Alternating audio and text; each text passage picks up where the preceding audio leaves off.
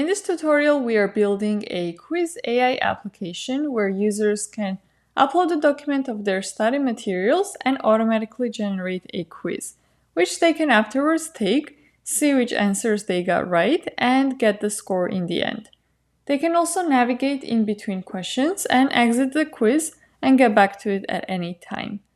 The option to generate a new survey is located in the navigation menu, where we can also get access to the user dashboard page, where users can see some metrics about their usage data, GitHub style heat map on when they created quizzes and even how many, and list of all quizzes, which include links to the quiz pages. We also integrate Stripe for payments and authentication using Google. So let's jump right into it. Hopefully there's a lot of learnings around in this tutorial. And if my tutorials have been helpful, please like and subscribe, as it really helps the YouTube algorithm. And also I'm able to get more feedback that way, so it helps me to improve. All right, to set up the project, we're going to use this template code that I have on GitHub. Link would be in the description. You can copy the code and go to your terminal, write out git clone and followed by the URL. This would clone the project into quiz AI tutorial folder. Then we cd into that folder. You can also name it something else. And we open the code in ID of your choice. In this case, I am using VS Code. So once I have the code in open here, I will navigate to the terminal from inside VS Code. And what I'll do is I'll use command npm install to install the third-party packages that come with this project. So if we do that, if we run npm install, we're going to notice that this will create a node modules folder, and it would store all this modules in there. If you ever want to browse what is installed, you can go to package.json and you're going to see the list there. All right, now we're ready to run the application. That's done by npm run dev. It would start on localhost 3000 unless that specific port is busy.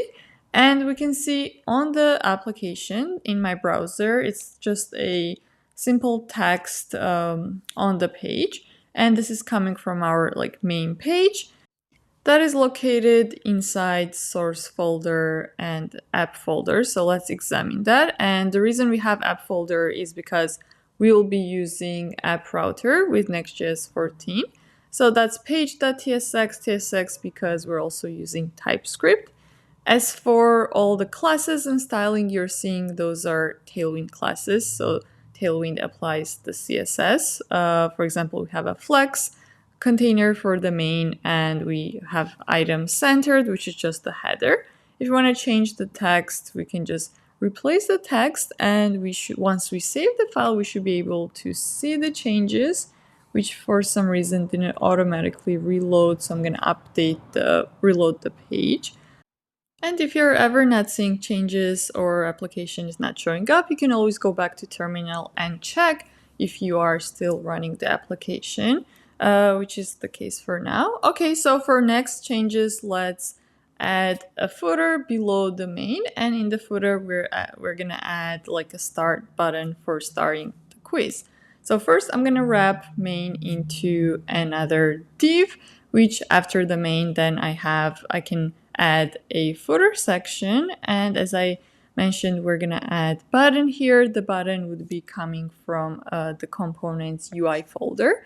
And the code of button itself is coming from UI component library, which I'm gonna show you guys right now. But before we jump into that, it does show up, but at the end of the page, and we'll fix that height issue.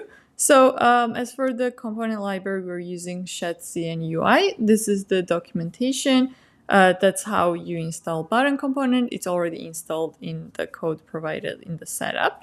And it's very easy to use. You can easily customize it by adding class names, picking which variant you want to use because there's few options. For now, we just by default, I think it uses a primary one. And now let's make further modifications to our main class, and going back into the code, I'm going to remove this item center class name. We don't want it center. Also flex direction column. Once we save this, we can see that it pushed, because items are not centered anymore, it pushed everything up. As for like the main div container, we can also make this flex. On this one, we can do direction column and then flex one, which means that it would take like the whole space up. As for the main, we want the same thing, so let's do flex one. And if we were to examine this in the inspector, we're going to hover over and see that it indeed does take that. For the footer class names, that should be located in the end of the page like it is now, but without we don't have to need to scroll to get to it, because that's kind of like not intuitive. And for that, I'm going to remove minimum height screen from the main, which means that now it would push up this button as well, and it is visible on the main screen. Okay, so let's add classes. Footer, padding at the bottom, 9, padding on the sides, 6. We'll make this position relative, and margin at the bottom will be set to 0. Okay, let's expand this.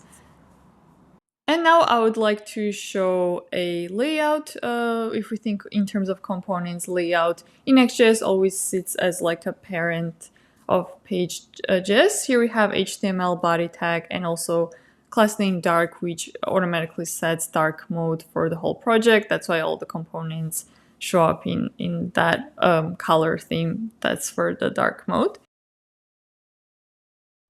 Now we'll be building a quiz component, and for that we'll first create new page for the quiz and then create component that would go inside it. So for creating a new page in app folder, we'll create a folder, so that would be the route URL of the page. And then we need two things. Layout, it's not required, but we'll add it for all the quiz routes. And also for it to be a page, we have to name it page.tsx. So I'm going to copy the code that we wrote so far for like the main page to our quiz page. And then later on, I will modify that. So now if we navigate to URL and add quiz, we'll get an error because we didn't write anything in the layout, and layout has to be a export default component. Otherwise, we can't render the page. So let's create a layout export default function layout. It always takes the children. That's how it renders pages. Children are of type React node. So we first start with displaying div. Then inside div, we pass in children. Close the brackets. Now if we go, the error is gone, and we can see our page on the quiz. Okay, I'm gonna add some styling to the layout here. I'm gonna make this main container flex. Then the direction of the flex would be column. As for, we'll also set it to 1. Max width would be 96, and otherwise full width. We also do margin auto so that it's always centered. Height, let's do screen for now. And then as for gap in between flex items, that would be 6. Now, as you can see, the button is all the way at the end, just how we want it. And we can close out the layout now. That would be for all the quiz pages, and go actually to the page.tsx for quiz folder and start making changes here. First, I'm going to make the text smaller, 3 pixel, because right now it's too big. And this is how overall structure of our quiz UI component would look like to visualize it.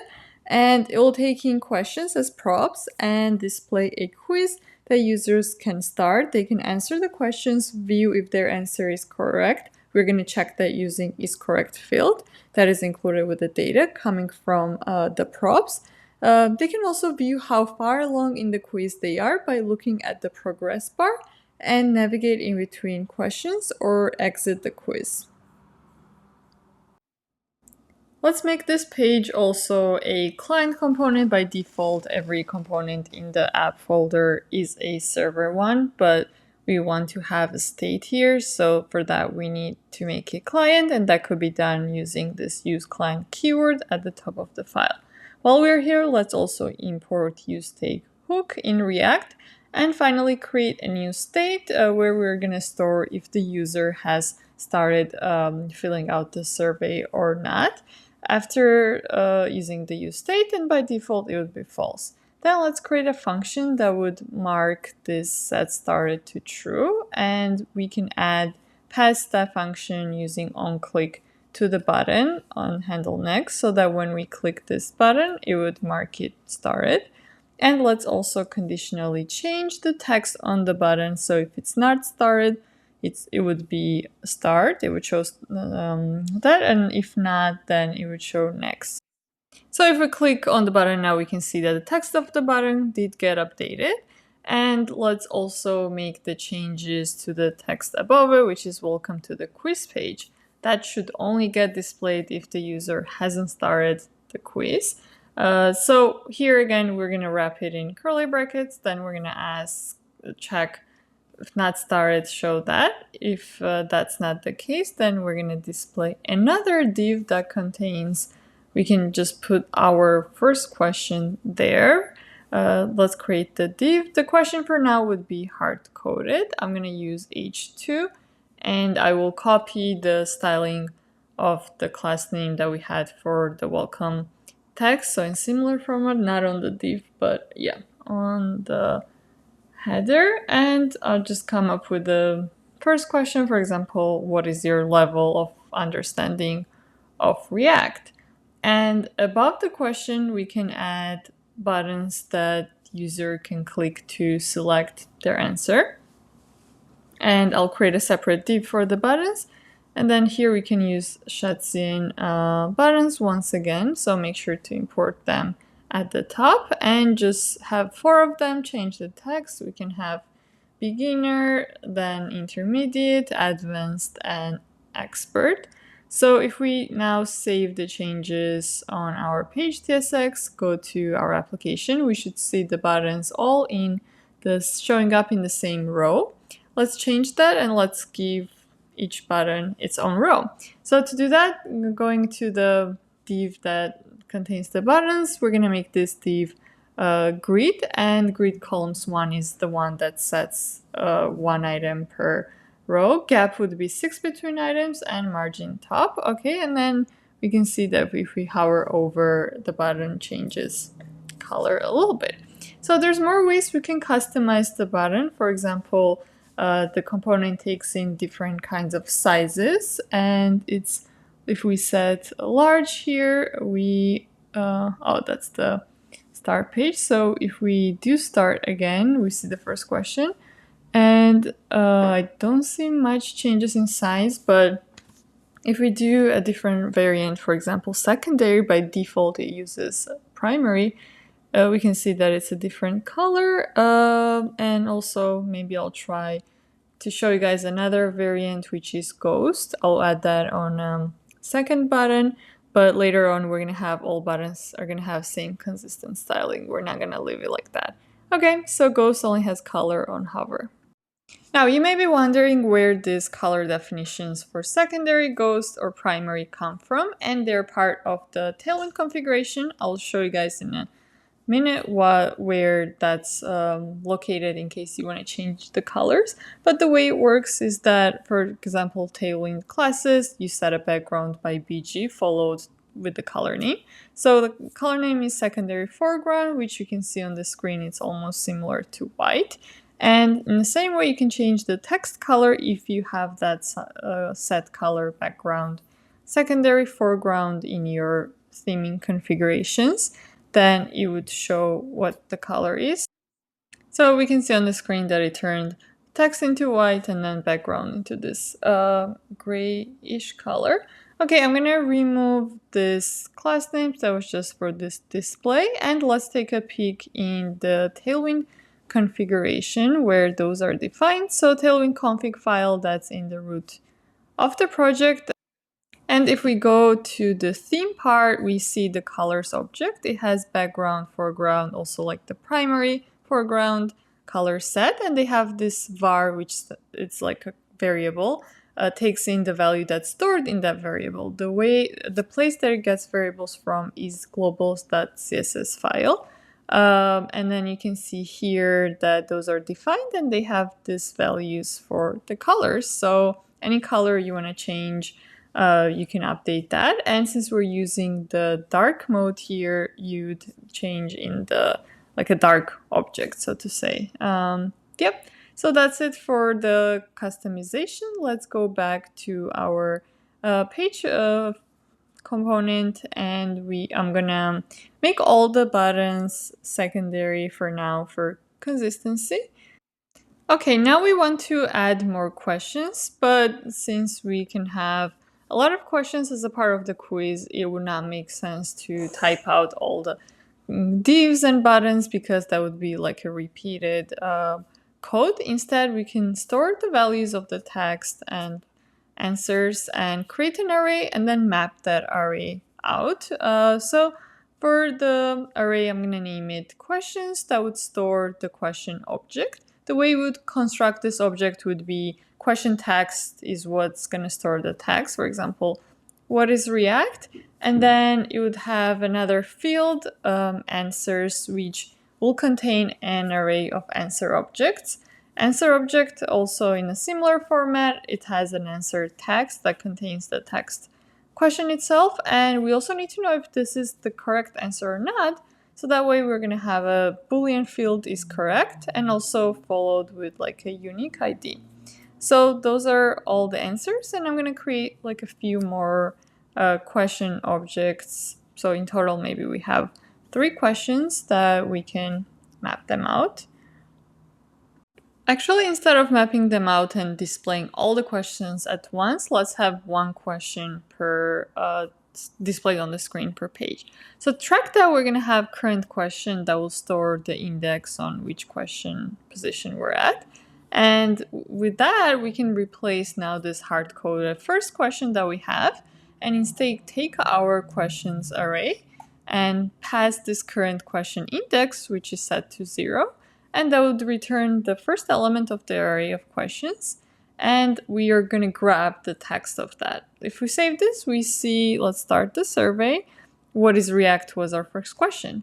So now we need to be displaying the appropriate answers for that question. So we have those also hard-coded. Let's remove that. And for questions, it's an array, so let's map them out. Let's display all of them. For answers, and taking the questions array, once again passing the current question index, then we grab the answers array, we map them out. So we're going to take the answer and we're going to return the button that contains as a text the answer text of the answer. So when we're mapping things out, we need to pass unique keys. So in this case, key would be answer.id. Variant set to secondary, and we pass the value of the text, answer text. Okay, let's save this, and now we're gonna see different values of answers displayed, which is dynamic. The next part is if we click next, we wanna see the next question. So for that, we have this handle next here function. Let's update that. Only thing it does right now is it sets the start value to true. So that's why we're going to have a condition. If it hasn't been started yet, the quiz, then we want to set started to true. So let's check that first. So if its user is clicking on the start, and then if not, then we want to increment this current question, move on to the next question. But first, if we're just starting the survey, we don't want to increment, so we're going to return. That means the function will exit out. And if that is not the case, and if current question is less than the last question, so we're not on the last question, then we can go on to increment it. And the last question would always be questions that length -1, because we're starting from 0, right? So let's set the current question, take the current question +1. So increment that. And if we save that now, go back to our next button, we're going to see that the questions get updated. So that's our second question and the third one.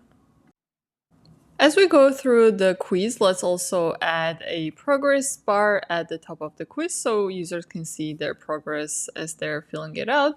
I'm going to create a separate component for that in the components folder. I'm going to name it progress bar. So just creating a sample component. I'm going to remove the text and instead replace it with divs. So we're going to have two divs. One would show the outer, like how big is it, and another would show the actual bar for the progress. So let's make the width full, background would be secondary, rounded full, and then height we would set to 2.5. And then the inside, the width of this one would be dynamic because this shows progress. As a background color, we set it to primary. Also the same shape, rounded, actually for this one, rounded, we can do rounded medium. And the style width, we would pass it from props. So let's define the type for props. It would be a number. Validly, we're going to name that. So props.value would denote the percentage. That's the progress bar. Let's import it into the page, and we would have to indicate the path, which is components progress bar, and we can place it above the questions in the header itself. So I'm going to copy the name of this component and navigate back to the above the name. Let's create a new div, also add a header and place it in there. Let's pass arbitrary value for testing, something like 50 first. And if we save it, we can see the bar is in the top. So we get background, like the blue that you see, that's the primary color. And the secondary is the other gray behind it. So it indeed is half of the size of the other div.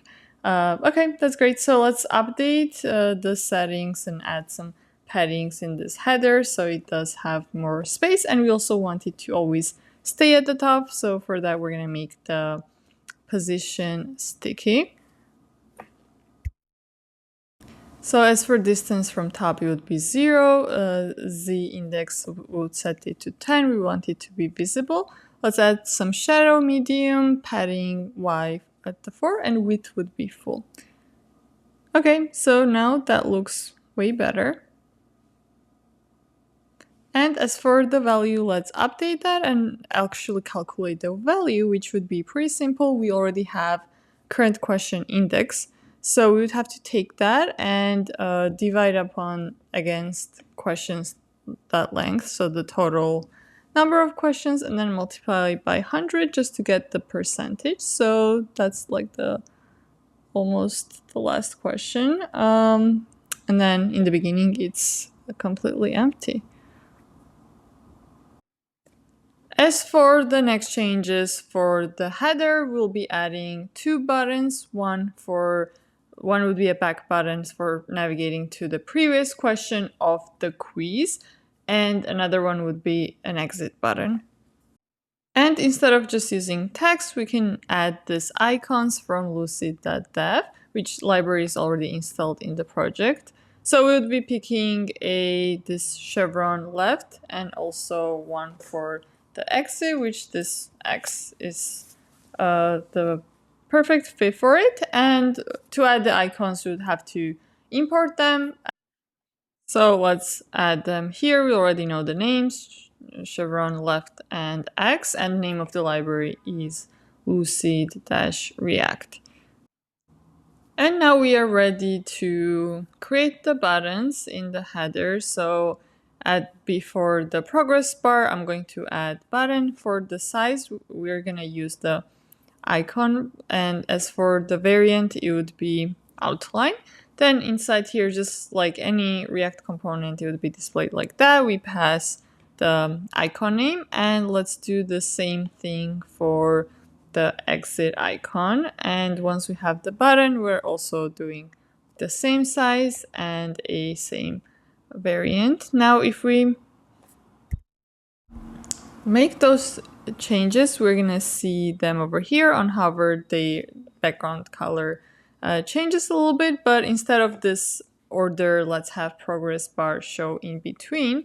And for that, we would have to add a styling for the header. We're going to make it grid. As for the columns, the most of the space will be taken by the progress bar. So we do auto 1FR, which stands for fragment, and then auto to get that effect. As for grid flow, that would be column. Items would be centered. Justify, so the space available would be in between. And if we see that there's no progress bar here, which I'm gonna, in the code, it's below the button, so I'm going to move it and have it display in between. And also the spaces we don't need inside this bracket, so let's remove them. And now that looks better. For the next part, let's do scoring and showing what is the correct answer and what is not. And what do we need for that? First would be a score state that would just keep track of user score. By default, it would be 0. Then we need to store what user has selected as an answer. That would be selected answer, set selected answer, use state. And the type of this would be either number or null, because before they start, they don't have selected anything. So by default, null. And the third state that we're going to create is what's going to mark if the current selected answer is correct or it's not. The type of that would be Boolean, and by default, it could also be null as before we determine it. Okay, let's also define the states, the types of the other states. So started, not started, that's Boolean. Current question is a number, and set score is a number as well. Once we have these 3 states, we can move on to create, I'm going to minimize this, handle next, and create a handle answer function that would be triggered when user selects the answer. So as a argument, it takes in an answer, and it uses answer's ID to save the selected answer as a state. Then we create a new variable, is current correct, that takes in answer and then is correct, stores that Boolean, and then if it is correct, we set score, we increment it by 1. So score would be just a very simple sum of all the questions that user got right. And finally, we also update if it is correct or not, like the state. Okay, so we take the function and we pass it to these buttons that we have mapped here. So for onClick, we're going to do a callback and pass the answer to it. And then above the button, we're going to have a text that's going to indicate how the is correct state is getting updated. So whether the current selected answer is correct or not. And if it is, it'll just print out a text correct. And if not, it would say incorrect. So I'm missing N in there.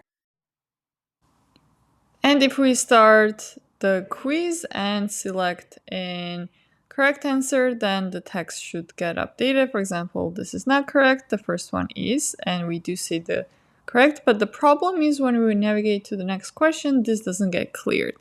So yeah, we need to update that, and it should get cleared on handle next function, because that navigates displaying the new question, right?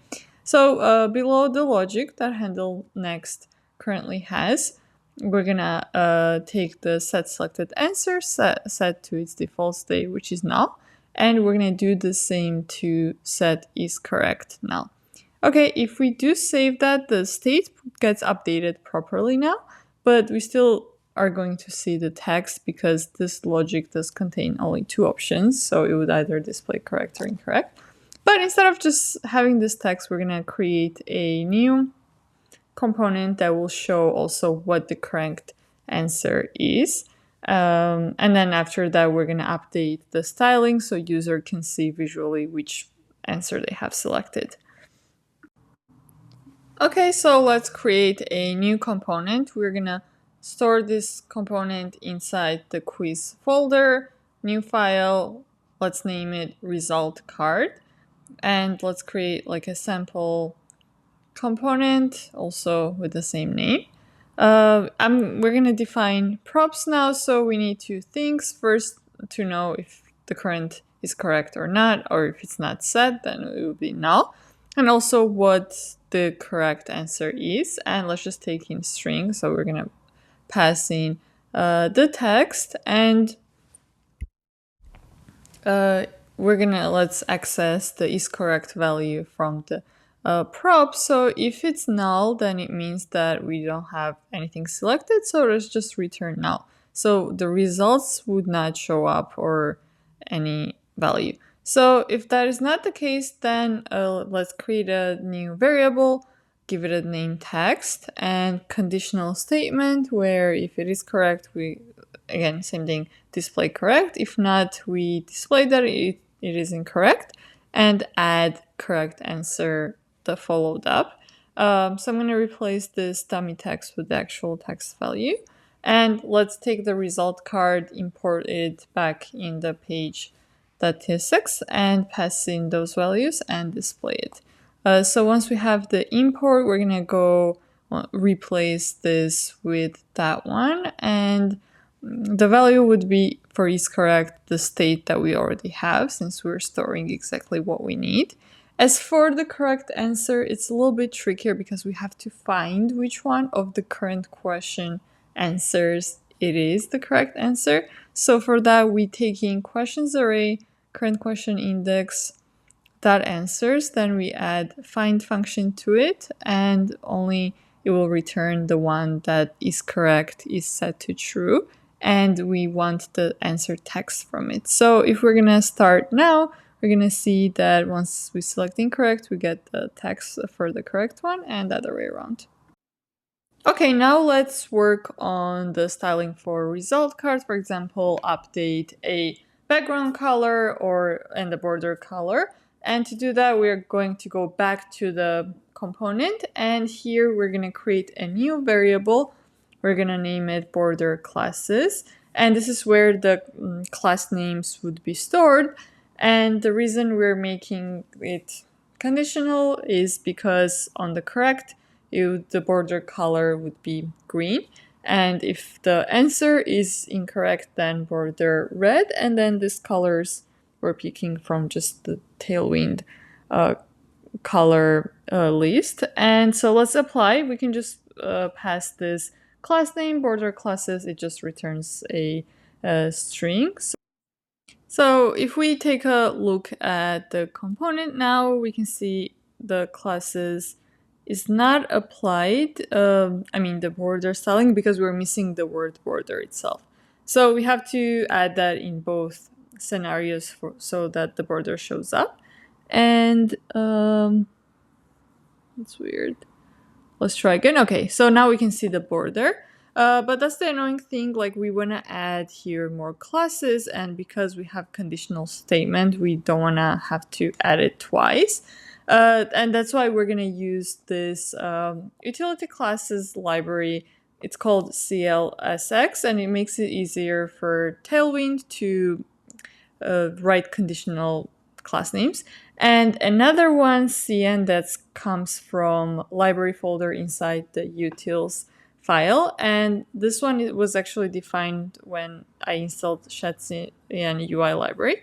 So for the CLSX, the way it works is that we can pass it an array, string, or an object, which is what we're doing right now. And if the condition on the right stands to be true, then the string on the left gets applied. So if it's correct, then we're going to get border green 500. If it's incorrect, then border red 500. And now what we're going to do is take these border classes and combine with all the other default classes, regardless of the condition that we want to show up. And for that, we are going to use the CN, also another function that we imported. So in CN, as an argument, we can define these classes. So let's pass border classes, also border size 2. Rounded large for the borders, add some padding. Text would be centered. As for the size of the text, it would be large. And let's do font semi-bold, add some margin at the top, and background, that would be secondary. And let's take a quick look at this function. So it uses Tailwind merge and then applies the CLCX. Also, it's helpful for prioritizing classes, but we're going to get into that later. And taking a look at our component, it looks good. Let's just update instead of just the top margin. Let's add it on both top and the bottom. Okay, that's great. And let's try maybe the correct version, which would be that one. Okay, so just the border color changes.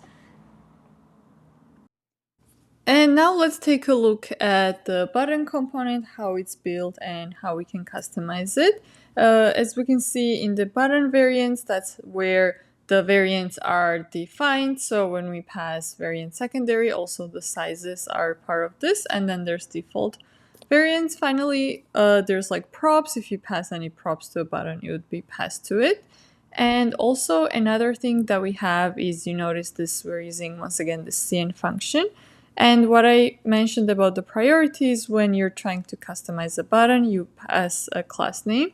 If it's at the end of the function, you would take priority and you would override the default styles.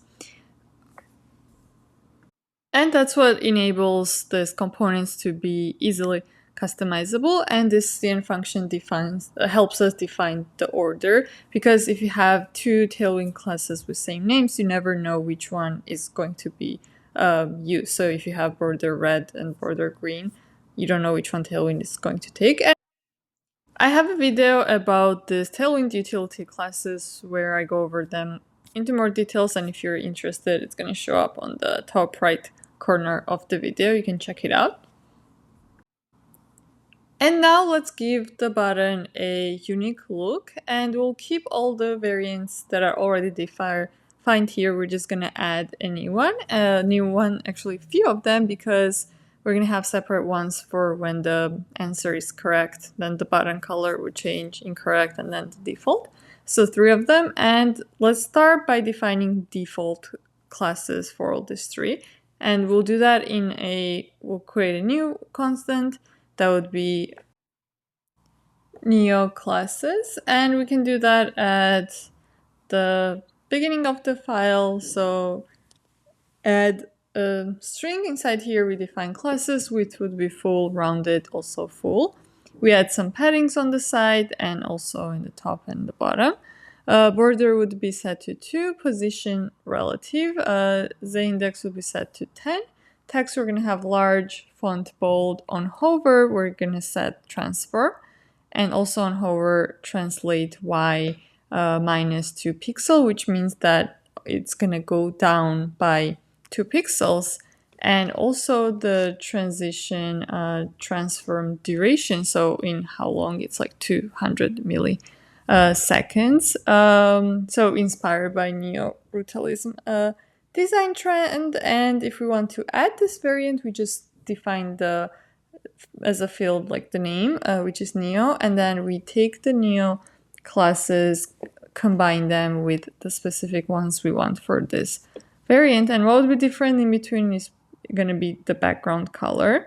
So I'm setting this hash. The text would be white, and the border color would be also this hash. You can always copy it from my Git. And now let's try and see how it looks like. So if you go to page and add our submit one as one, you can see how the styling looks different than the other ones that we have. And the size we also set to large. Now one thing I want to change is the border radius of this button. So rounded would be full. Also, let's update the padding, set different sizes for X and Y. And the height, I'll make it a little bit bigger than right now, so I'll set it to 14. Okay, so that's the result. And this is the library class variance authority that is being used to define this variance to the button. And that's their documentation, and it doesn't apply only to buttons. You can extend it to any other components, and they even have a TypeScript support, so you can define the types of your props for your component. So it's very convenient when creating this component that could have different kinds of styles. And what we're going to use this also for is we're going to create a separate span that would show up underneath the button. It would have the effect of like a shadow when the button goes down. And we're going to start defining this variance for span as well. So let's go to our button file now. And in here, let's define export constant span classes.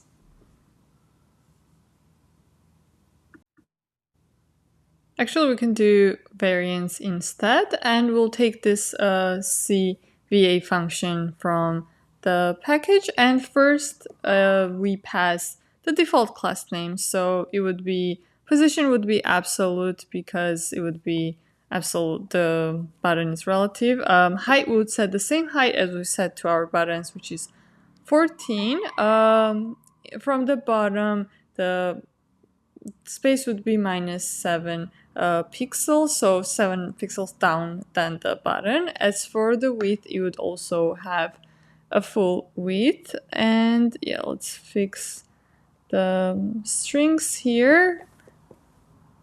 Then we have a border that is set to 2. And from the left, we have a 0 in terms of the position, and the z-index is also 0 because it has to be behind the button. For the button, we set it as 10.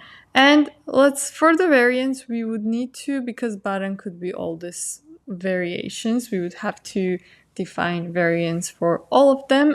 So I'm just going to copy this variant object to make sure that I don't miss anything.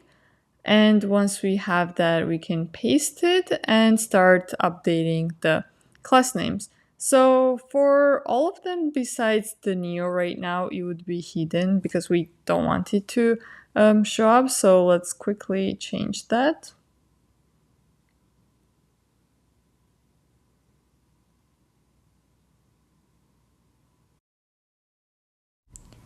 And as for Neo, we're going to set border to blue 900. As for the background color, it would be primary shadow.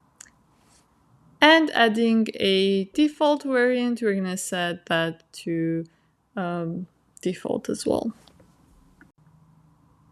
Okay, now we have the styles for the span. Let's add the span itself inside this button component. And first, in the return statement, we're going to wrap everything with another div on top of it. And then after the comp, which displays the button, we're going to add a span. And here we pass the class name. We use a cn function, and then inside cn function, we pass span variance that we defined.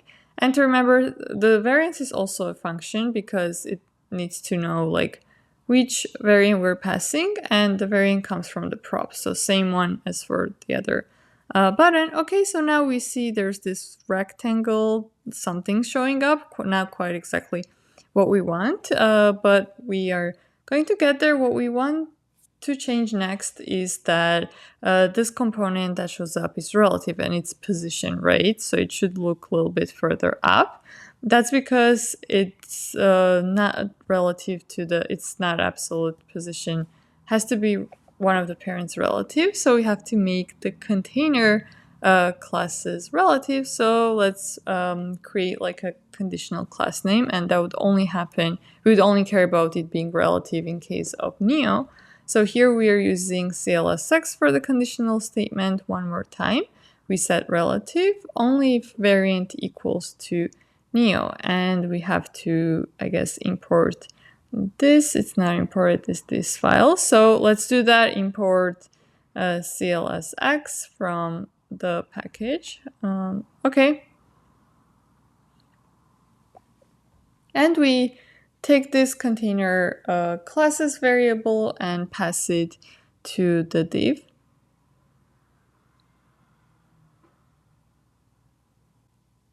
Let's save that, and now we can see that it has moved up and it's in the position where it should be. The only thing right now is the rounded, we don't have rounded corners and it's not matching exactly the buttons. So let's change that as well. Create a new class, border round. We also have that conditional. So if it's a neo, it would be rounded full. Variant equals to neo.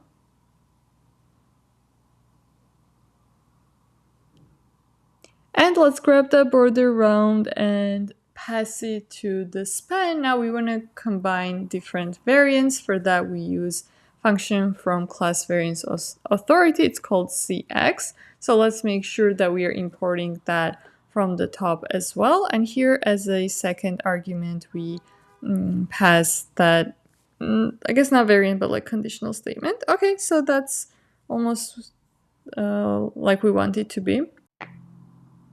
And if you have noticed on this Neo variant, we added background primary shadow. And if you want to modify that, we can go to the tailwind configuration or just view the value of it. Actually, it would be in globals.css. And here we should have shadow. Okay, yeah. So that's the primary shadow and where the color code is coming from. Now let's update, create a new variant for this buttons itself. That's for selecting the answer. And for that, it would be kind of like an outline format. So I'm going to name it a Neo outline. I'll close all these other files. And if we update this right now, we're going to see that I just copied and pasted same styling. So it almost looked the same. And this, we have a lingering rectangle one more time because for the span classes, but we're gonna fix that in a bit. And now let's change colors. First, actually, I'm gonna change this Neo color to background primary and also set the border to blue 900. As for the text, it would be primary foreground. And let's add a new size. It would be XL for rounded. 2XL height would be 16, and we have 6 for the padding on the sides, and then 3 for the top and the bottom. And we'll add that size to those buttons, and we should see the difference. It's way bigger now. And now we have to also define the colors and the class names for the span variant. So let's first add this new outline option. And for the span, I'm going to set the background color same as the main button color is. So the border color. And then the border color itself would be a little bit of difference. So I'm going to pass the hash in here.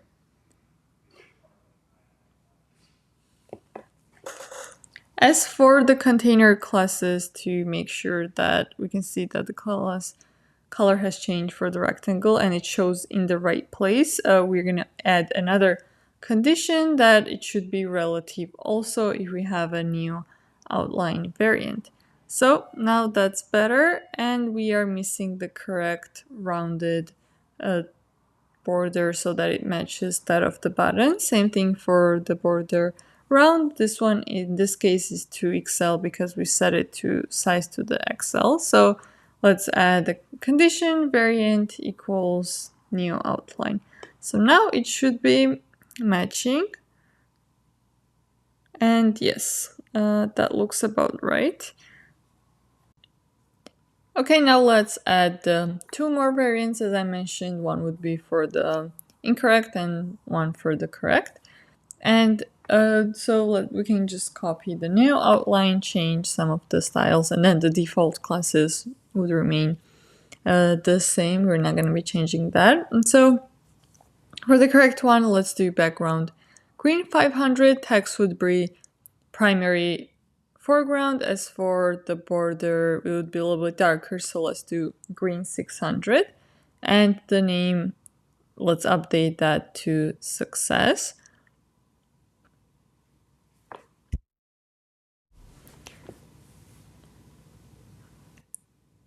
Now for the incorrect, the color red 500, text primary foreground, border red, also darker 600, and let's update the name to Neo Danger. The size would be set to Excel. We just want to change the colors, and we also need to add the span stylings.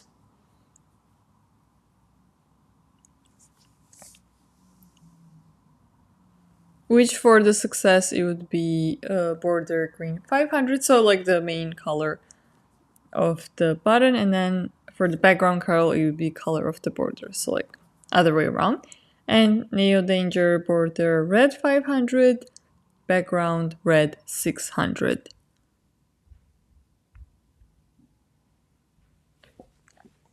Adding the relative if it's any of these two variants. And let's add, instead of comma, it should be 2 lines in here. Okay, and yeah, Neo Danger. Border radius, we're gonna have that rounded to Excel. So let's extend this.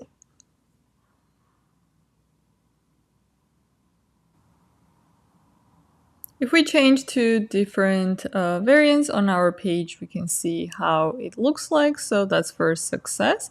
And I'm going to revert back to outline. Now for each of the buttons, we need to determine which variant it should be having. And for that, let's create a new variable, call it variant. And here we have only 3 scenarios. Either it's an outline the user hasn't selected, or user selects it and it is correct or it's incorrect. So let's consider the first scenario where selected answer, which is our state, equals to that specific answer.id. So that means that was selected. And here, if it's not, then we just display it as a new outline. That would be our default variant. And then we have the remaining 2 conditions there. If answer is correct, then we display Neo Success. And if it's not correct, then it would be Neo Danger. And if we save this and select any of those, we have to, it doesn't show up, it doesn't change the variant yet because we have to actually remove when we have Neo outline hard-coded, and instead to the button pass this dynamic value that we created here. So I'm going to change that. And now we can see that this is green, the correct one, and if I select any other, they would just turn into red, as well as the result display text will get updated. Let's wrap the answer text inside, put it in a paragraph, and I'm gonna add this white space, a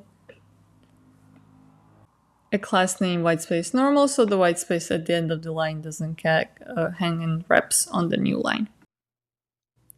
And if we answer all the quiz questions, go all the way to the last question, we're gonna and click next, we're gonna notice that nothing happens because we don't have a logic of what should be the next step when user finishes the quiz. So let's have first a state for that.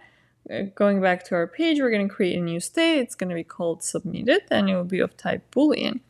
So this submitted would be turned on if we are on the last question. So inside handle next, we already have like if condition that checks if we're on the next question. So let's add the else to it and set submit to true. And now we can also check if we're on the last question in terms of the button text and display submit. So in here, current question equals to questions.length -1. Let's display submit. Okay, if I save this, now go through the quiz again, and the next one, we can see that it's submitted now. Okay, now let's construct a component that we're gonna display when the quiz is user is over with the quiz, and I'm going to copy this class name so that we have the same layout when we display that. And let's create a new component inside quiz folder. We're going to name this quiz submission.tsx. And once we are in the file, let's create a constant quiz submission equals to props. We're going to define the types of props afterwards, and I'm going to return the div that I just copied. So let's close that out and fix the arrow. Okay, and now defining props, so that would be type props equals to, and the fields, the props that we're going to be taking in is score percentage, so what percent, score in terms of percent. Then we'll have score, that's also a number, as in how many of the questions user scored correctly. And then total number of questions, that's also another thing that we're going to display. So this will be kind of a dummy component. We're not going to calculate anything. We're just going to take these values and add some styling and display it. Okay, let's take the props, destructure them inside our component. So score percentage, score, total questions, we're going to access those three fields, and let's start displaying them. I'll create inside the div a folder with main tag. Then let's add a header that's going to say that the quiz is complete. And below the header, we can add a paragraph and show the text first that you scored, and then add like this value, score percentage with curly brackets, followed by like the percent sign itself. Let's save that and take a look at, first we need to, import in the page to be able to see it. So import quiz submission from, it's in the same folder, quiz submission. And we don't have export statement, so let's do export default quiz submission. And then going back to our page.tsx, we need to, I'm gonna minimize these functions, check. So if the submitted is set to true, then instead of the quiz, we're gonna display this quiz submission component. So if submitted, return quiz submission. Here we need to pass the props. First would be score, which is directly, we have a state for that, so that's what we're going to use. Score percentage, that's what we need to calculate. As for the total number of questions, that would be just the questions array dot length. Okay, so now in terms of score percentage, we can just directly calculate it. Here, so we don't need to create like use effect or separate state to track it. And the type of it would be number. We're going to take math round. We're going to round it to 2. Take the score, divide by total number of questions, and multiply by 100. And I think there's some error because it's red. Okay, yeah, it should be dot instead of the comma. And let's pass that to quiz submission. I'm going to save this changes on the page. And if we go now, we can see that it shows quiz is complete. And I got all the questions wrong, so I got 0%. All right, so that's good because here we have a header and we don't on the quiz submission. Just to keep the same structure, instead of the header, let's add a padding. So going to the main class, we are going to add a class name, padding y11, then we're going to make it flex. Flex direction would be column. Gap between items would be 4. Items would be centered, just like we have in the quiz. Flex 1, so it takes up the space, and margin at the top, 24. So as for the header, let's make it text 3XL, font bold. So that's how it's looking like so far. And besides the score percentage, let's also add and display the other numbers that we have.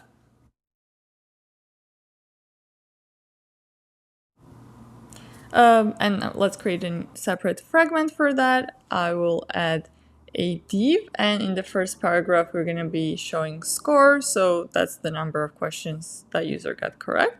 And then total number of questions minus the score would be, that was incorrect. So let's just calculate that and save it. So 0 correct, and total was 3 questions. So 3 was incorrect indeed. Now let's display them side by side. So the main parent container div, we're going to make it flex row. It shows up on one line. And to better visualize the score results, let's add a vertical bar. We're going to create a new component. In the components folder, name it bar. It would be similar to kind of like the progress bar we did, but that was like horizontal. This will be vertical.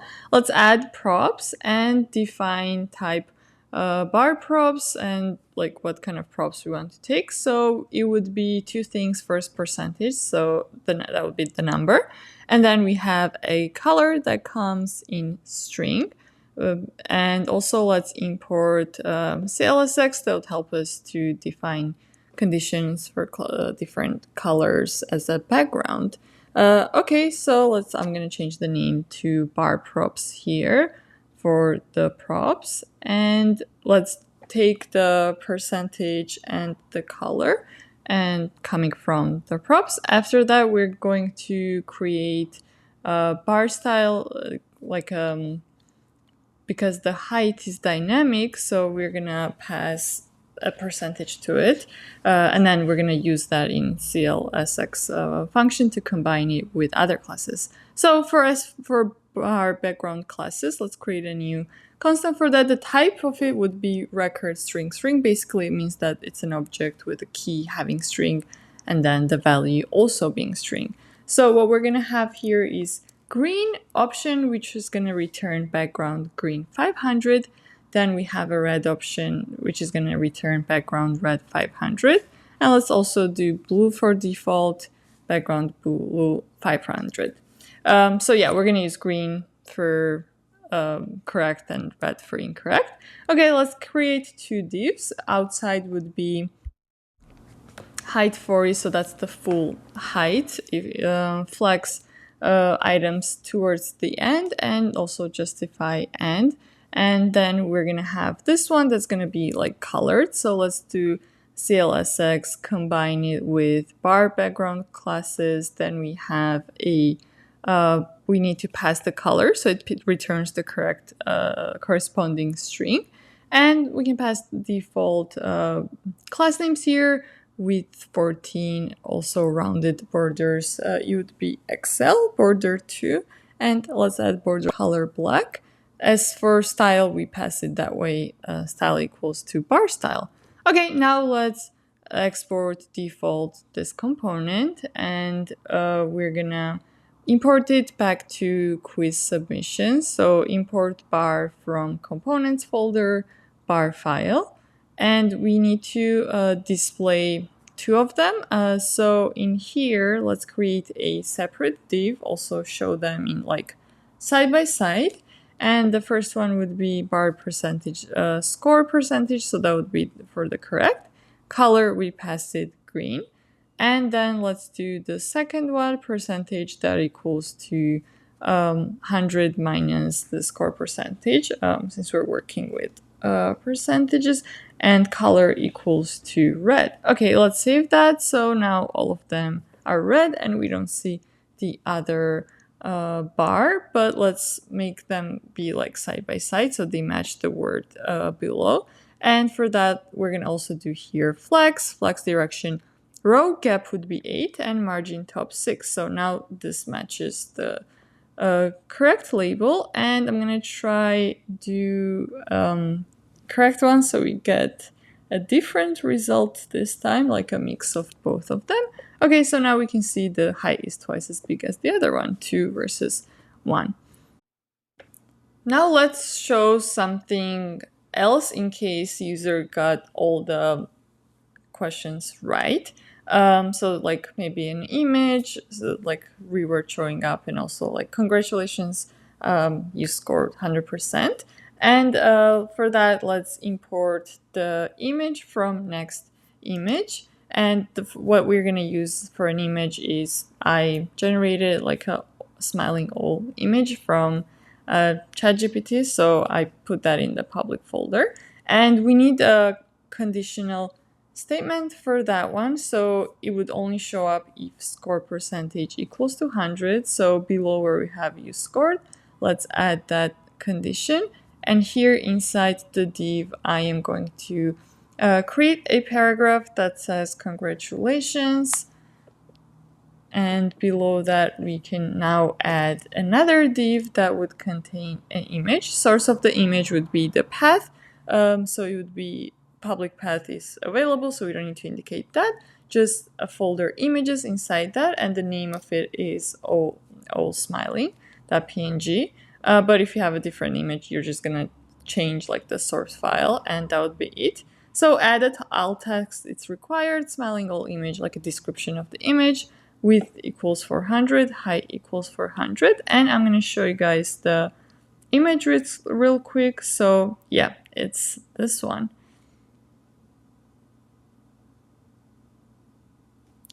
Okay, let's go back here and see what else we might need to add.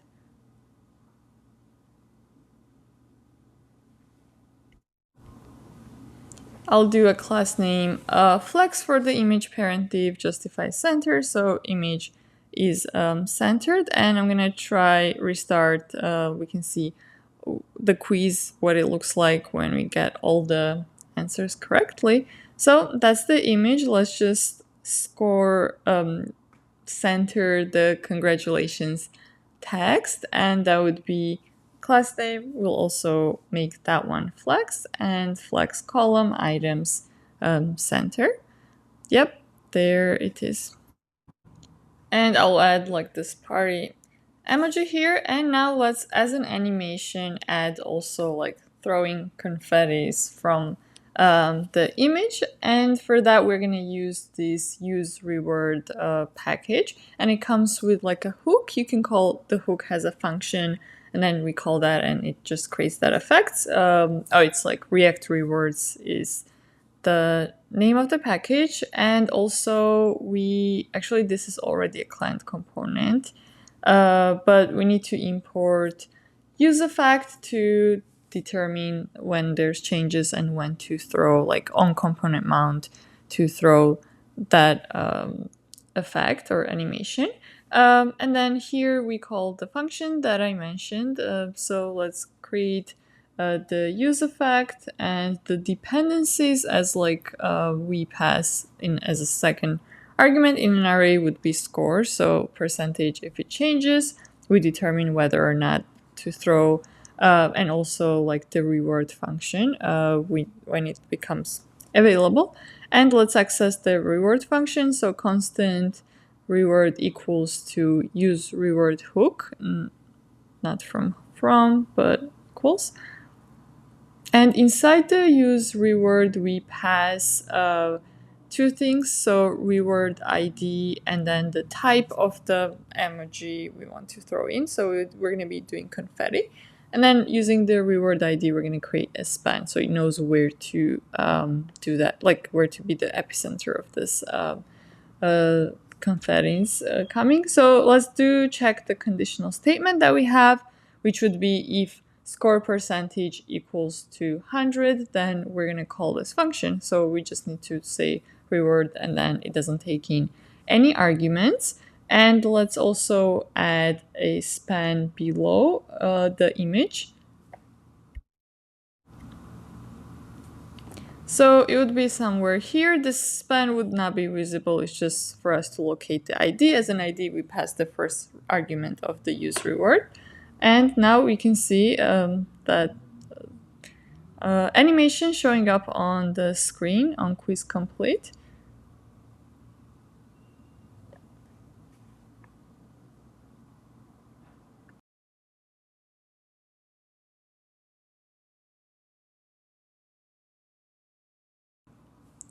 Okay, now let's move on to uploading and analyzing the documents. And first we're going to create like a UI component where we can upload it to, and then we're going to pass it to our actions APIs. So for let's create that on a new page, quiz new folder name new, and then page.tsx that will create a new page on the URL would be quiz new. Creating a new component constant page that equals to, so far we don't have any arguments we're taking. This is a page, and we're gonna return div, and inside div it would be main. In the main, we're going to have a header. We'll be asking what do you want to be quizzed about today. So now if we navigate to the quiz new, we're getting an error because we don't do export. We have to do export default on the page component. And if we do that, we are going to see that the text got updated on the screen in the browser. Let's add some styling to the main container. We're going to make it flex column, and the flex row would be 1. As for the name, we are also going to make this one to have a padding at the top and the bottom. It's also going to be flex column, text center. Gap would be 4, and item center, as well as flex 1 and margin top 24, kind of like we had in the previous pages. As for the header styling, let's do text 3XL, font bold, and the margin at the bottom, so that looks way better. For the upload document section itself, we're going to create a separate component. This will also go inside the quiz, and the name of the component would be upload doc. So let's create the sample component constant upload doc. It will return let's do a div first, and then we are going to have a form inside that will be taken the document user is uploading. So we are going to have this set as a client component, and let's add use client at the top of the file because we need to store the document in the state. So for first, before the input, we do label HTML4 document. That's what we're going to name the input. Followed by the input. Here we define the type, which is file, as users are uploading the files. And the ID, so that it matches the document label, would be document as well. Let's save this and let's export it right now. So export default upload doc. We follow along by importing it into our page component so we can see how it looks like and then make more changes to it. So import upload doc, that would be from one folder back, and upload doc, and we can display that below the header.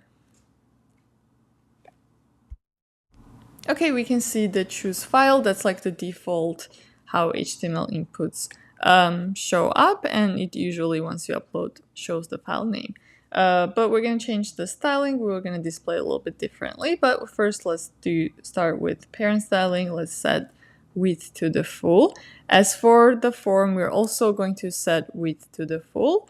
And then for the label, we're going to create this label show up a little bit bigger as like a rectangle, and it will kind of cover the input. That's how we can do styling on input. We can just directly style the input tag. So let's set background to secondary, width to also full, direction flex, height would be 20, so fixed height, rounded medium, border 4. We're also going to add border dashed, and the color of the border would be blue 900. As for the position, it would be relative, because then we're gonna take the input and like it would be on top of kind of this label, so then input would be set to absolute to get this effect.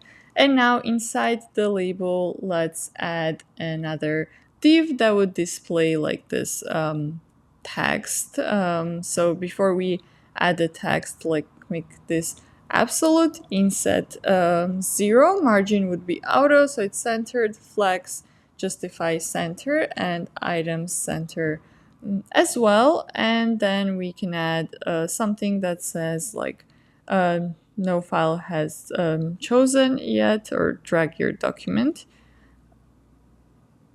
Okay, so that's that. Now let's move this up and change the way it's being displayed. So what we can do here is we can add a class name. That would be, the position of this would be relative. Then we do block, width it's full, height is also full, so it takes up all the space. and z-index is 50. It has to be higher than the label because when user clicks on it, we want to make sure that they're uploading the file, and opacity is 0, so we are not actually seeing like the text and the box that we saw earlier. So this input functionality moved on to the label functionality. Okay, now let's import the use state from React so that we can start creating a state. So the first one would be document, constant document, set document equals to use state. Here we define the types of the state that could be stored. By default, it would be null, and the types could be blob, file, or also null before it gets uploaded.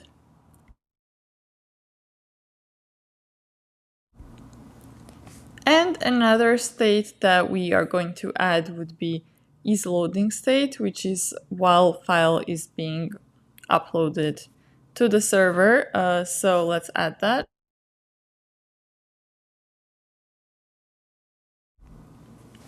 Constant isLoading set isLoading equals to use state. The type of this is Boolean, and by default it's false. Then after we have it, we need a handle submit function. So once user uploads, not when they upload, but when they try to submit, what happens. So constant handle submit, that will be an async function. It's taking an event. The type of event is React form event HTML form event. And once we close that out, let's add the logic to it. So the first thing, we don't want the page to reload. That's why we would be adding prevent default. Then we'll be setting is loading to true. That's when we started analyzing the document.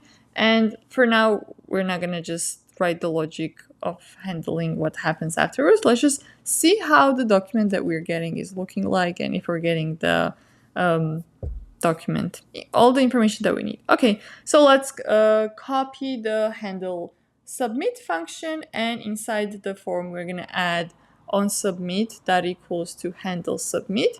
But to be able to actually submit, we need to add a button. So let's do that right now. Let's import the button from our components UI button file.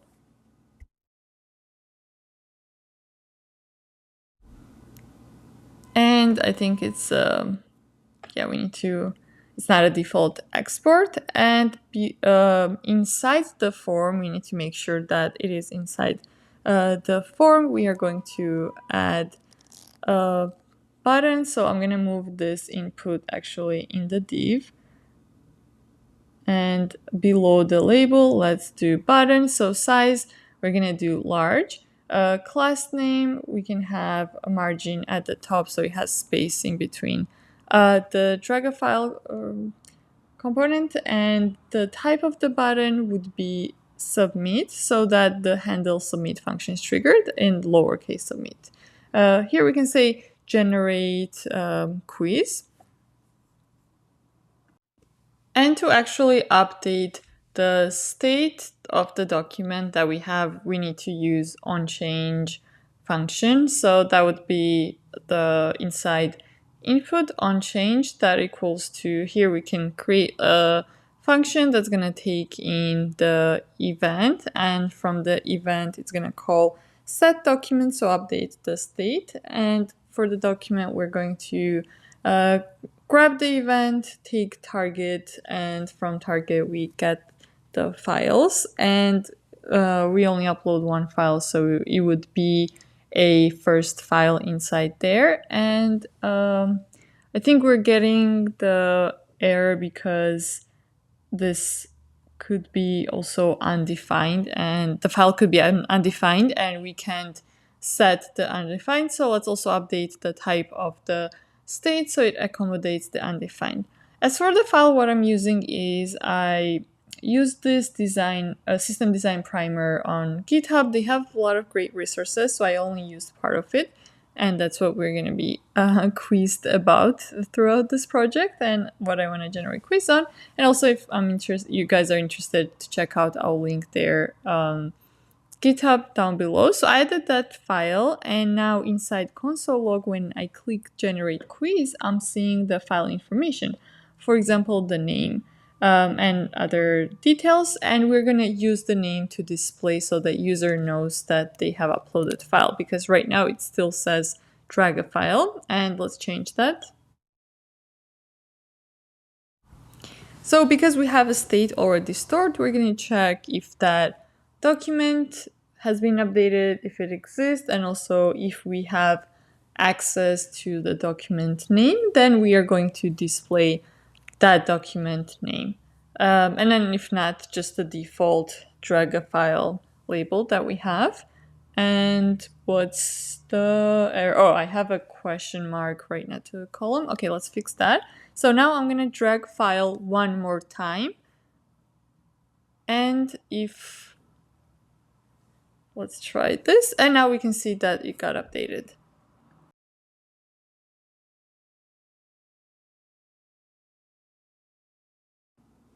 Now we are at a point where we have the parsed content of the document that user uploaded or they can upload, and taking that alongside the prompt, which I wrote to describe the format of a response we expect from an AI model when we call an OpenAI API, the same API that also powers ChatGPT, and we received the response. To make sure that the response is in the right format that we need, that is having the right field name so we can use the JSON in our UI components later, we utilize JSON output function parser from LangChain and get the result. For the generating quiz questions using AI, we'll be using OpenAI's API, but to be able to call the API, you would need the API key that you can create from your account.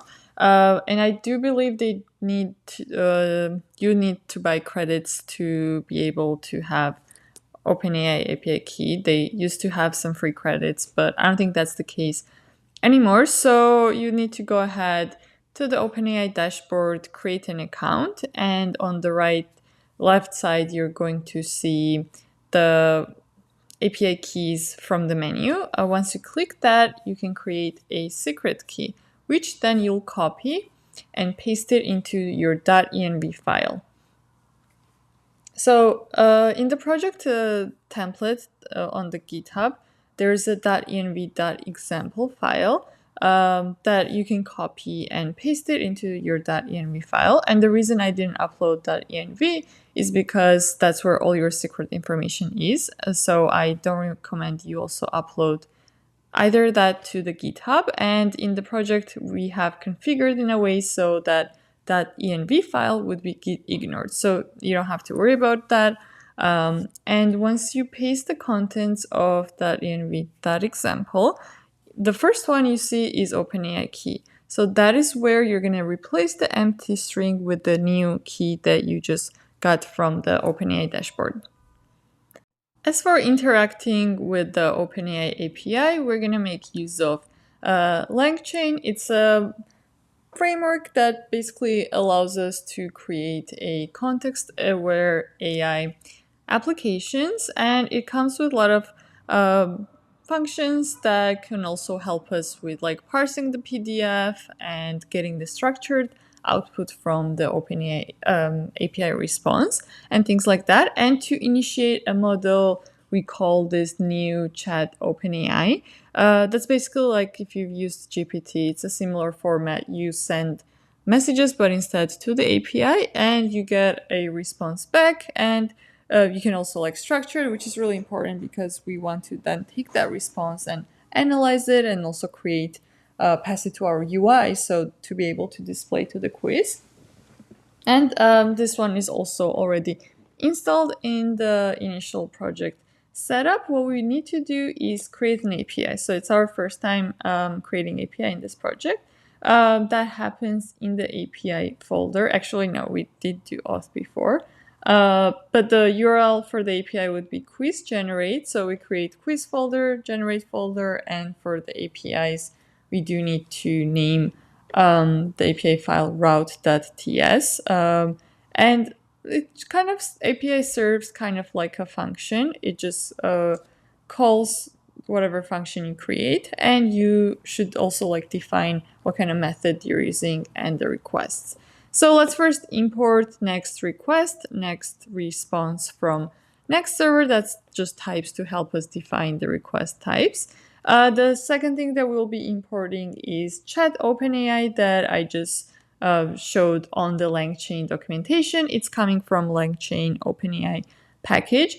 The next thing we need is human message, which we're gonna construct to pass it to the API. That would be from LangChain core messages. And finally, we have a PDF loader from LangChain, also document to help us with analyzing PDF document loaders, FS, PDF. Now we are ready to start creating the function. And it would be an async function, export async. The method type is kind of like the name of function, so it would be post in our case. We take in request, the request type is next request in Next APIs, and then we get the information coming from the API using a body, and form data is being passed in the body. So then we fetch the document from there by using get function on the body, and we're going to name the document PDF. So that's how we get our document. Then we're going to have like a try catch condition. Inside the try, we create a new instance of PDF loader in which we're going to pass this document as a first argument. And in the second argument, you can create an object to decide how it should parse the document. In our case, it would be like an empty string, and select the spaces. And then we take the constant docs that's coming from PDF loader and just load them, save them in the docs. Then we create a new instance, select the docs. What we're going to do here is that if there's any like empty contents on pages, we don't want to send that to API for analysis, right? And the way we access the doc content is page content. So if it is undefined, doesn't exist, let's just filter them out and only take the actual content. From the content, only part that we're going to be analyzing here would be text. So if it has images, we're going to skip that here, and we take the documents that we have and we map out all the docs and we access the page content. So we save that basically as an array instead of just having it as an object. Then we also pass a prompt that I wrote that would ask the API to return JSON only, and I also described the shape of the object that we want JSON to be. And if you notice, this shape matches exactly the props that we have on the quiz UI component, so we can just directly pass it to our UI component.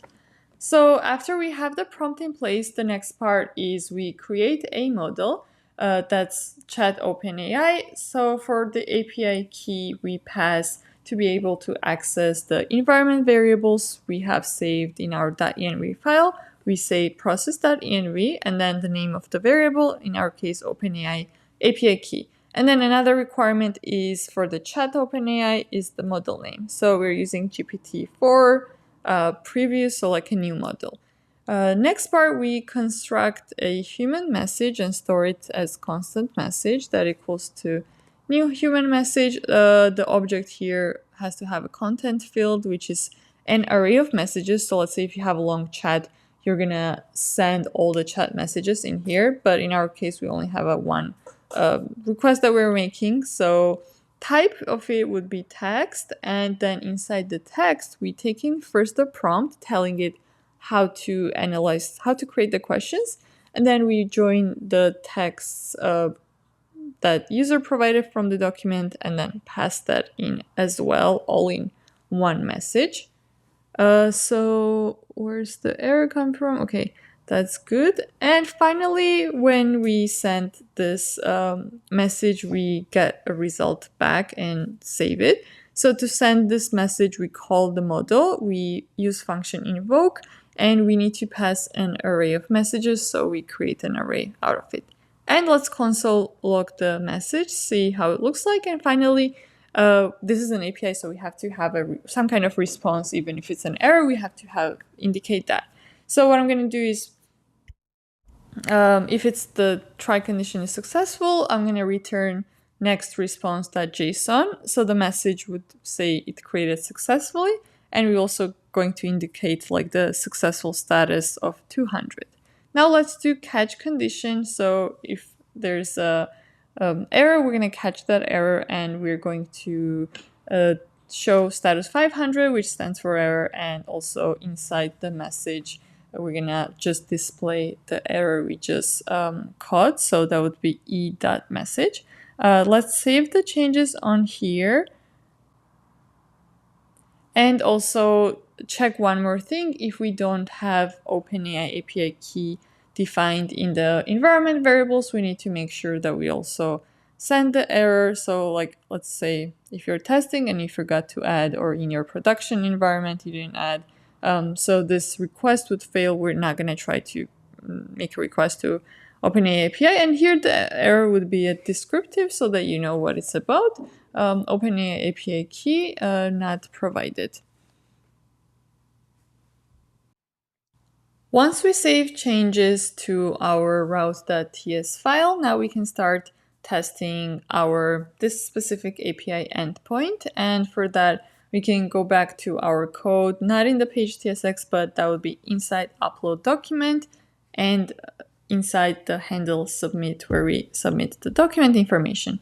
So let's remove this console log and make a call to the API. But before we do that, we need to prepare a form data. So I'm going to create a new form data, after which I'm going to use append function to append our document to that data. And here first, as a first argument, we need to name the document. So PDF, that's what we're getting from the API. And then actually followed by the contents, the file itself, where it's stored. So calling a try-catch function now, this is where we're going to make a call to the API. So let's do constant results equals await. We are making a call using a fetch API. As a first argument, we're passing the route, which is API quiz generate. And then the contents, what we're trying to pass. So the method would be post. As a body, that would be the form data.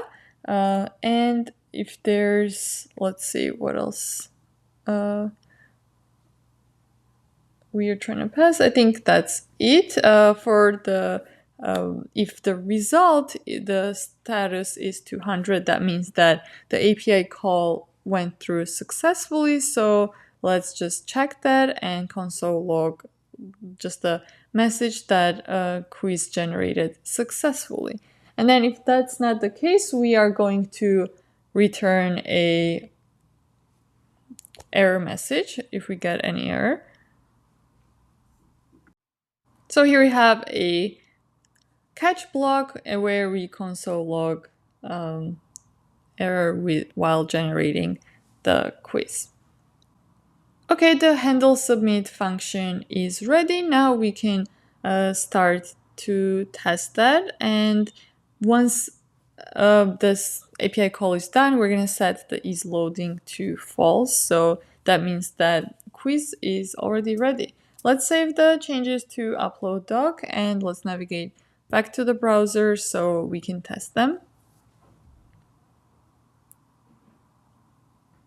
So I'm gonna go back to our application, and I noticed that I have a typo in drag a file, so I'm gonna quickly change that first. That would be in, here. Remove that. Actually, before we test it, I'm gonna show you guys one more time in case you have not added in your environment variables. Go to .env.example. So just copy all this, and in the root of the project, create a new file, name it .env. We're gonna paste the contents here. It's hidden from Git, that's why it's like grayed out. And make sure to paste your key inside this first OpenAI API key. And let's do one more thing before we try to send the API call. Let's do error handling. So if the user hasn't added a document, we're going to throw an error and not send the request. And to save the contents of the error, or if there's any, let's create a new state for the error. Set error by type, it would be string, and by default it would be like an empty string because initially we have no errors. And the place where we're going to set errors is inside handle submit. So before we set to like the document generation, quiz generation setting to loading, if there's no document, we're going to update the state of the error and pass please upload the document first. And we're also going to exit out from the function. Okay, so we have that. Let's display the error if there's any below the button so users can clearly see if there's any issues. So let's check a conditional statement for error, and if there's one, we're gonna put that in a paragraph tag and set that to error. If not, we are going to return null. So, and let's add the class name for the text color red 500. Okay, so now if I try to click generate quiz, it's going to show me to indicate to upload the document first. Okay, that's great. Now I'm going to upload the document, paste that in here, and generate the quiz. So if we go to our terminal right now, because the console log that we have, we can also examine it from our client side. So that would be inside the browser. But the contents of the generate, so you can see that the generate request has been made, and we don't have a response yet because the request is still loading.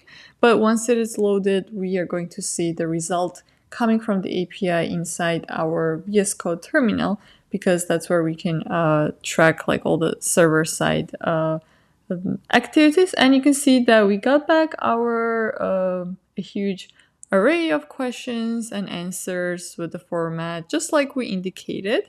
But in addition to content, so this is just the text. As you can see, it starts with this JSON, but it does come with like also other fields. So it would be, what we'd have to do is we can just take the this string, we would have to like parse it and create like an object out of it. And in that, we're going to make use of LangChain's output functions parser. And what it basically does is that it enables us to define the schema according to which we want the JSON output to be returned in. And it also does like this schema validation to make sure that the response is in that format and converts to it. And then we call this, like after we define it, we invoke and we just get the JSON back without any extra fields. So it's like kind of formatted for us already. And to use the parser, we need to create a JSON format output parser.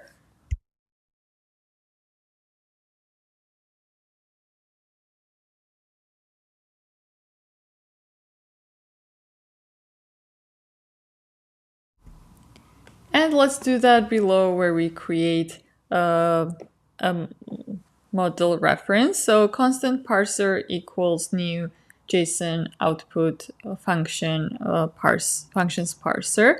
And it's showing the red line because we haven't imported yet. So let's import that at the top. It would be JSON output functions parser from LangChain.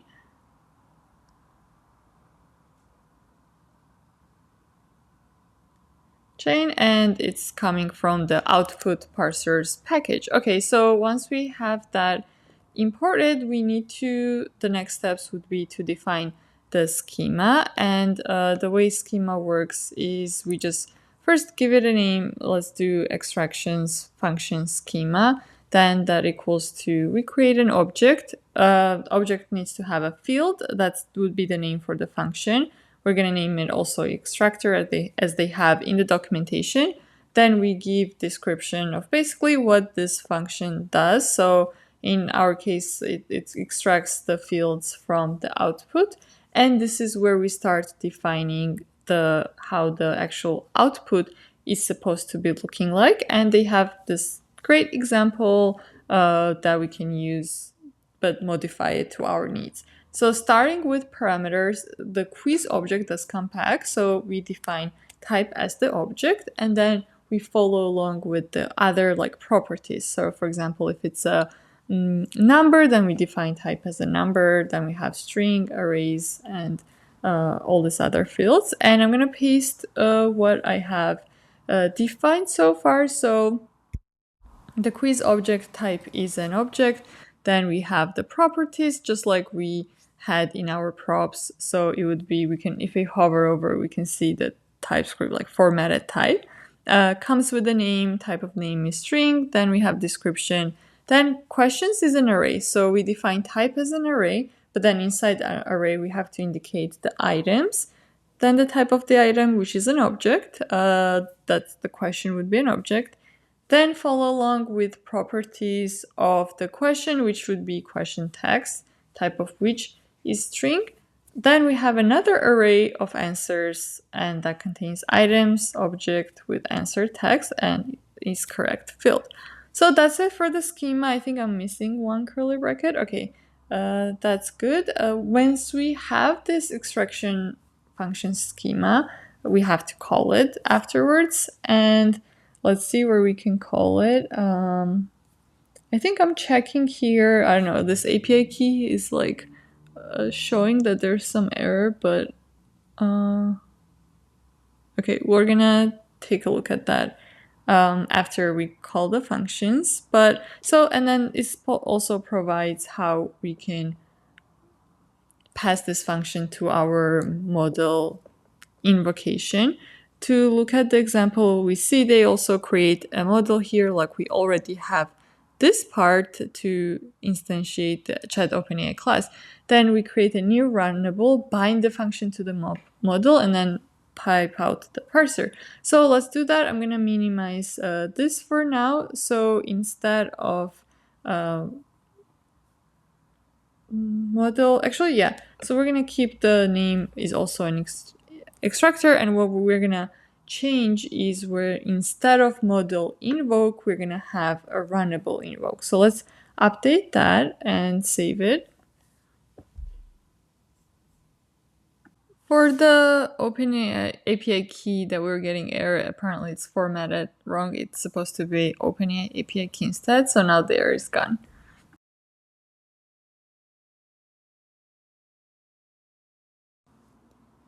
To store the quiz data, so we can fetch it anytime. For example, users want to go back to the quizzes they've generated. We connect our application to the database. We will use Supabase for hosting the database. As for defining the schema, queries, mutations, we will use Drizzle ORM. So we have a formatted JSON object coming back from the OpenAI API that contains the data regarding the quiz. Now let's create a new database so we can store that data and later on show it to the user, or user can always go back to their quizzes. And for hosting the database, we're going to be using Supabase. So you'd have to create an account to the Supabase, go to their dashboard. I think up to 2 projects you can create for free there. And there's this new project button. We're gonna select organization, make sure to copy database password. We're gonna need that later, and give your project a name. I named it Quiz AI Tutorial. So it'll be loading, and when it's ready, we can click connect, go to the ORMs tab, and in the ORM select Drizzle. That's what we're going to be using. And it will show you how you can set up the database URL. You're going to replace your password with the password you just copied. And this environment variable example, let's copy that and go back to our .env file so we can paste that here. We already have the database URL, so we're going to replace that with what we just copied. So for ORM, I mentioned we're using Drizzle. The type of the database that we're using is PostgreSQL, and this is how we create like the structure of the data of the database using this, like the schema. We define the schema. and that gives the structure. So in terms of connecting the Drizzle to our database, the configuration should be already in your project code. There's a DB folder that contains this index. The only thing we're missing is the schema definitions itself, but we are taking database URL from .env file environment variables, and we are creating a new Drizzle instance, which we're using out throughout the application.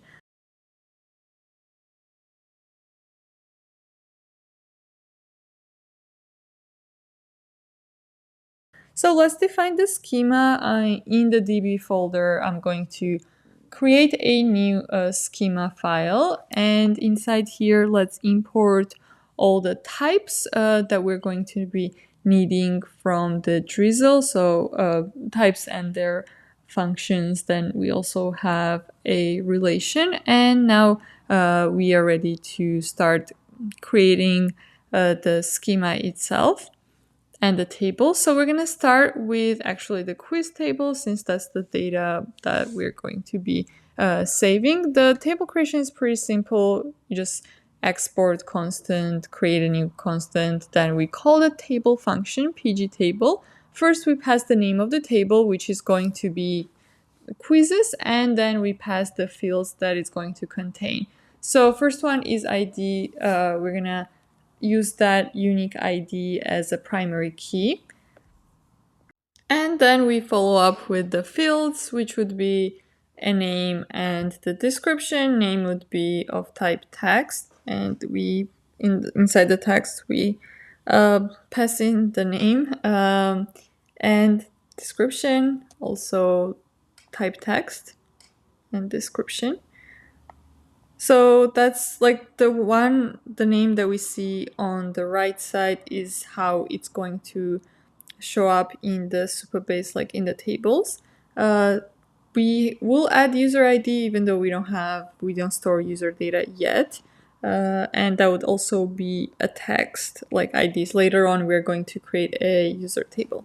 Okay, so now let's define quiz relations. So when it comes to, let's say we want to store an array of objects, we are not going to just directly store. We need to create a separate table. So quiz is going to have many questions. So that's how we define relations. We first pass the name of the table. Then we need many and one functions to define these different kind of relationships. So the questions field is going to contain references to many questions.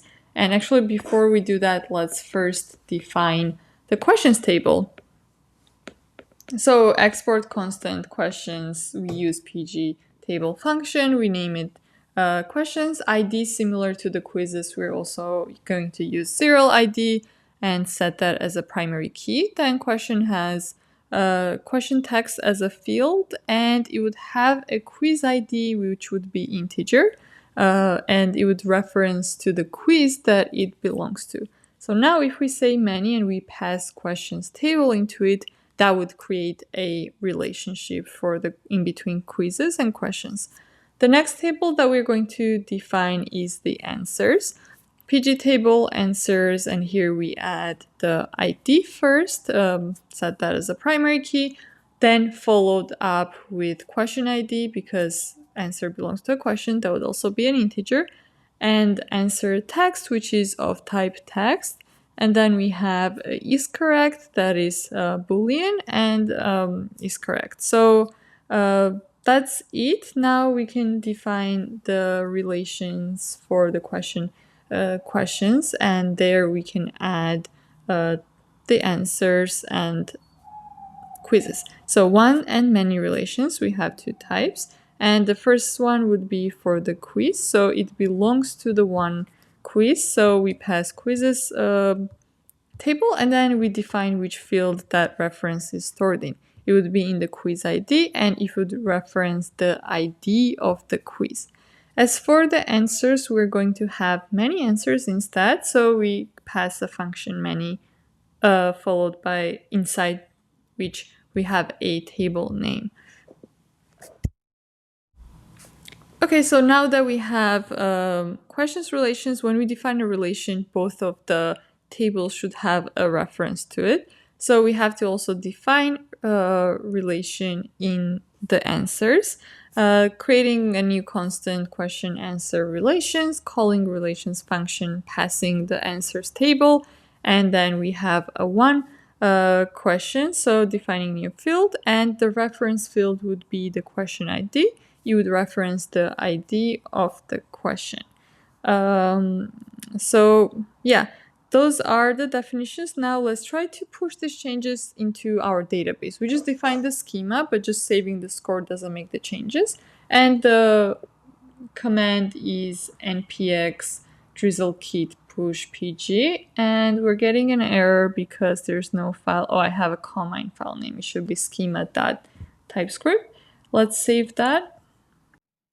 And now if we run the push command one more time, this time it would the changes would be reflected on our database, and we can check that first in the console, the as message that we get, and then we can navigate back to the Supabase dashboard where there's like a database section, and in here, actually let's do instead the table explorer, which is going to list the table. So we see the three tables that we created here, and browsing the data from here is very simple. You can see then there's like columns at the top for all the fields of the table that we have defined, and also inserting data, just like for testing, is very simple. Once you click insert, you can say row, and then you add the values for each of the fields. So I'm just going to do as a sample quiz name,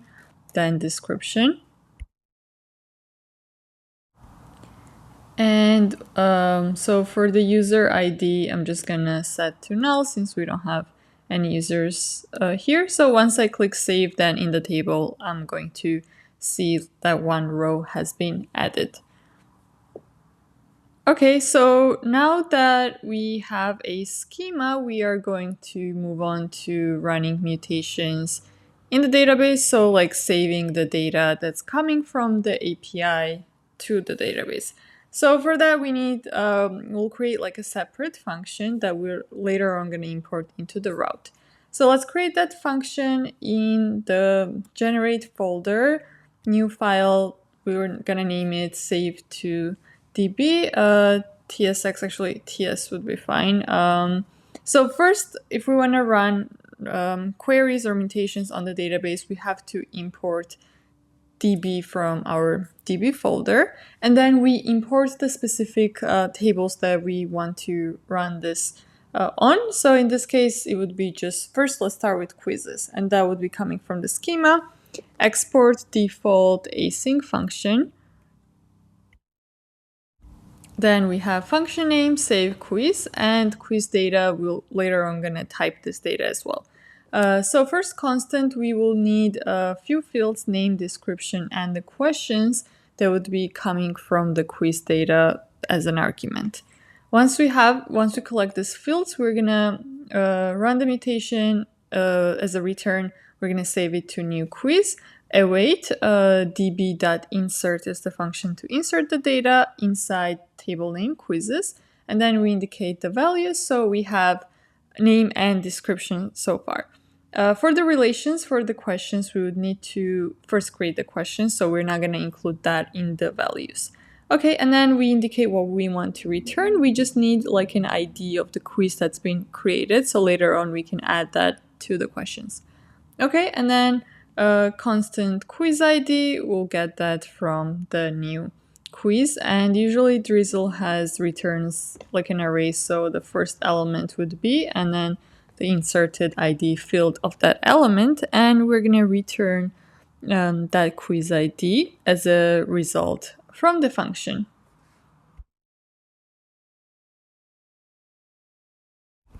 Okay, now let's type the data for the quiz data that's coming in. And we are gonna here use infer insert select model that's part of the Drizzle ORM. So it helps us based on the table schema to infer the models, like generate the types from there. And also here we're gonna create types from questions. So I'm gonna import question and question answers. So first, let's create the type quiz. That would be infer insert select model type of quizzes, like the table name, and we close this out. The only thing is that it doesn't come with the relations, so we would have to construct that. So to construct that, then let's create the type separately for questions. Hopefully they're going to make that change soon, that we're able to infer with the relations. And then the third type is question answers that we're going to create based on the table. So let's also just name this one answer, and creating like a more extended quiz that would be interface save quiz data that extends the quiz, so it takes all the properties that quiz has. And in addition to that, if we hover over the quiz, we're going to see properties. We are adding a questions field that contains an array of questions, and we're also extending question item by adding answers field that contains array of answers. Let's copy this new interface that we created and add that as a type to quiz data. So that would be a save quiz data. So we have now a type save function. For creating the questions and the answers, we're going to use transactions. And if you're familiar with SQL transactions, it kind of works in the same way, where you group multiple statements together to run that as like a single batch transaction. So it's convenient since we have an array of questions and answers. So let's call that, and to call that we would say await db.transaction. Inside we're going to have an async function.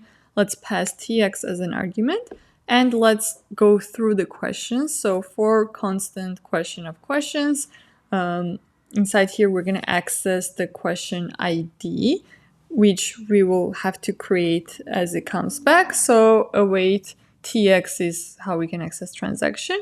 That insert db questions name of the table. And then as for the values, we're going to take in the question text. So that's coming as an argument from the function. Also, we are going to add a quiz ID of the quiz that was just generated. So we have that relationship that this certain question belongs to that quiz. And as a result, we're just going to return the newly created question ID. And yes, the reason we need question ID now is that once we create answers, we have to attach those answers to the question. So that's where we're going to use the ID. So if question does have answers, and then the length of the answers is more than 0, so it's not an empty array, then we're going to start creating the answers. And once again, we do await tx.insert, the name of the table, question answers. And for the values, the great thing about the Drizzle values function is that instead of, you can pass one value or you can pass an array of values, and it would create multiple records. So that's what we're going to do because we don't have any more nested data beyond the answer. So we can take question.answers, we can map them out, and it would return objects that contains answer text. Coming from the arguments is correct also from there, and question ID, that's of the created question from the database. So we attach the answer to it. Okay, so that should be it for our transactions. And now going back to the route file of our API, let's import this function and call it save quiz from save to db file. And once we have the result, we're going to take that result and pass it into it. So as we define schema, it would come back with having a quiz object, and that object is what we need to save. So I'm going to destructure it, get the quiz ID as a result, and await save quiz result.quiz. And once we get the quiz ID, we're going to return that quiz ID as part of the response of our API.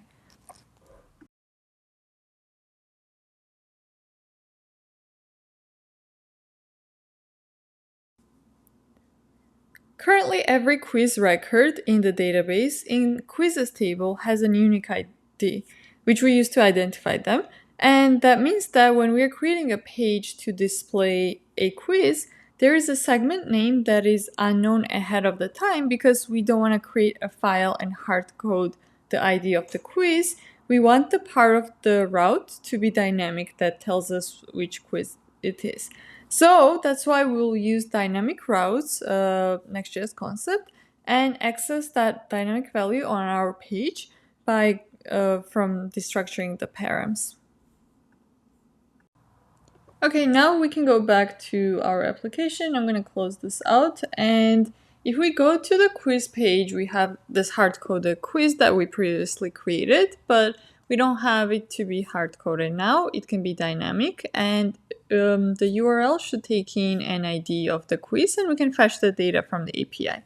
So to make that for us to have a dynamic ID that we are taking, we need to create a new folder, and in the brackets we give variable name, in this case quiz ID, and we'll create another page in here, page.tsx, so the URL would be -quiz whatever the ID number is. And then in here we're gonna have the logic for the page. So I copied the data from the hard-coded one that we had, and it would be like pretty much the same except for the values for questions. We're gonna have to fetch that and pass accordingly. Okay, so in here, let's go to the quiz folder and create a quiz component, quiz questions.tsx. So this is where I'll paste the data from the previous quiz, and we'll make this component dynamic. So I'm going to remove these questions. I'm going to rename it to say quiz questions. And as for props, it should take in the quiz, and the types for the props, we can also use the same infer. In this case, it would be select model from Drizzle ORM. So let's start defining props of type props, and we'll take questions field from the props and import at the top infer select model. So that is when we're fetching data, we're using select function, we use infer select model instead. And the names of the tables that we have data from, which is question answers. Since we are already using questions as a field, I'm going to import questions as DB questions, rename it basically using an alias. And then we have quizzes from the schema. So let's start defining from the most basic type, which we have is an answer. And this would be infer select model type of question answers table. Then we have a question that is also, we infer select model type of DB questions, and then we extend, so add another value, which is answers field, and that takes in answers array. And finally, we have type quiz that would also be infer select model type of quizzes. And we extend it by adding and an object quizzes question array. So, and we're ready to define the type props itself that takes in quiz object that is of type quiz. Okay, so now instead of questions first, we're gonna get the quiz itself and then the questions.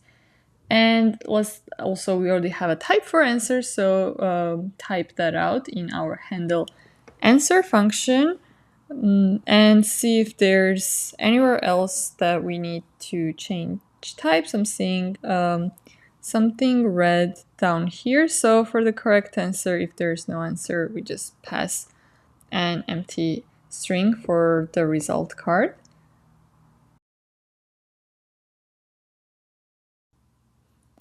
Okay, now we have a dynamic component for the quiz, and let's create the logic in the page where we fetch the data. So first, inside the page.tsx, we import db from db.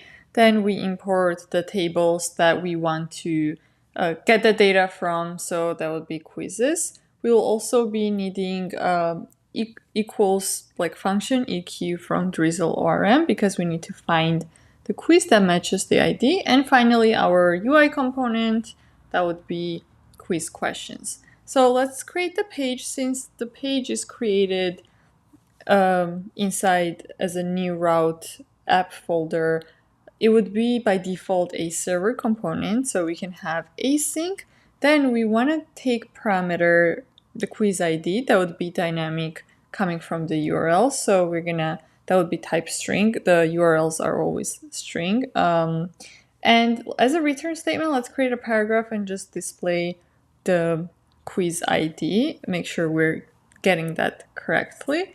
And so first constant quiz ID would be parents.quiz ID. Okay, and then we also can fetch the quiz right here. So that would be await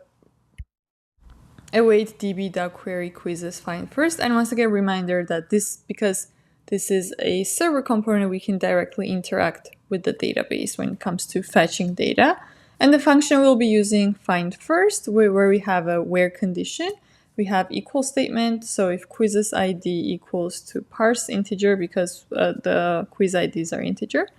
And we want it to come back with a questions array that also each question includes answers. So if we just do find first without those with condition, then it'll just return quiz name and description. And let's see afterwards, maybe if we didn't get any quiz back or there's no quiz ID provided, we're just going to say return that the quiz has not been found. And finally, let's export default the page so we can see how it's looking like so far. And if we take a look at the database inside Supabase, I created one and is an example quiz that has an ID of 1. So if we go to quiz/1, we are going to be able to load this page that we created, and we can see that 1 is coming from the URL. Also, the data is being fetched, so if we actually console log the quiz and open up a terminal in the console, we're going to see name, description, and other information that's kind of empty. Okay, let's remove the console now and also use the quiz questions component to display the questions of the quiz. But so I'm going to replace the paragraph with the div, and I'm going to remove this quiz ID printing out, instead replace it with quiz questions, quiz equals to the quiz.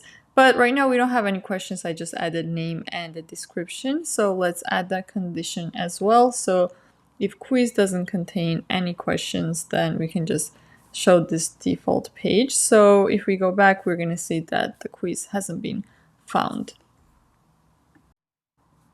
Now let's actually generate the quiz and redirect to the page where we can display the quiz that was generated.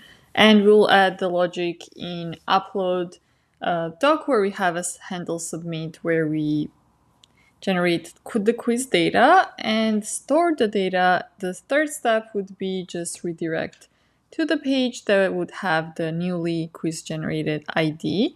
So once we get constant data equals result JSON, the data comes from the API, then we'll take the ID that we're returning from the generate function and redirect to the page. For the redirects, we're going to need Next.js hook use router, and that would be use router import from next / navigation, and we're going to call the router equals to instantiate the hook here inside our upload doc document, and then call the function router push and pass a URL as an argument. So it would be quiz and then our dynamic quiz ID value combined with that. Okay, let's save this, and I don't have changes saved on page.tsx. It seems to be an error, maybe missing a parenthesis or a bracket. And okay, let's add another one here and save this. Okay, so it looks good now. And also let's make use of isLoading_state. We are updating the state. We're just not showing it in the UI yet. And let's change that. So form is going to disappear when the quiz is being loaded, and we're just going to show a loading state. So if isLoading is true, add a paragraph that says loading, and let's do ... and then if not, we have a form. I'm going to the quiz new URL where we have this upload doc. Let's navigate there. And I'll quickly drop a file in our drag a file input and click generate quiz. Now we have loading indicator. This does take some time to load because AI is analyzing the data, generating questions, and then we're storing the questions in the database. That's why it's taking some time usually, but now we do have, as you can see, we got redirected to quiz /2. So 2 is the ID of our second quiz that got created. And we have this welcome page. We're going to fix styling because it seems like the start button got pushed up, even though we had added at the bottom of the screen. But let's start and see the questions. So what is system design in software engineering probably concerned with? And also, these are the answers. The options seem to be pretty different from each other. And yeah, let's see the other questions. Eventual consistency, it's asking about that. And there's a few more questions. And for the styling, I noticed that there was an extra div that was added. Let's see where it was. Probably in the layout when we're creating the new page. So it's not in the quiz layout, then it could be in the page itself when we're loading the, oh yeah, here. So like this was supposed to be flex. That's why it doesn't properly follow the styling. And if we save that and go back, we can see now that the start button is down again. Also, while we are on the quiz page, let's make some modifications to the quiz component. For example, once user selects an answer, let's make the other answers disabled. That way, like the scores are not kind of like manipulated. And to do that, we can just pass the prop to the buttons that we have mapped out here. So we can say disabled, that equals to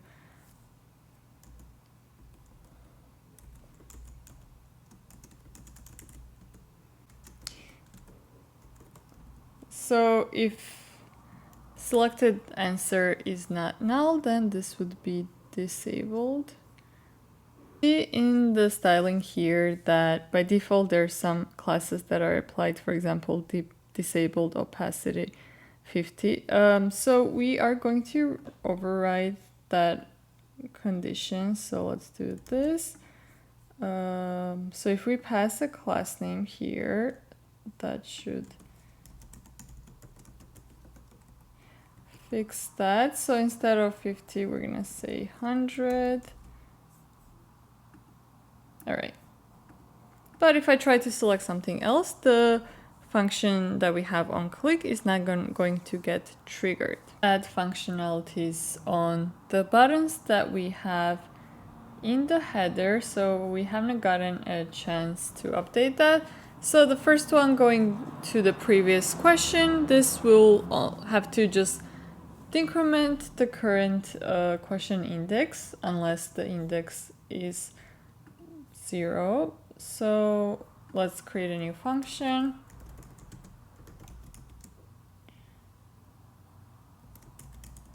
Handle press previous.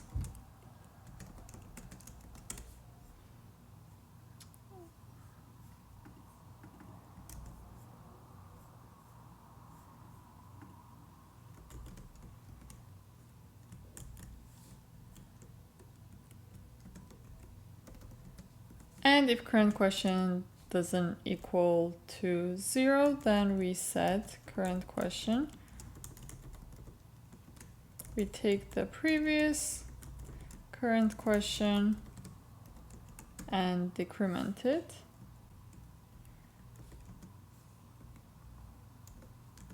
And we set this to the button on click. That equals to previous handle press previous. Okay, so first let me go to the next question because that was the first question. Now I'm gonna go back, and now I can't go back anymore. So another thing that you might have noticed is that I had answer selected here, right? Then I went to the next page. When I got back, I don't see my answer to this specific question. And that's happening because we are only storing the answer of the current question that we are on. So if I answer here, this is stored unless I click the next, and then in handle next, this set selected answer gets reset, right? But if we do that, then we're not able to see other answers. So to update that, we would have to create an array of answers and store the answer there. So for example, we can have constant user answers, set user answers that equals to use state, and we can have an maybe object that has question ID, and our question IDs are number, also answer IDs are number. Let's have user state now, use state. Let's have an array of that, and by default it would be an empty array. Okay, so then what we're gonna do is record the answer.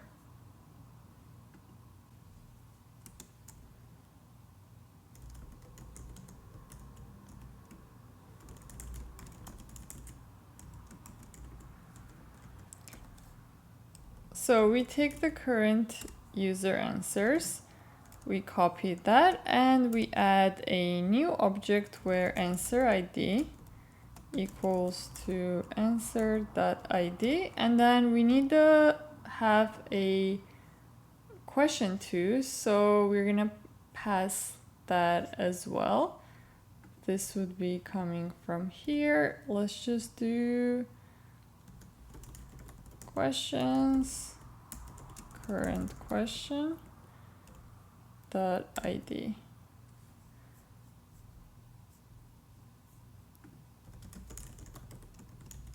And let's do number. That way the error is going away, and in here we can add ID just directly. So then we take set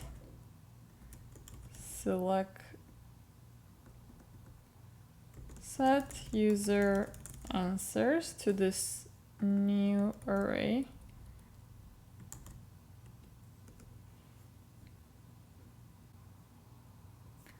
Oh, I have a extra letter here. Okay. Now instead of having a separate state for selected answer, we can just calculate that based on which question we are, because we have access to all the user answers. So that would be, I'm going to remove that from here.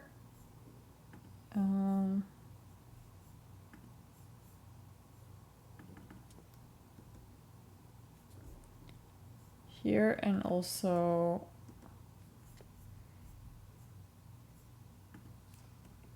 here, and constant selected answer that equals to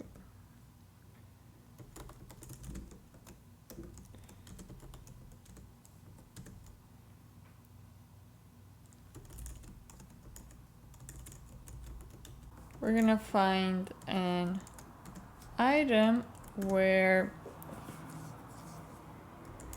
item.question ID equals to current question ID.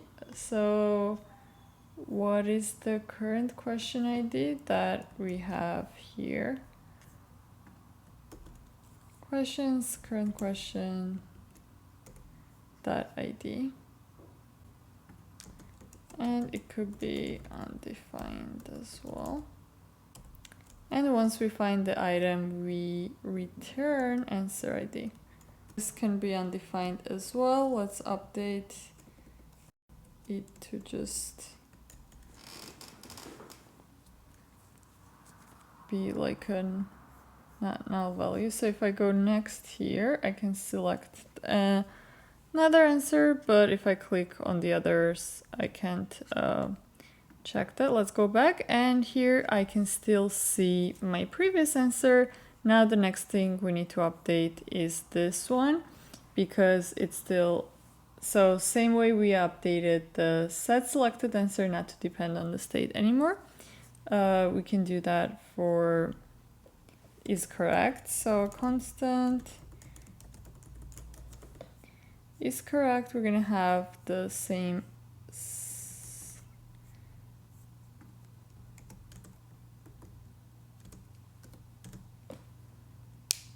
type as the state.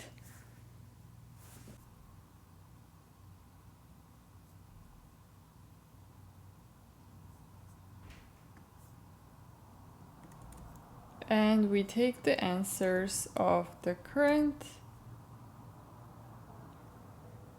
question. Then we say find index of the answer.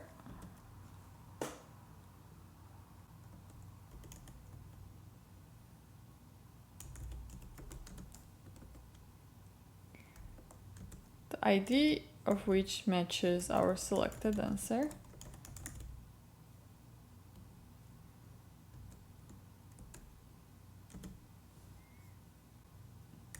And if we do find that, so if this is greater than 0, then what we do is just return the item that is correct. If not, we return null.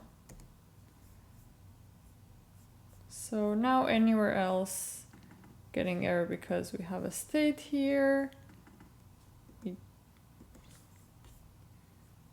don't have to reset that.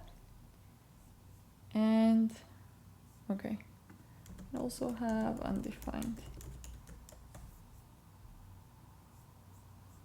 Result card.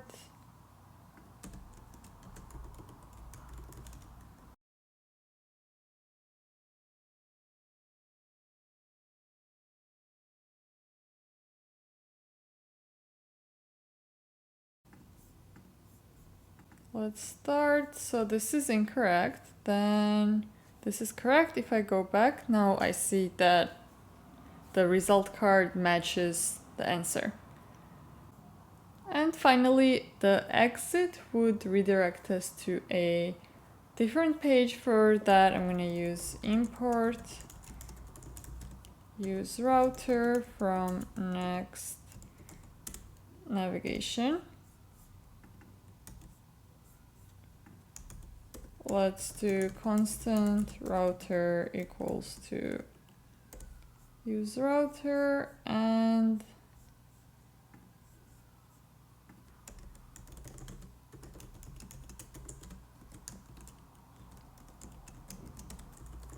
router.push. Redirect the user to the dashboard.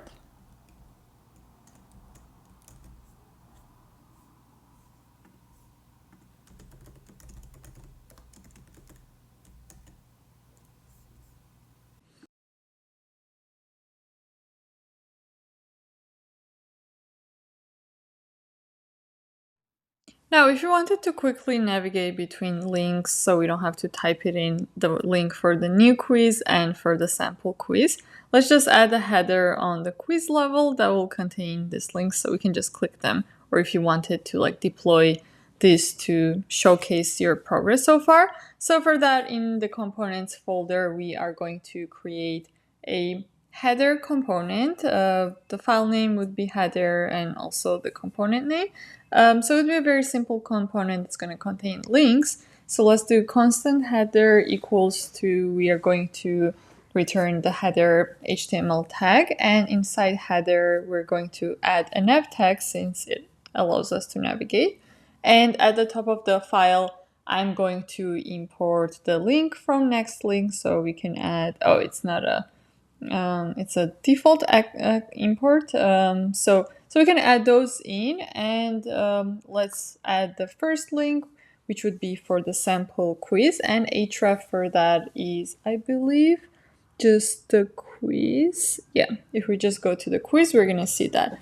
Now the next link, which would be for the new quiz, href for that is quiz/new, and the label new quiz.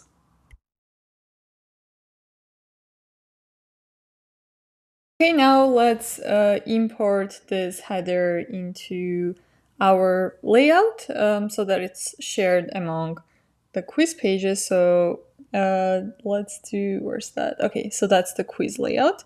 And import header from components. I'm going to close the other extra files that we're done working on now. So just the header, and let me add the export default statement first. And save that, import header from at going back, or actually no, it's components folder. Where's that? Okay, here, and the header. And we can just drop that in. Let's create a fragment so it shows up on top of the div class that contains children. Okay, we're gonna save that, and if we go to the quiz page now, or the new, or refresh the page, that should work as well. We're gonna see those two texts, and let's fix the styling because they're like kind of cramped up together. So let's make this navigation. I'm gonna open to the site so we can see the changes I'm making. Nav class name, that would be add some padding on the sides, also at the top 2.5, and let's fix the name tag.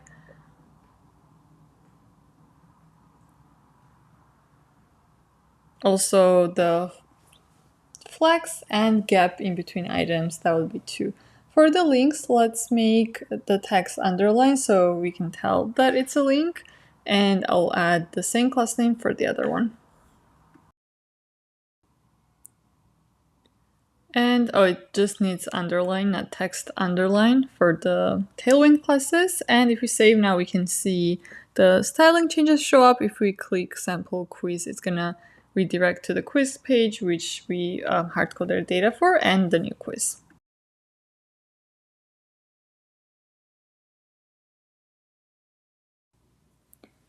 Now we'll implement authentication, and for that we are going to be using this package is called Next.auth. Now they are part of auth.js, and this is on the adapter instructions how to connect to the Drizzle, because we want to also store user data to our database.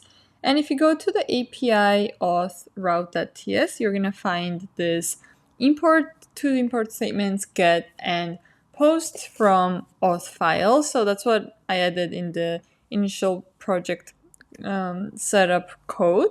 And this get and post are coming from auth files. So that's located in the root of the project. If we go to auth.ts, we're going to see like almost similar configuration as we see on their documentation. And we are importing Drizzle adapter. For the provider, for the login, we're using Google. So users can use their Google account to log in. And finally, I added this callback session function because by default auth does provide a session object, but it doesn't add an ID from database, which is what we need to run queries, find user, or create quizzes for them, and as I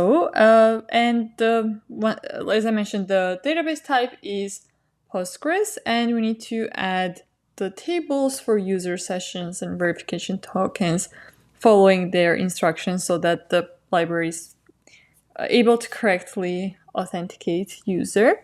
So we're going to copy that and we're going to navigate to our schema so we can add those tables there.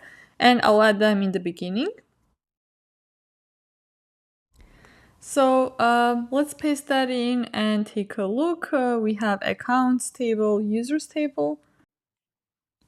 And one thing that we are missing is relations, more specifically about the users, because users have quizzes created. So we need to save that as well. And for that, I'll create a constant users relation that equals to relations, and we pass first the table of users, and then we pass the type of the relation it is, so we have many, and it will have an object that would contain quizzes, and the many function will pass that, and it would take in the quizzes. And now in return also we have to define that on the quizzes side that it belongs to a user. So going to the quizzes side, we already have a user ID, so we're gonna just add that as a reference that it references to the ID of an user from users table. So let's see how we have. So that's how it's called, and I'm gonna scroll down here. So there's a function, it's dot and then references. Here we paste in the users return users.id. Okay, let's save that, and I think that would be it for in terms of database changes. Now let's move on to set up a Google provider. For that, we're going to create a new project in the Google Cloud dashboard. We can name the project. So this is so that we're able to authenticate users using Google. We need to create keys for that. So I'm going to name the project AI Quiz App Tutorial. I will create, so I don't have any organizations, but click Create Next. Once it is created, I will select that project, so it's going to navigate us to the dashboard for that project. So let's click that, and the next step would be the credentials is what we're trying to get. So from the left, like a side menu, we click Credentials. Then we select Create Credentials, and in the type of the credentials, we're going to select Auth Client ID. It will then ask us to configure consent screen. So before we create that, let's select Configure Consent Screen. Basically, we need to here give an information. In terms of user type, it's external because it's a public app, and app information. So you see on the right side, that's how it would be displayed when user is trying to log in. So we give an app name, support email, also the contact information. So I'm just gonna copy the same email here as well.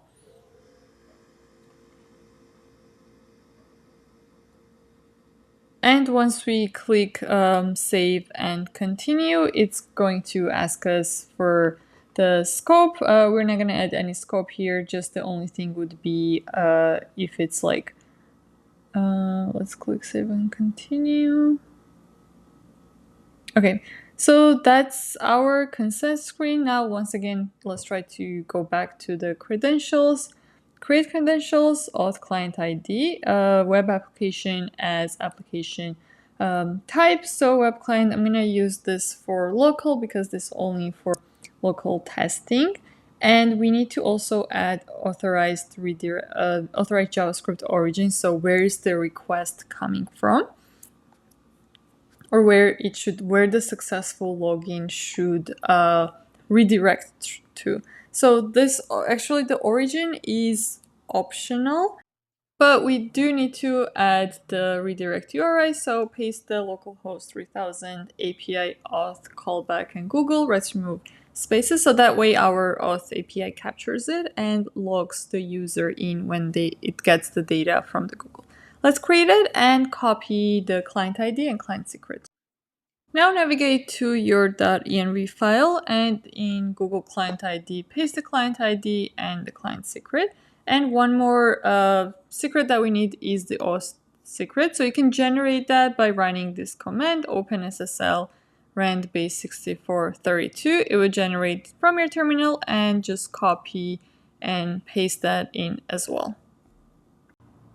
Also, since we made changes to the database schema, we need to push those changes. npx drizzle kit push pg, so they're reflected in our database. And yeah, that should be it. We are ready to test our signing. So if we navigate API or sign in, we're going to get presented with sign in with Google screen.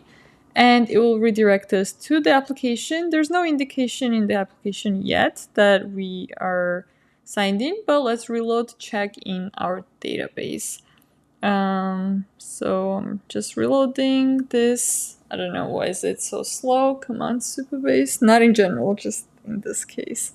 Okay, so we have users table and we do have our first user, which is myself. So yeah. Now let's access the session information from inside our application. And for that, we're going to be needing session provider, and best place to use that would be in the layout, so app layout. And quickly, I'm going to change metadata, so update the title of the application to quiz AI, and description, let's do generate quizzes and study faster using AI. Okay, so we don't really see visual changes since it's just metadata. Now let's import here session provider from Next.js/React. This is mostly for client components to access it, and I'll put the body inside session provider. So that's updated, and the next step would be to create to see that information that we're logged in from the header. So inside the UI folder, we're going to add the new header. This would be actual header different from the one that we previously created, and this one is in UI folder. So let's do constant header, and it would be async since we need to fetch the access the session data. Return header, and here let's import the auth, and also we are going to need a sign out function as we're going to have sign out button, and from that not that auth, the auth file. And so header, keep in mind that's a session server component, so we are taking auth and signing from next auth here, importing from there. And there's different ways of accessing session data depending whether the component is client and server. So, okay, so we have that. Let's import also the button that is going to call this sign out function from also the UI components. And to access the data, we just need to create a session constant, and that would equal to await auth function. And then we can just console log the session data, make sure that it shows that we're logged in, and let's export default this header and put it into our app layout so it's visible throughout the app. Import header components header, and I'm going to place that inside the body on top of children. So if we add header there and save it, we can go check on the inside the browser, and I think I imported the wrong header because I'm seeing the links twice. So the folder path is UI instead, and if we reload page and go to terminal, we're gonna see the session information coming in. That is being displayed. Let's go back to the header. We're gonna add a nav, and another div, which on the right side, we're going to add h1 that has the application name, which is quiz AI. Let's save that, make sure it's showing up, and let's delete console log. Now we can move on to the styling of this header and then add some buttons. So for the navigation, we are just going to add a padding. So on the x-axis, padding 4, and then on the y, 2.5. As for the div inside it, we're going to make this flex wrap, also justify between, and items would be centered. As for the margin, we're going to set that to auto to make sure that the div is centered, and maximum width would be screen XL. Moving on to the header, we are going to add a class name, text of size 3XL, font would be font weight bold, and we can see that the text style did get updated, and if we stretch out, we can see there's a maximum width set and it doesn't go beyond that. Okay, now moving on to, so this h1 would remain on the left side, and on the right side, we're going to add user information. So there's two scenarios. If the user is logged in, we want to display their image. So we're gonna first check session user exists, then we're gonna show a div, and if we have access to user name and user image, then we are going to display the image. So let's add image tag, and the source of the image would be coming in from Google as well, and it's stored in the session, so we can say session user.image. And then as for the alt text, we are going to use user.name, the width and the height of the image. We are going to set both of them to 32, and let's make this image into a circle, so rounded would be full. And we need to import the image at the top, so import image from next image. And if the user is not logged in, we're going to show them a link that goes to the sign-in page. So we can add a link here, and inside there will be a button so that it looks like a button, but it's actually a link. Let's set the variant to link, and the text would be sign in. As for the href, we're going to pass the API auth sign-in, the one that we previously tested, and let's import the link from next link at the top. So we do see the image now here as I am logged in, and also next to the image we are going to add a sign out. So let's create the sign out function, and next, like the auth library does provide the sign out function, but it runs on server, so for that we're going to need a server action. So we can create the button as like part of the form, and form action would equal to async use server. When we say use server at the top of the action, that means that we're creating a server action, and then we call await sign out from auth. We pass button, that's a sign out, and type would be submit. So when it's clicked, this action would be triggered. So now let's copy that sign out and put that after the image.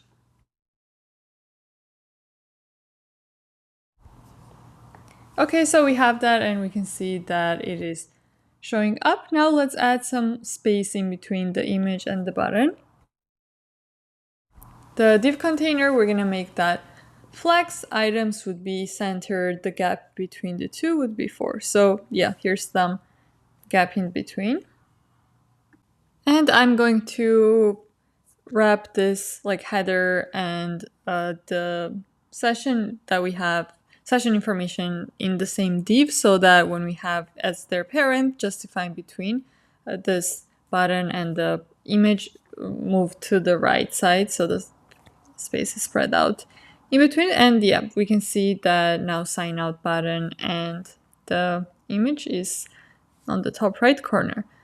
Okay, and for the, let's see, what else do we want to change here? I think for the sign out button, let's do a ghost variant, because right now we have primary and we don't want to like users to pay too much attention on signing out to like for that to be popping out. So I think that's better, and it's intuitive that it is a button. Okay, now I'm gonna sign out, and we can see that now we do see the signing link as there's no more session data anymore.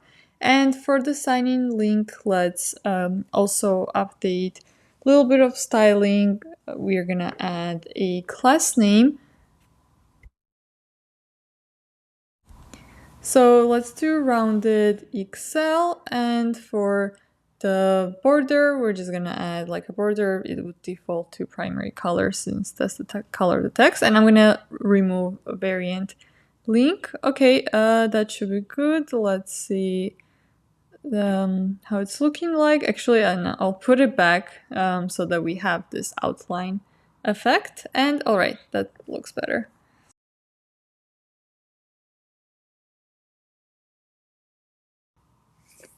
In this part, we'll implement navigation menu, and for that, we'll use this drop-down menu from Shadcn UI. And as we click open, it opens up this like a pop-up drop-down, and it has menu items. And if we can select menu item, or we can create them as a link and navigate to it. So yeah, let's go ahead and install. This one is not installed in the initial project code, so we're gonna open a terminal, copy the command, which is npx Shadcn UI latest, add drop-down menu, and what will happen is this like drop-down menu code will get added in our components UI folder. And then in the components folder, we're going to create a new component, navmenu.tsx. And here we'll copy and modify like the sample code that they have on the documentation. So let's paste that in. Instead, I'll change the name to nav menu. And so at the top, we have the icons coming from Lucid React, which is what we've been using as an icon library, and we can take a look which ones are available. Some of them we're gonna leave it and use it. Some of them we're just gonna delete it. And these are the other components that we are importing to create a menu. So at the top level, we have drop-down menu. Then we have a button that triggers that, but instead we're gonna move the trigger button as a part of the header, and it would be the user image itself. So let's import drop-down menu is what we need to wrap all this code in, and also drop-down menu trigger from components UI drop-down menu. And let's locate where we have the code where we want to add this as a button. So it would be inside a session user image. And I'm going to move this. I'm going to paste that below the image, and image would serve as a button. So let's add button variant equals ghost and add the ending tag below the image. Now we can save this, and also we're missing the as child since the button is the one that becomes trigger. Okay, so now we can remove this drop-down menu tag, only leave the menu content. Save that. And let's import the component of the menu itself so that when we click the button, it shows up. So that will be from components nav menu. And I'm going to copy the name of it here, and we can add anywhere inside the drop-down menu. So let's add that tag as well so it knows which menu to open. There might be like multiple, so that's the reason we put that all in the same drop-down menu tag. Let's move the image and save that. Now we go back, we're gonna sign in. Sign-in link seems to be incorrect. Let's go back to the header and fix that. it has an extra G, so let's remove that from the link and update the link in the browser. Now, as we sign in, we are going to see we can click this one here and it'll open up a menu. By default, it also shows as a dark mode since that's what we have selected for the application. And let's see, yeah, let's remove some of these menu items here. And also, we're gonna browse from Lucid Lucid Dev website and add some icons, for example, for the dashboard, which we're gonna build after this. I don't think they have any icons for the dashboard. Let's do graph. Okay, I'm gonna pick this one. It says bar chart big. I think that looks good. And going back to the nav menu, let's add that here. And I'll expand this and see what we can remove and not need. So all the menu shortcuts, since we're not building that functionality, we are going to remove them so you can see on the right side, it shows this shortcut and every menu item. Let's do that, and this change it to a dashboard. I'll update the also icon to bar chart big, and let's move actually this drop down menu item for the dashboard at the top. So below my account, save it, and now as we click on it, let's actually make it a link so it navigates to the dashboard page. So for that, I'm gonna add a link, like wrap that inside the link, and I saved it, but I have to first import that link from Next link in our import section, and then add a href, which is going to be dashboard, like a slash dashboard. Okay, let's save that, and now open up, and the link kind of messed up the flex, I guess, order, so let's fix that so the icon shows to the side of the text. I'm gonna add a class name, make this link flex, and flex direction row, so that fixes it.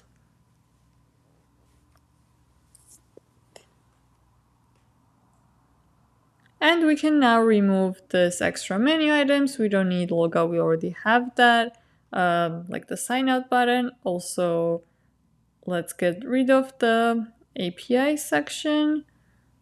What else is there? There's no themes from here. Let's remove that. And maybe this subsection we can also remove.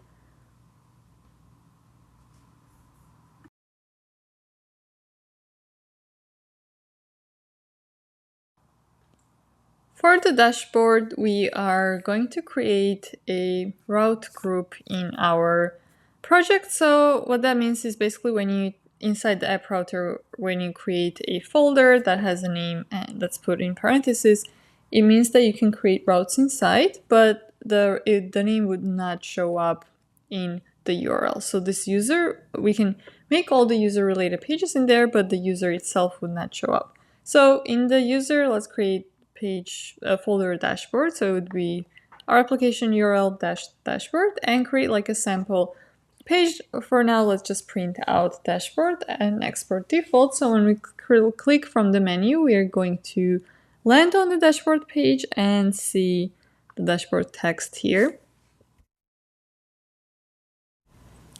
Okay, and then as a first step for the dashboard data, we're gonna import all the user quizzes.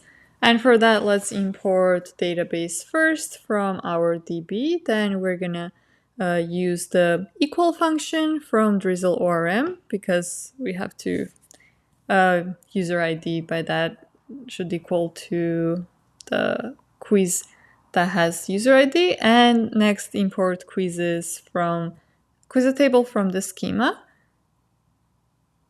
And also import auth, as we need to get our user ID from auth file. Once we have this imports in place, let's go inside the page and make this an async component as we are fetching the data here. So then constant session equals to await auth. Then we get the session item and get the user ID from that and store it in a constant named user ID. So that would be session, then user, then ID.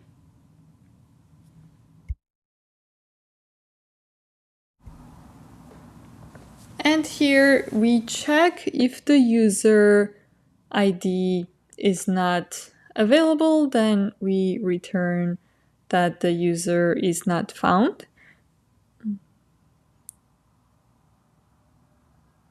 So this would have been easier to configure on all the pages with the middleware, but for some reason in the new auth version and the next version that I'm using doesn't work. So yeah, this is like a little bit older approach to go through every page and check that, but it's doable. So for the constant user quizzes, let's run the query await db.query.quizzes find many. Then we have a where condition where we have quizzes.user ID equals to user ID. And finally, let's just like console log for now the data to make sure it's coming in. And before we test that, let's attach one of the quizzes to the user account that I have. So in the Supabase, we are in the users table, and then we have the quizzes. So we're going to copy the ID of the user and then go to the quizzes table. So I'm going to first click this to expand, and then we can copy the value from here, go to the quizzes, and I'll pick one of the quizzes. See, none of them have user ID. So if we go click on the user ID and fill that in, now both of the quizzes are connected to my user account. So if we reload this page right now, it should refetch the query, and we do see that inside the terminal we have these two quizzes and information.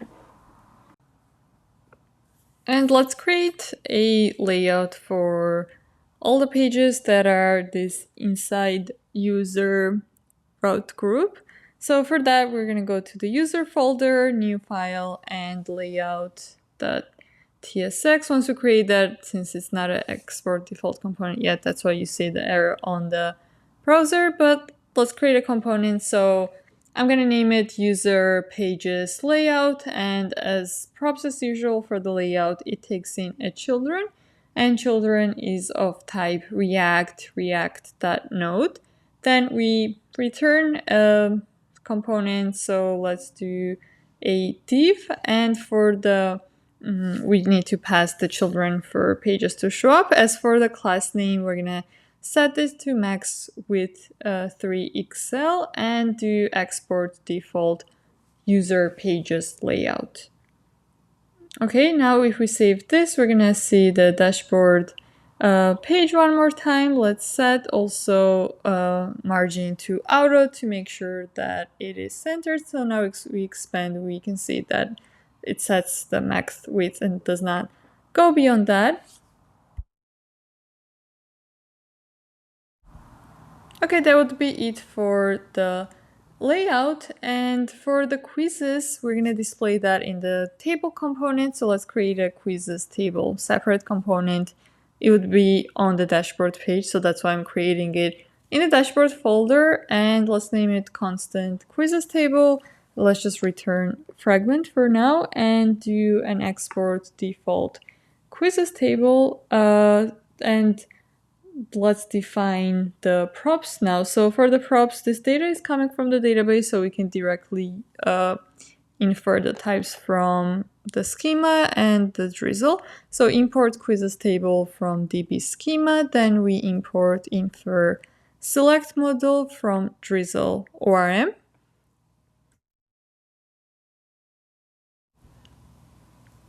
And let's also add a link because we're gonna let users click on the specific quiz and navigate to the quiz.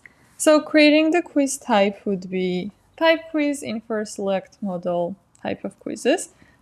Pretty simple one, and we're gonna also export that so we can use it in the parent container component, which is the page.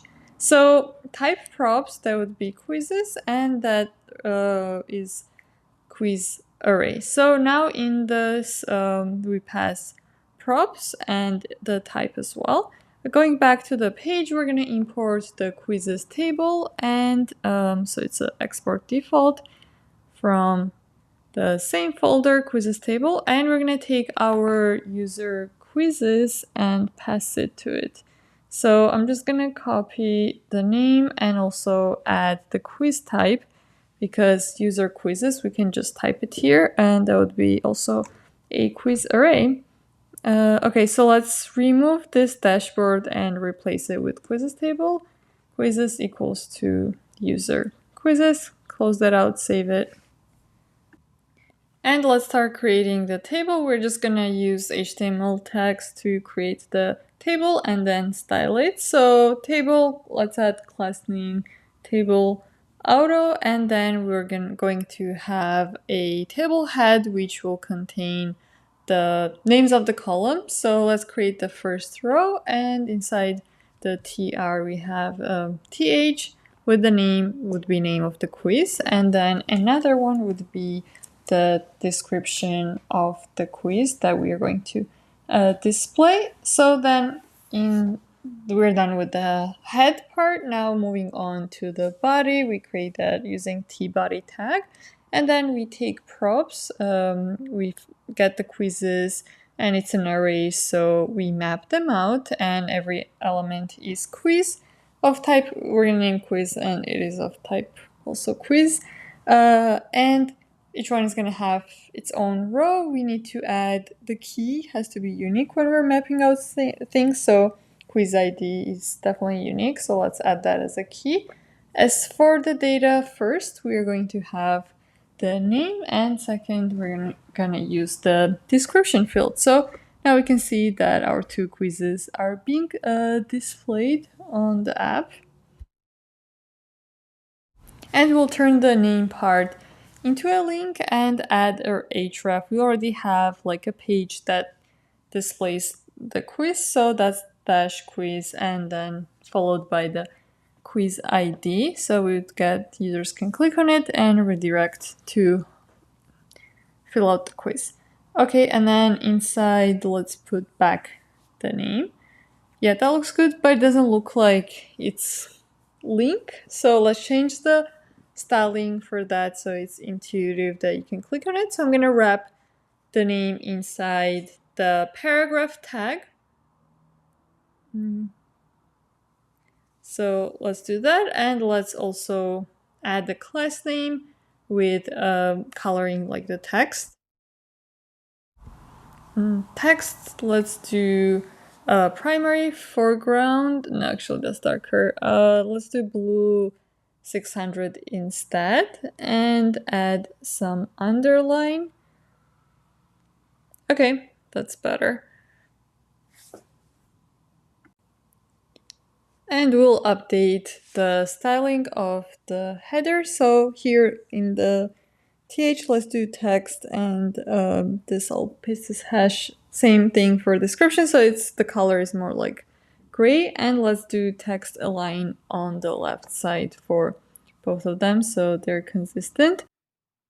And let's wrap the table inside the div where we can add more class names, for example, rounded XL, and once I press the enter, we can add more classes. Actually, let's do it's T XL, T for the top, overflow hidden, and we'll add the padding that equals to 10, and we can see the padding because we don't have a border. I'm also going to add a border here, so it would be rounded at the top, but let's actually make the padding smaller and make it rounded on both sides because we're not going to have anything below this component. We're going to add components at the top.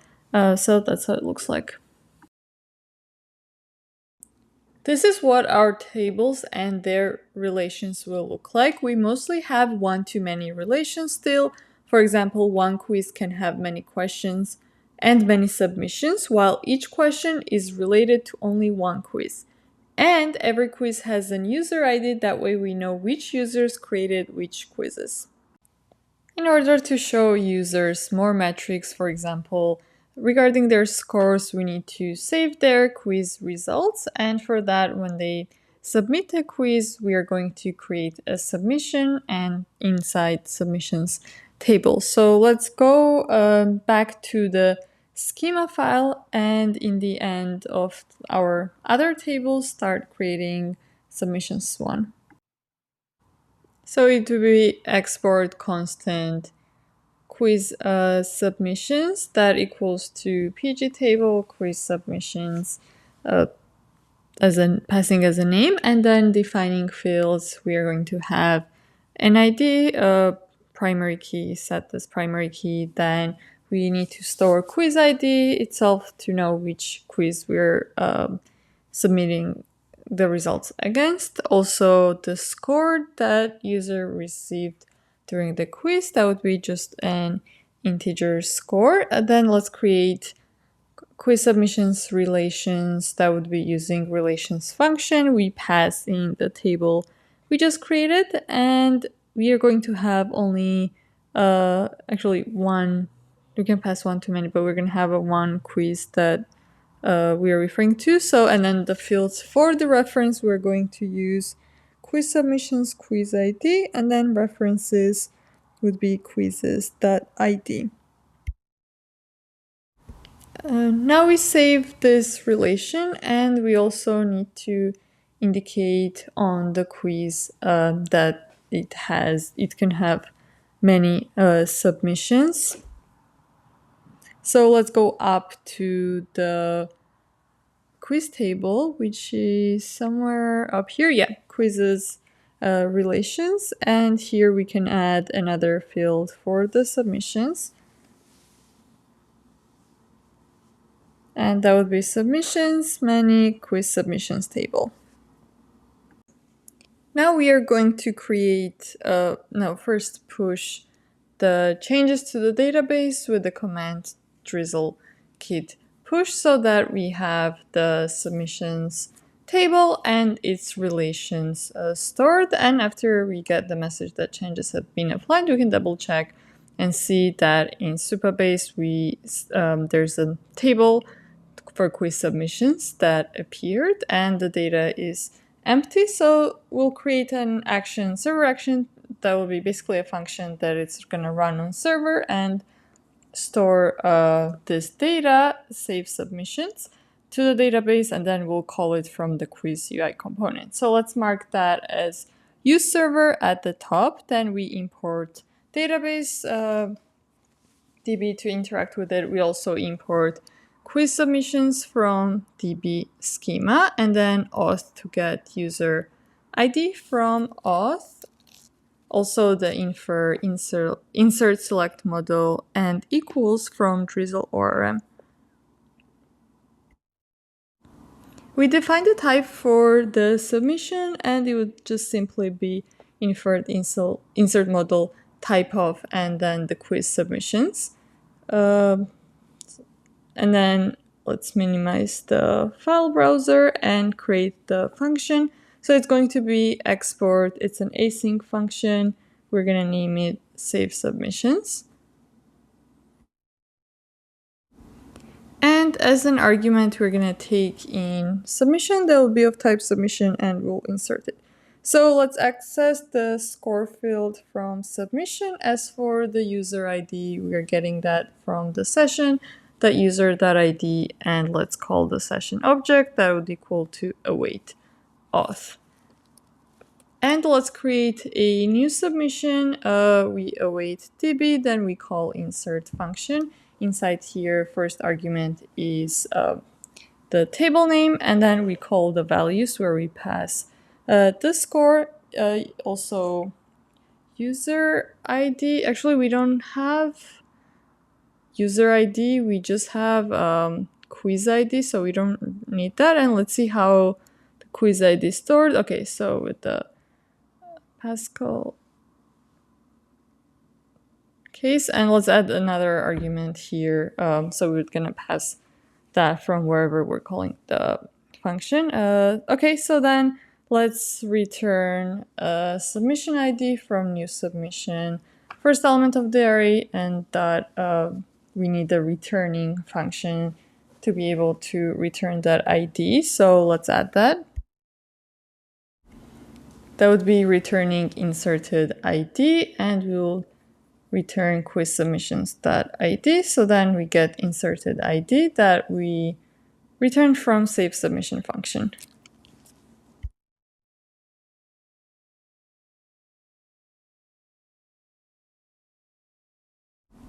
So that looks good. Let's go back to the quiz questions component here. First, we are going to import the save submissions from the actions folder and save submissions file.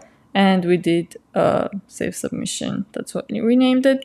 So update the name. I'm going to minimize this other functions and add this handle submit function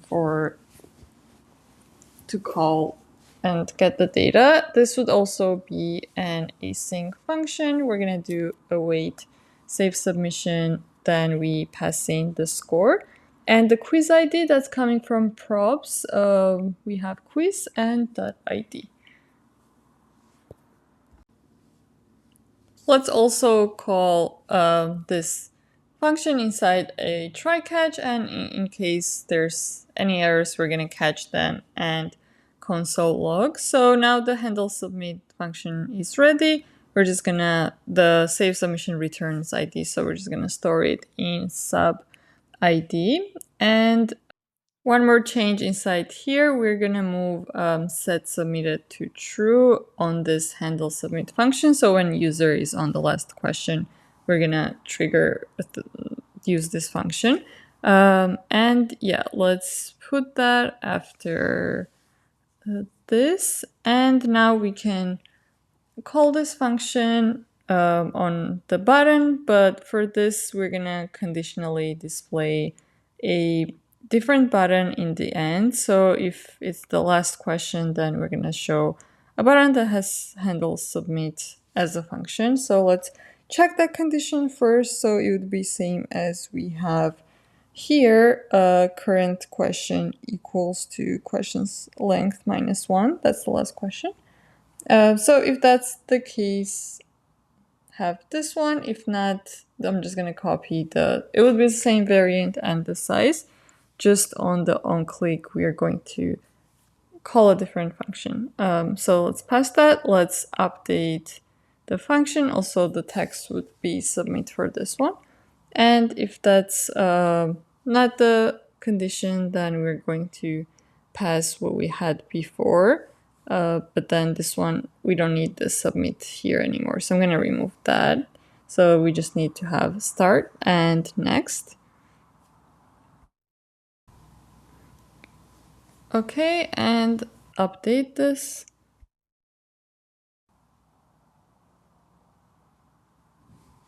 And once we make that change, let's save that and navigate to one of the quizzes. So I'm going to do the second one. We're going to remove that header later. I'm going to quickly go through it. So I go to the submit. Once I click the submit, we can check in the database to make sure the row was added. And here we can see we have quiz ID and the score saved. Now, after user submits the quiz and they want to go back to the application, let's add exit button similar to how we have in the quiz questions. So actually here, I'm going to copy the header and make the modifications to it. So here we have a header. I'm going to expand this so we can see the code better. And once we copy that, we go to the quiz submissions, and in here I'm going to close out the main and add the div at the top. Also, we need to import the things that we need, which is the button from components, UI button, and what else do we have? The icons. Well, I'm just gonna copy them from the quiz questions, like the import statement as well. And once we have that for the progress bar, we don't need that, nor do we need the going to the previous question icon. I'm gonna change to justify and it still does not show up. Let's remove the grid layout and instead just do like a flex. So I'm gonna revert this to flex, and now we can see the button, only doesn't have functionality. So let's add that to a redirect user. We would need the use router hook from Next navigation, and also we're gonna create router that's gonna call the use router hook, and let's create a separate function on handleback that equals to, we can just do router.back and pass that to this button right here. On the onClick, we call on handleback. So now if I click it, it takes me back to the dashboard.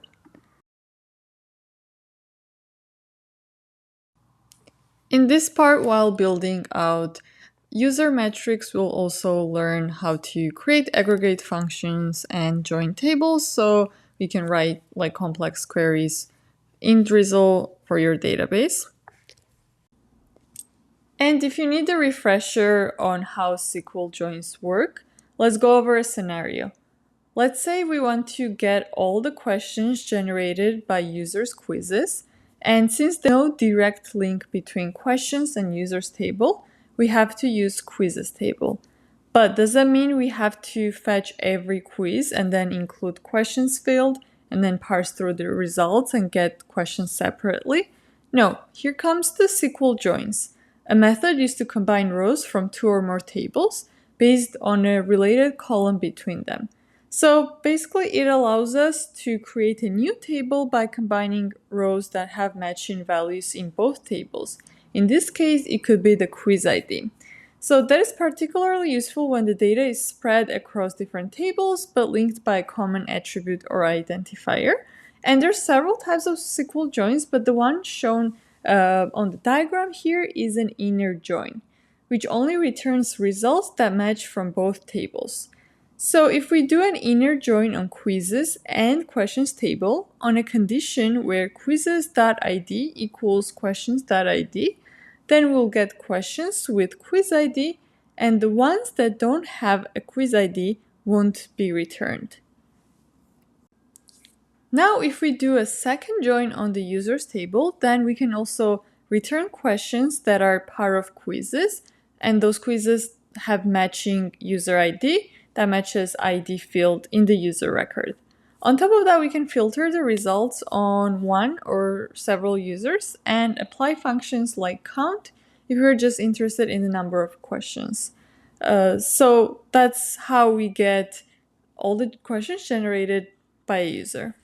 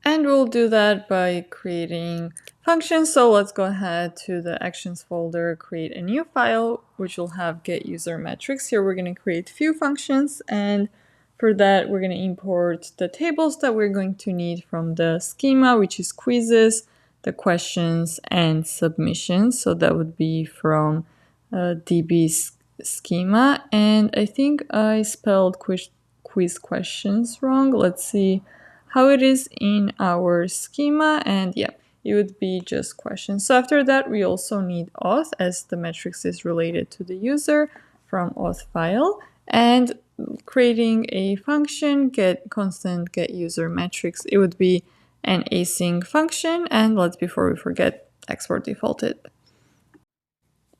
And first thing, let's get the user ID since all the queries are related to that first. Constant session equals await auth, and then user ID, that would be session.user.id. Once we have that, the first metric that we are getting would be the total number of user quizzes. And what we can do here is we can fetch all the quizzes, but that would be too much data. Instead, we're going to use the function count. So constant number of quizzes, that equals to await db select, and let's import the db so we have the functionality. Then we use this function select. Inside select, we pass in the value that we want it to return, which would be count, and we also need to import that, but this is coming from Drizzle or ORM. Okay, and then we say from which table, and that would be from quizzes, and add the condition where the quizzes user ID equals to user ID.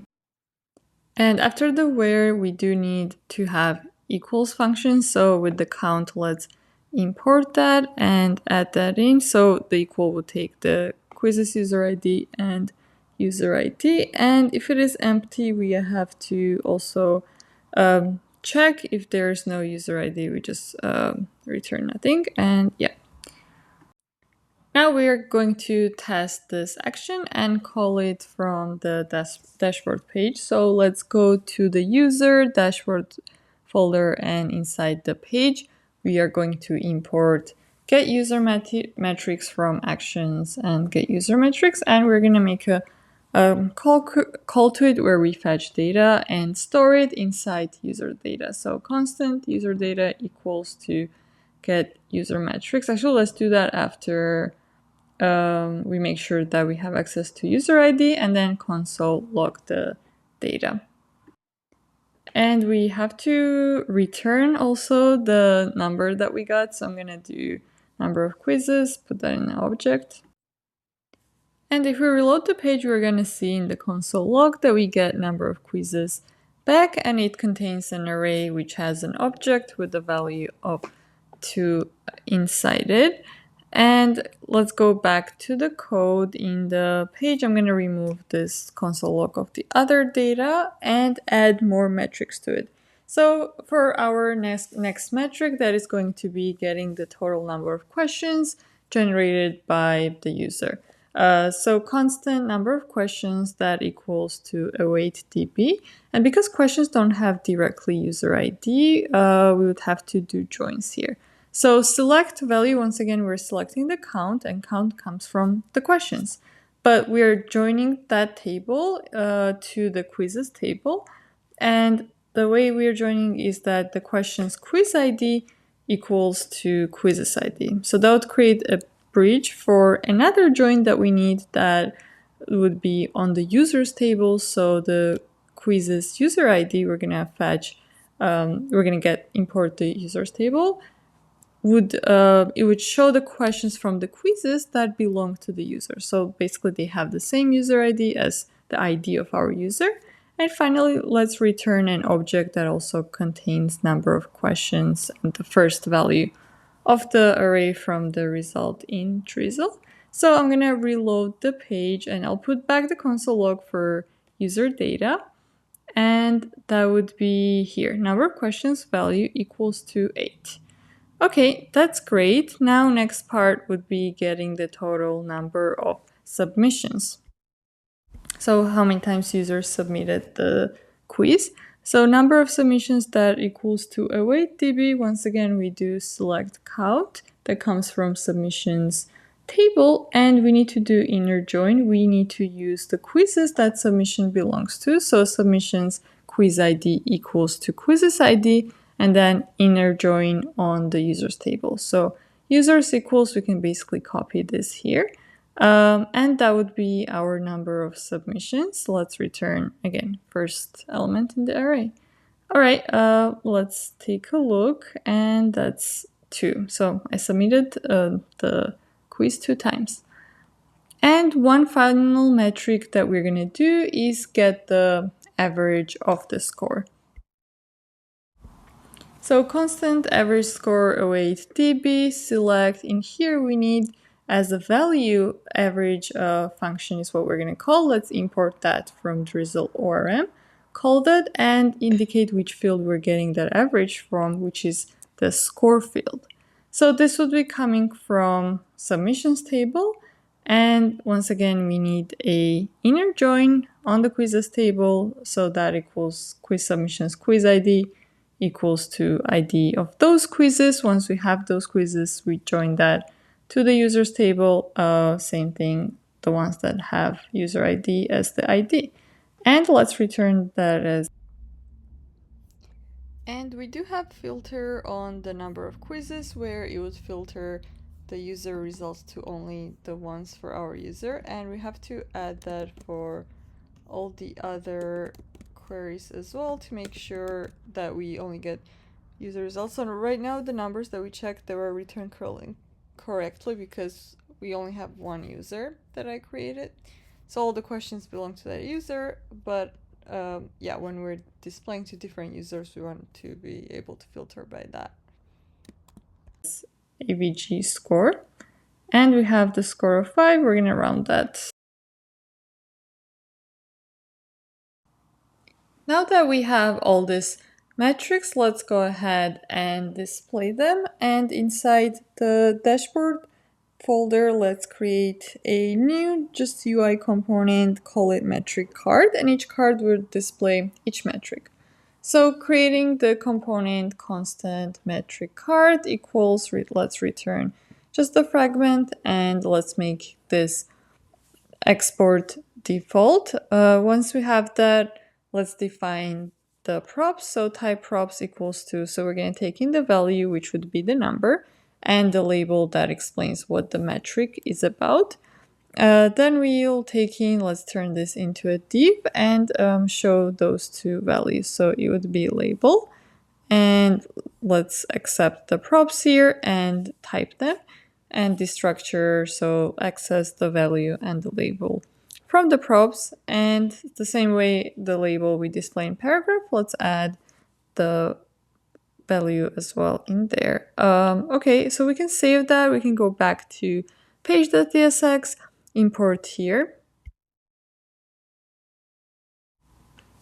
From the same folder, and once we get the user data, we can start to map the values out and display them using metric card.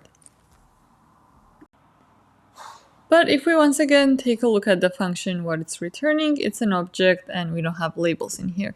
So let's turn it into array, and on every key and the value, let's add, turn it into object instead and add a label. So turning it into an array, so number of quizzes would be a separate object, for example, and then the number of quizzes first element would be the value, and then the label, we're just gonna add a string, for example, let's add here, and this would say like number of quizzes, and the value would be that. So same thing for all of them.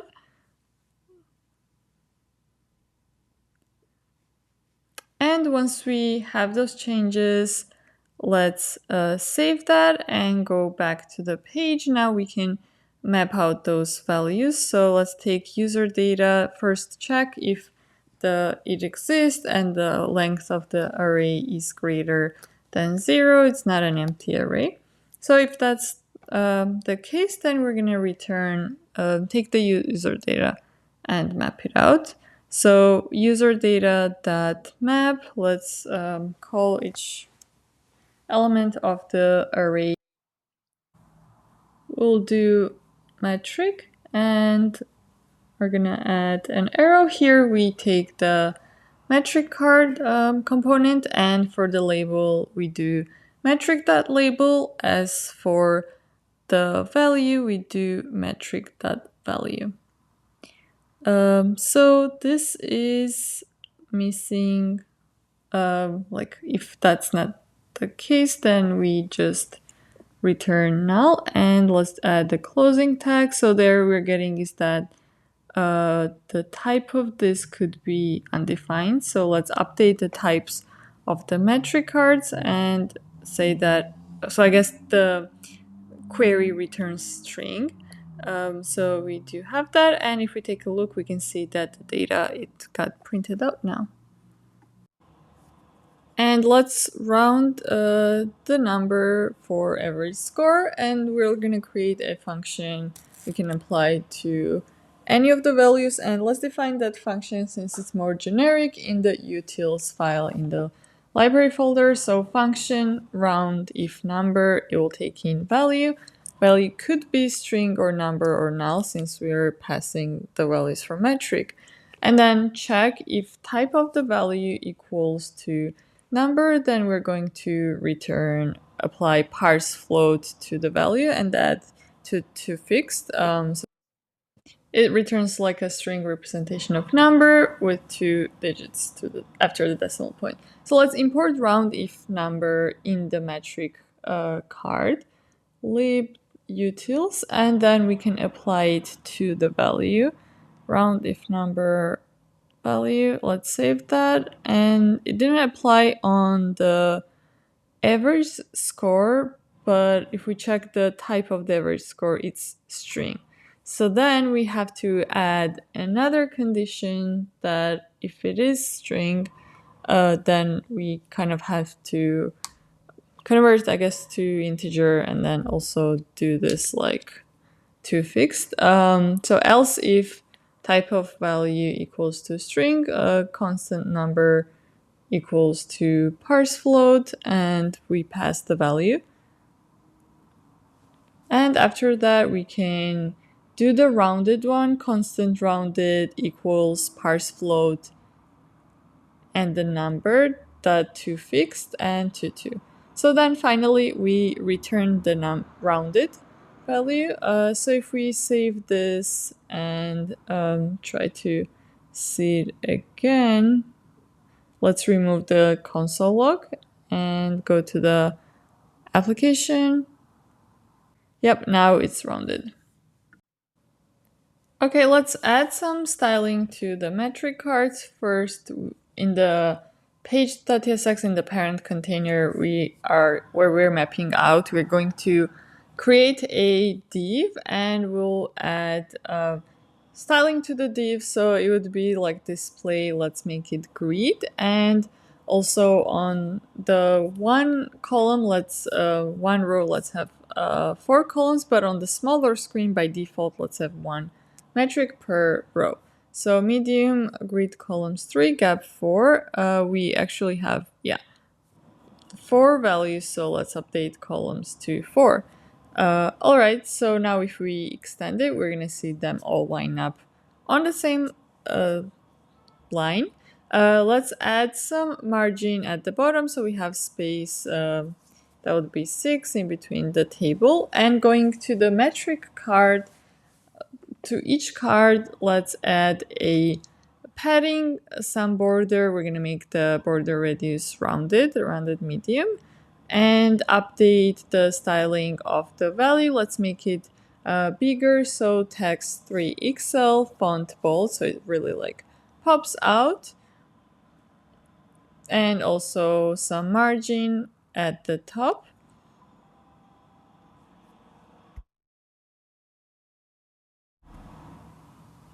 And for the color of the text for the label, I'm gonna copy the value that we have on the quizzes table. So let's paste that for the paragraph tag here. Class name equals to that text. All right. And let's add the margin in between the page and the header here as well.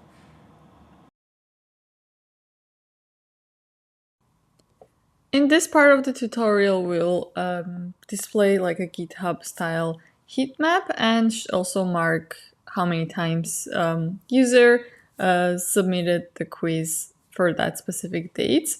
And first, let's get the data, go to the actions, create a new file, get heat map data. So the function name would also be get heat map data. We're gonna export default the function, and then start writing the logic. So I'm gonna copy the import statements from get user metrics because we're gonna be working with Kind of like same tables and also the auth. So let's grab that as well, where we get the user ID, check if user is logged in, and let's make this function async. Okay, so then once we have that, let's make the query. So constant data equals to await db select. And here what we're selecting is created add, which would be a field on quiz submissions folder, that table that we're gonna add right after. So we want to select created add, which would be that field. And we also want to get count of that created add. So this would be SQL. It would return a number. You would cast the count, and what it's counting is quiz submissions IDs as an integer. So how many times that ID happened on that date. And to we're getting this data from quiz submissions tables. So let's add that. And we can also indicate where condition. Actually, we're gonna do the joins because we have to also join the user ID, connect it to the quiz, and then create the bridge between quiz submissions. So it's not the questions one, it's the quiz submissions. So let me copy the correct one. So, okay, so that should be the one that says quiz submissions. And so we're not counting like total number of quiz submissions. We want just it to be grouped by each new created item. So that's where we use the group by function. And it's also from, okay, so I don't have it imported. Let's import. It's also from Drizzle ORM package. And if we save this now, the next steps would be to return the data and also to add the created add field in the schema. So the way we add is timestamp, and by default, whenever it's pushed, it's gonna add default it to now, and it's not now. So every submissions that I had, it's gonna add as a I submitted now. So let's push the changes to the database. And if we check in the database, we're gonna see that created add values have been populated. Okay, so I forgot to return the data in get heat map data function. So let's do that. And also I saw a warning that the keys are not unique for the metric card. So let's go over to the dashboard page and add, since we're mapping them out, we have to add keys. And as for key, we're going to use also metric.labels since they do have unique labels.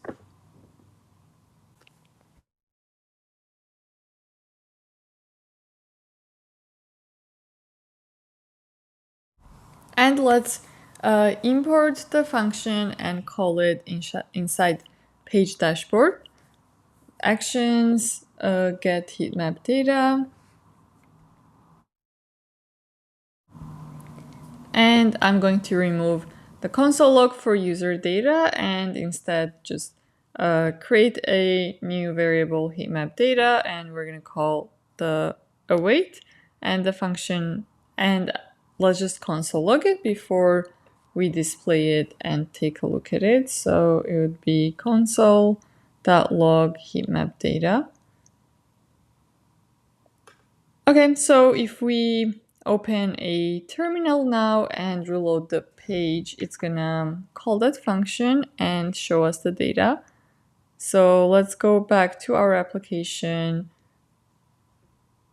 reload it, and navigate to the tab where I have the app running. So here we see the data object, and you can see that it is an array. It so far has one item created at, and for that created at, we have count of 2. So 2 submissions with the same, I guess, timestamp. All right, so for displaying the data, we're going to use this library heat map for React. It looks very similar to how GitHub commits do, and here we can see how there's different props we can customize. We're gonna use the dark mode, and so you pass the data in an array. We have to install it. This is also not installed in the project, so let's copy the install command. I'm gonna paste it. So npm install react heatmap -the save for the dependencies, and let's take a look at what we can update. So I really like this tooltip. When you hover over, you can also see the actual number of count. So I think that is like pretty cool. So let's copy the code example that they have and paste it, modify. We can also browse some different props from their documentation. And going to the dashboard, I will create a new component for it. Let's name it heatmap.tsx. I'm gonna paste the sample code. Seems like for the React tooltip, we have to install a separate library as it's showing in red. So let's do that. So the command npm install, we're gonna replace it with React tooltip, since that seems to be the name of the package, --save. All right, so once we have that, this red line is going to go away. And first, let's just import the page, make sure it gets displayed without any issues. And we have export the demo is the name of the component, but let's import it as a heat map. And from the folder, heat map, okay. The demo has no exported member. Okay, so I think it's a default export. So let's just do demo, and we're gonna name it, rename it later, and let's add that inside this div. So it would just be demo for now, and let's reload the page. Unsupported server component time. Okay, so we imported it as in a server component, but this we have to define it in client component because I'm sure they're using some kind of code that's only client related. So if we say use client and reload the page now, we are able to see the chart. Let's change the colors of the heat map. So I don't see the dark mode option here, but I think we can like customize it as in apply our styling. So I'll try passing style like this. So they have a style prop. So if we do background color and the pass color of the background, let's see if it works that way. So I'm gonna pass black. As for just the color of the text, let's do white. So 888, and let's see if it got updated. Okay. So that's not quite what I wanted, and now I'm gonna try to update the, also want to change the color of the one that hasn't been marked the date. So let's see if panel colors help us. I'll define panel colors here below the value. So they have an example here, which is what says it's background and active color. So I'm gonna copy that, paste it, see if it changes, and so it's supposed to change this from starting to 0 to up to like 5 colors, I think that they have. Okay, so let's do that, and there's like the cutoff. So if count is more than 5 between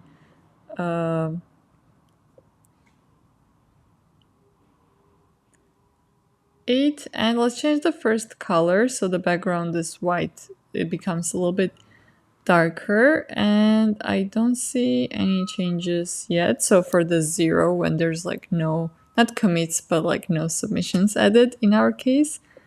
Okay, so if we reload now, it did get updated. That's great. Let's make it just a little bit darker because it's like too gray now. So I'm gonna change this color, save it, and we have to refresh one more time. Okay. And I'm gonna remove this background color because I don't know if you guys can see it. It's a little bit different than the color we have. So I think if we just remove it, it would be transparent, which is better. And we do have a hard-coded value of 600 for width. Let's just change it to 100%. So it would just expand to transparent container.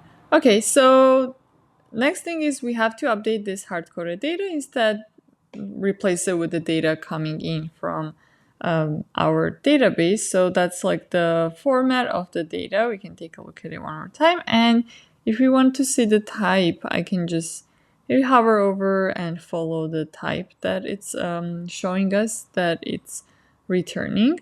And we have to define the props for the heat map and use that type in there. So heat map data, instead of constant, I'll add type, and then this props equals to this data right here. And then this could be undefined, but inside the props, we're gonna check if it's undefined on the page level, and I'm gonna remove that option from the props. And let's pass in the props that is of type props. I will change the name of this to a heat map. Oh, we already do have heat map as a component. Okay, let's do a submissions heat map.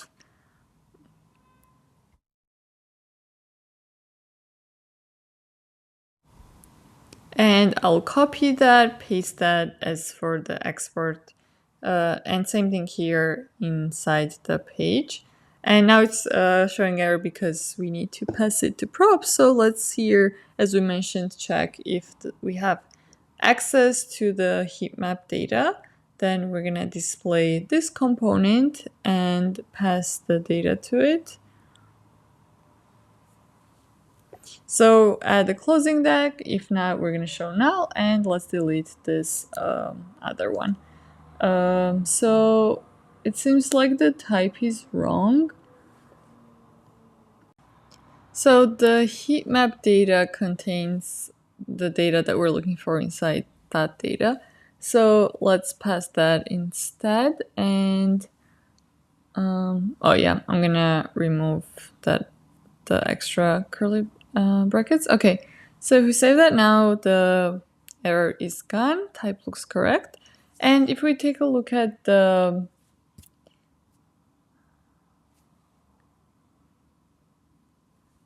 date types, so these are in like string in a different format, and we do have timestamp, so we would have to convert that. So let's create a new function inside of the utils file where we take the timestamp convert. So export function convert date to string, and it would be taking in date that is of just type date, and it will be returning a string.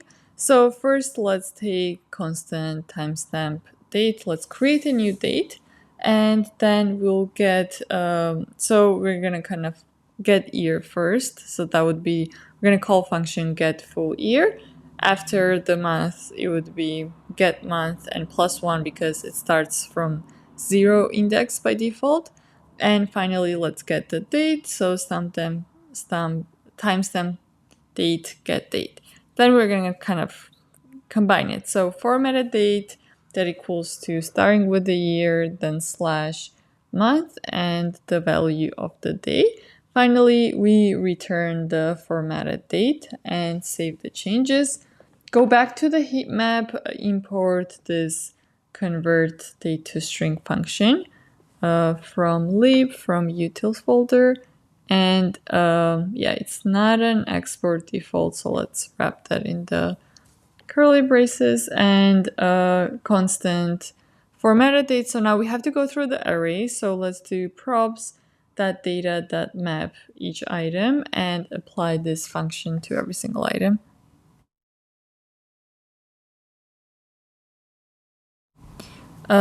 So we'll apply this function, but we also have to create an object in the format that this is taking. So constant value, if we take a look at that array, they have a date string saved in the date field. And okay, my typing is wrong. And they also have the number values saved in the count. So let's console log that, see why is it undefined?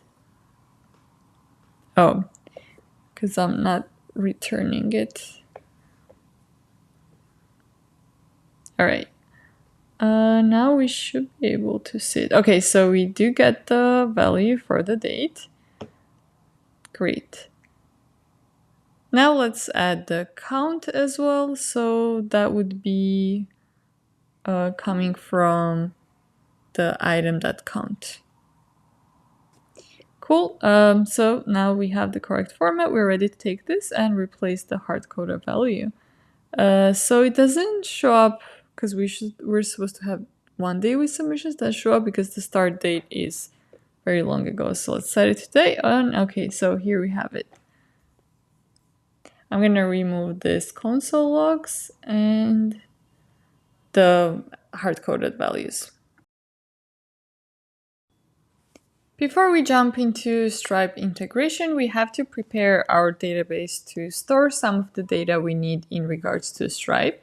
So let's go to schema. In the users table, we're going to be adding Stripe customer ID, which would be of type text, and then we're going to have another field subscribe. That would be Boolean, whether or not user is subscribed to the plan. Let's push the changes npx drizzle kit push to the database. Once that's ready, navigate to dashboard.stripe.com. In the settings, select developers and API keys tab, where you'll have to copy publishable key and secret key. And if you don't see them, there will be an option to create them. And once you have them, navigate to inside the code to your env file. So copy your publishable key, whatever the value is, and put it in the next public publishable key. As for the other one, would go to Stripe secret key, like in between these codes. And next, before we start selling something, we need to create the product. So navigate to the product catalog, click add product, paste the name. It would be like the plan. So quiz AI plan. Then let's see what else is like required. So we select recurring, monthly, billing period, and number for the amount, like the price.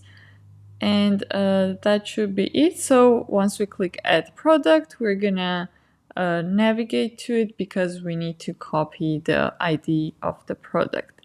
So here we see the details, copy the ID here. Actually, no, we need the price ID so that we can refer to it from our code. So copy that, and let's go back to the code.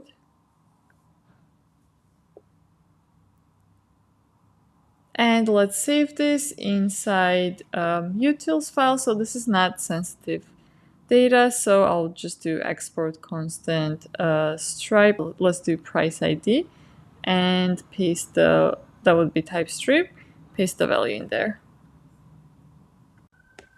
And before we even try to generate payment, we have to first create a session, and their documentation, we're gonna follow their documentation, and for creating a session, we need to create an instance of the Stripe, which is provided in boilerplate code. In library folder, we have the Stripe file, which creates new Stripe using the Stripe secret key and also API version and setting TypeScript true.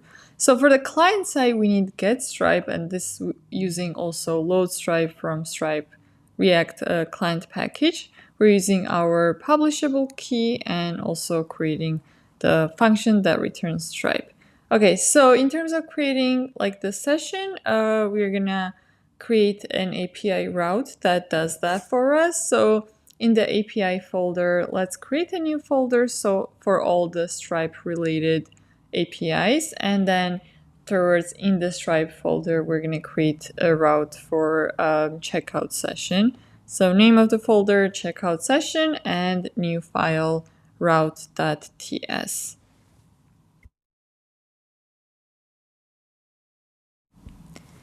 I'm gonna close the file browser, and inside here, as for the import statements, I'm gonna import all the modules we need. So Stripe that I just showed in the lib folder, authentication, and some DB stuff. Then we create export async function post. This would be this API would have a post method, and as a request, we take in Next.js, just like the request type. Then we access the fields that are coming from the, they're passed to the API in the body. So that would be price. And then if quantity is not passed, by default, we set that to 1. And to access this, we do await request.json. Next up, getting the user session. So we're going to name it user session because then not to confuse it with Stripe session. And get the save the user data, user ID inside user ID constant.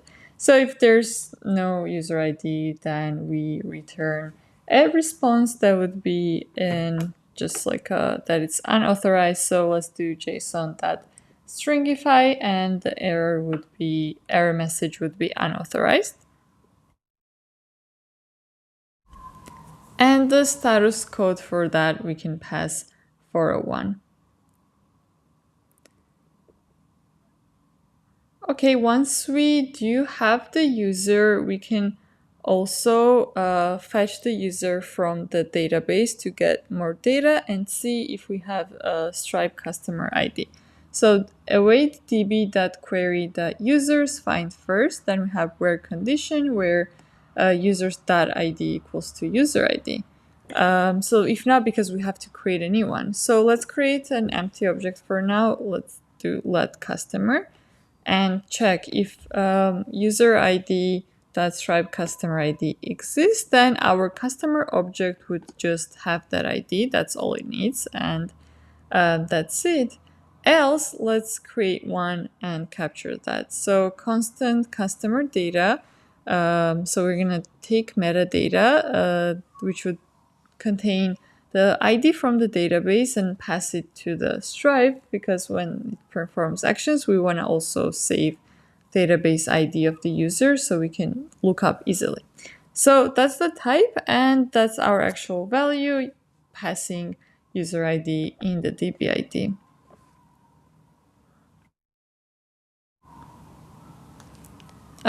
Then we make a call constant response equals to await Stripe customers that create would be function that would create this customer, and we just pass the customer data. Once we get the ID back, then we need to store it into our database. So let's see. Customer equals to ID, response.id. And await db.update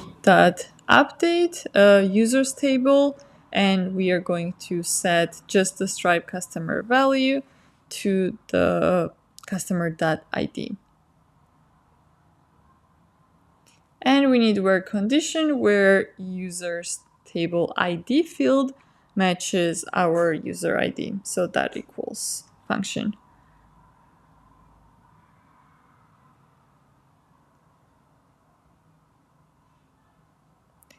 Okay, once we have that, we are ready to make a request, and we need to pass also the URL of the application. So if it's deployed, we can pass the deployment URL, which would be saved in next public base URL. And by default, if there's not any, then let's do just localhost 3000 when we're running locally.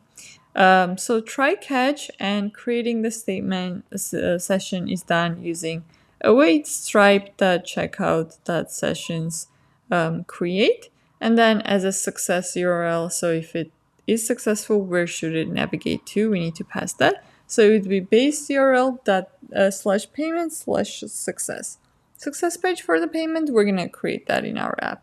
And we wanted to return also the, we have to pass the customer ID and also payment method types that we're providing for the user. So in this case, I'm just gonna go with the card. Next is line items. That's like the data about the information about what we're selling, and then we need to pass the mode. So in this case, it would be subscription, not like a one-on payment. And yes, that's about it. So once we have the session, we do return its ID, and that's what we're going to use then on the front end client side of things. So if session comes back, return new response.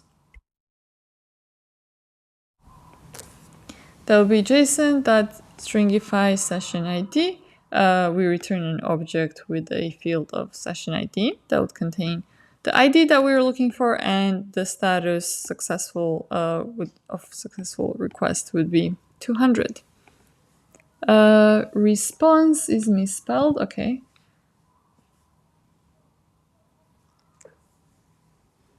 And I'll copy this, so if we don't have a session, then let's return a response either way, but showing the error. So we can say failed to create session, and the status would be 500. And so we also do have a catch statement. We can also console log the error here.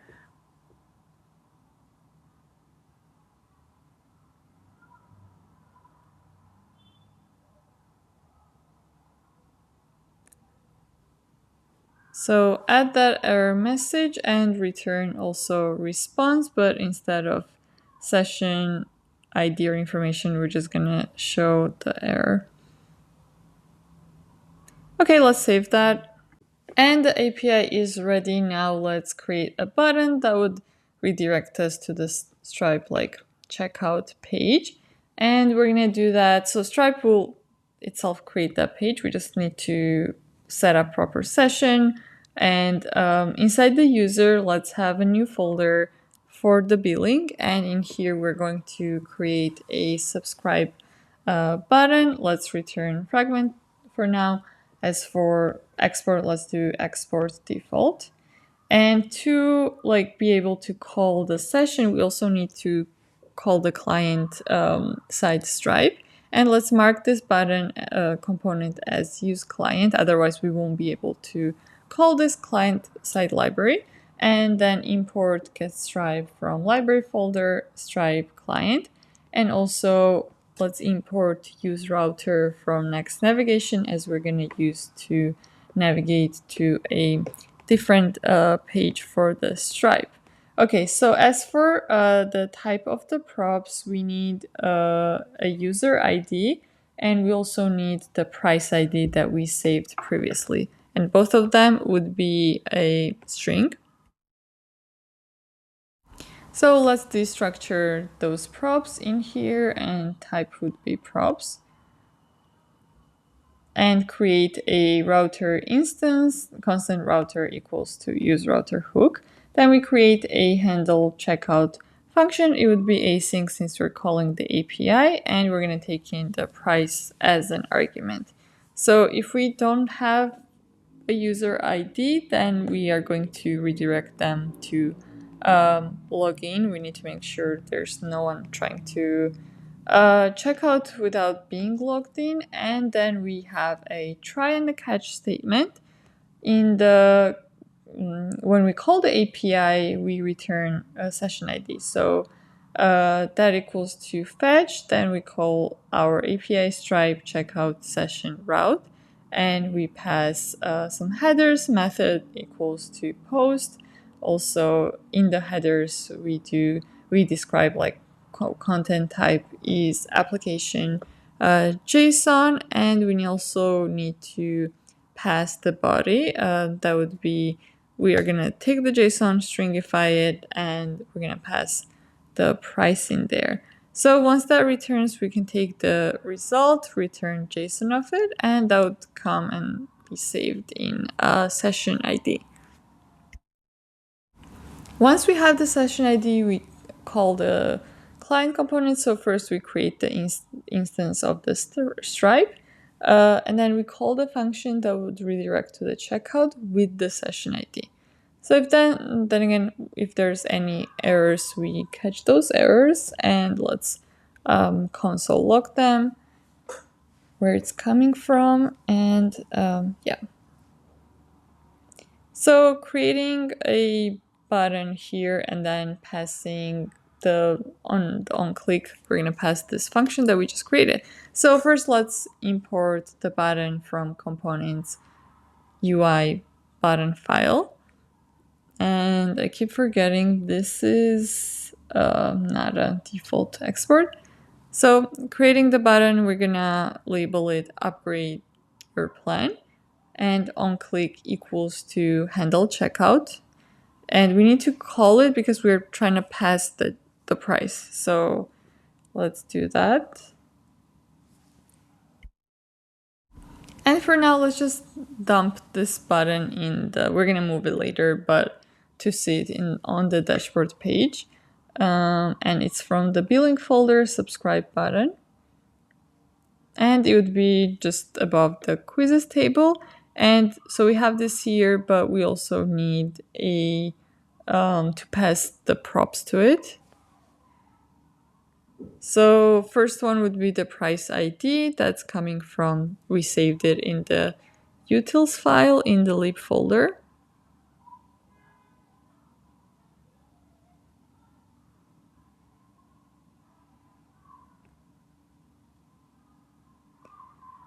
And we already do have the user ID, so let's access to it. So let's just pass that, and the price as price ID constant. Okay, so if we reload, we see the button here. And if we click on it, it redirects us to the checkout page.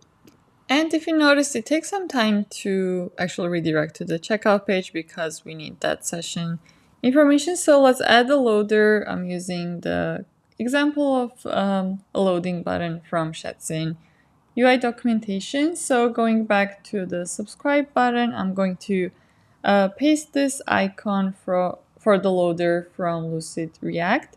Also, I'm going to import use state because we're going to save the state of when we are loading. So let's create that state, constant loading, set loading equals to, and by default, this would be false, and the type of it is Boolean.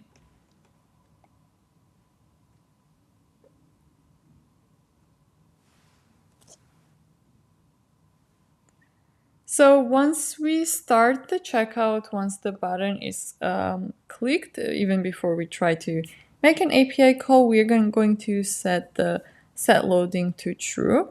And once we finish the API call, we get the result back. Then we're going to set the set loading to false.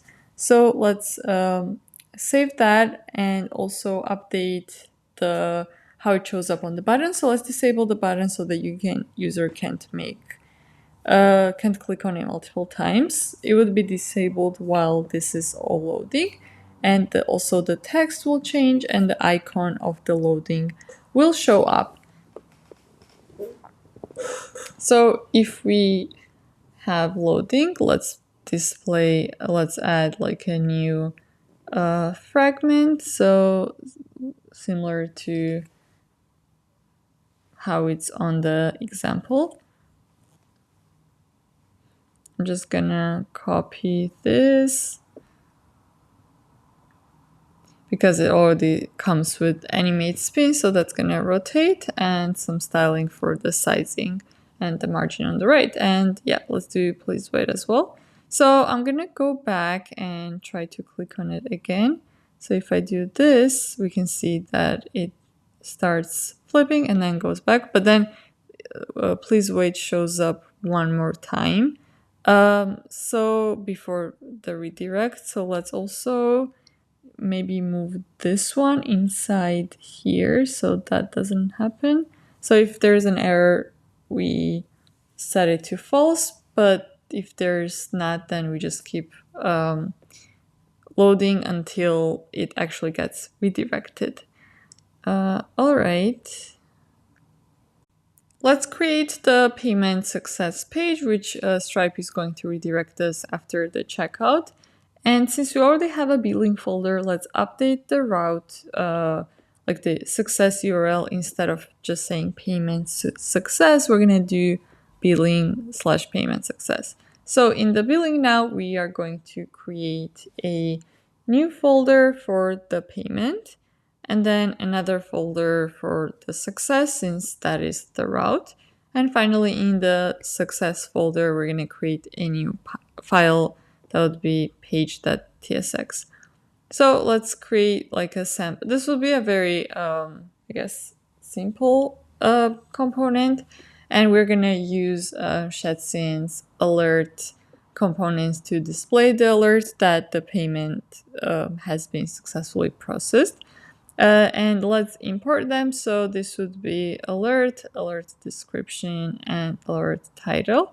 And they're all coming from components folder, UI alert.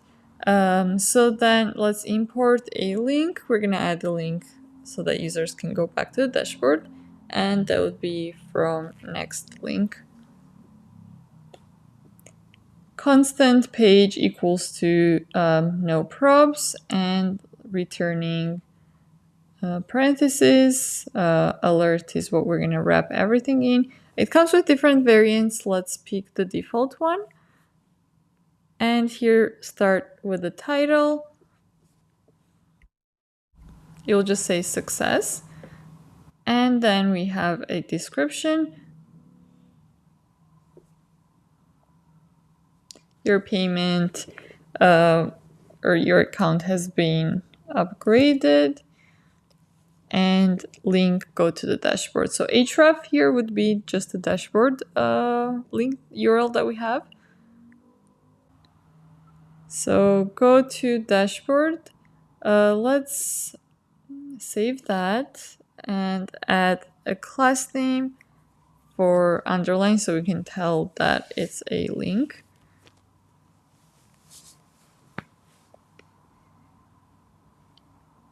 And continue with the text to generate more quizzes. Okay, now do export default page. Save it. And Stripe has this testing card members on their documentation that we can copy and use to test like the checkout process. So on the checkout page, I'm just gonna fill out all the required information, paste the card number. Also, let's check what's the expiration date. So I guess any future date works. This can also be a random number. As for the save my info, we can uncheck this and let's click on the subscribe. So once this is done processing, it should redirect us to a page inside our application. So seems like that worked. That's great. And now we do see the success page and that our account has been updated. Let's update now some of the stylings in here. For example, we can add some margins and the break, so we have a space in between those two lines.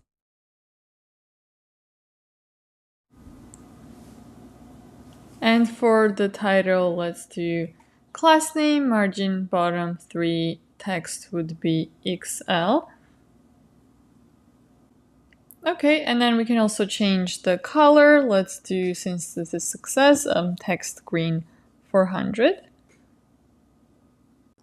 And that's the code for upgrading. Now let's create a billing page for users that want to update their information or cancel the plan. So going back to the Stripe, we need to create a separate API route that's going to handle that portal. So we'll name it create portal, create a new route.ts and import the packages that we need. Then we do export async function. This is also going to be using method post.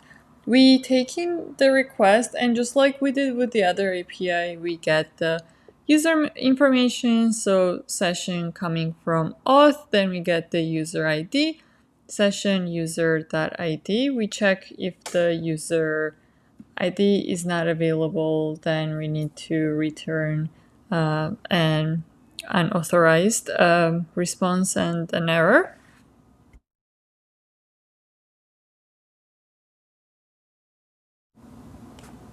And status 401. So in terms of Stripe customer ID, we still also need that. So we're gonna follow the same logic also that we had before in terms of looking up the user. So let's do that constant user equals to await db.query.users find first.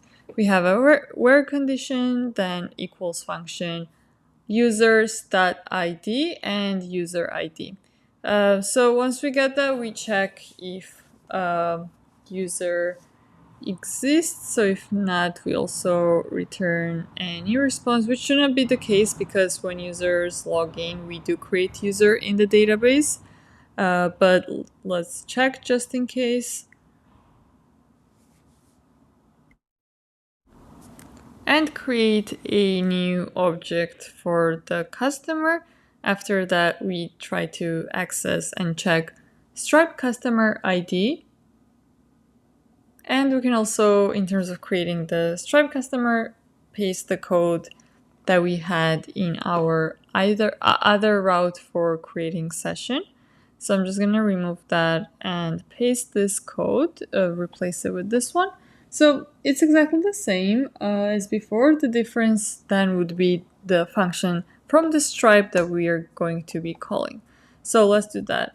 So constant URL equals to await stripe.billingportal.sessions create is the function, and then we pass a customer field customer ID to it, and the return URL. This is where, after user is out from the portal, where should we take them back to? And that would be our billing page, which we're going to create next. And we return the response containing this URL. So let's do JSON stringify URL, and that would contain the value for that, and the status would be 200. So for the billing page, it will contain information whether or not user is subscribed to the plan, and also the button that will redirect to the Stripe portal. So first, let's create that manage subscription component inside billing folder that will show all the information that I mentioned. I'm going to copy because we're going to use some of the subscribe button code. So first step, just changing the name manage subscription for this new component. And then let's see what else do we need here. We don't need to pass it any props, so I'm going to move that and the type definition of props as well.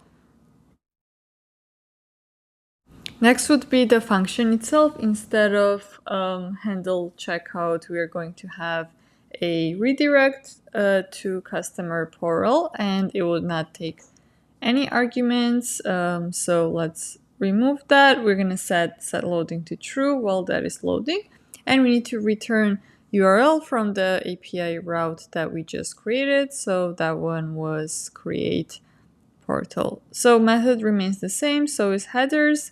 In the body, we're not passing anything. And instead of calling the Stripe function here, we're going to just redirect to the URL. So router.push URL object that comes back .url. Okay, so then when that gets redirected, let's update the name of the onClick function and just directly call to it. Also here, instead of upgrade the plan, label is going to be change your subscription.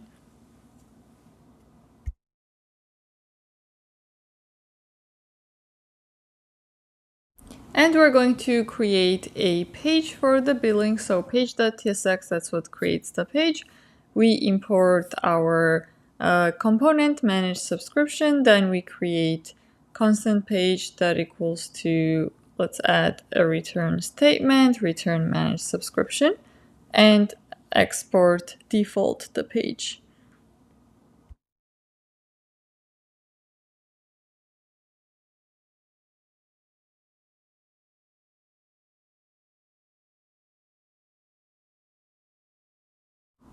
We will also look up if the user is subscribed or not, so to display that. So I'm going to import all the packages that we need to determine that. So we need to access the user ID to do a query based on that. And if that's the session is not available or user ID is not available, then we would have to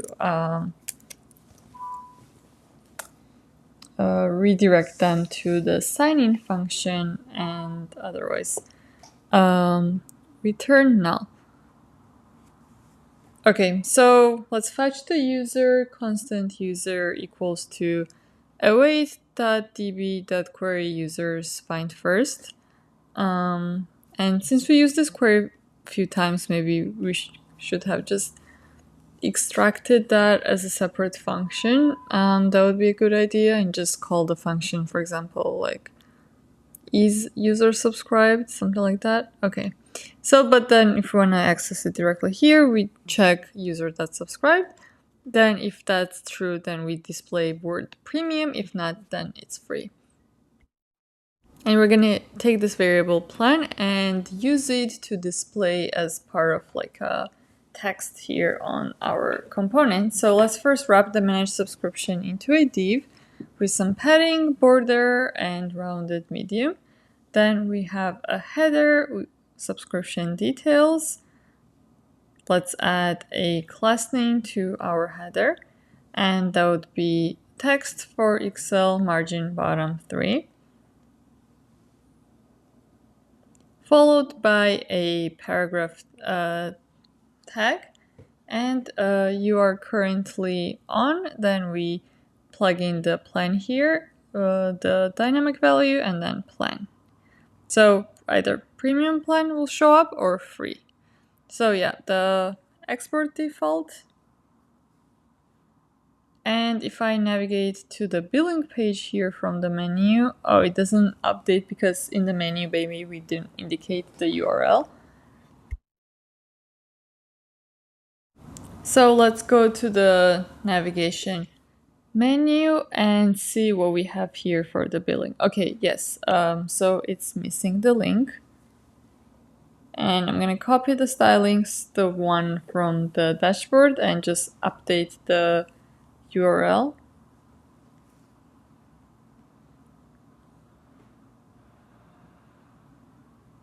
Okay, now it should take us to the billing page. Oh, that's weird. So let's add a margin to the text, so we have some space around it. We're going to do margin bottom 2. So let's see if this is working. Okay, so now we can see it got redirected. Once I click, we go to the customer portal where I can update the plan, cancel it, and going back here, so if I cancel it, then it would also redirect me to the, if we click return to new business, we'll go back to the billing page. Okay, so, but even though I changed my plans, we're still seeing the free. And that's because we haven't wrote in like a logic to upgrade that field in our database. So let's do that. Inside actions folder, we're gonna do create a file that would be regarding user subscriptions. So user subscriptions.ts. Let's import DB first.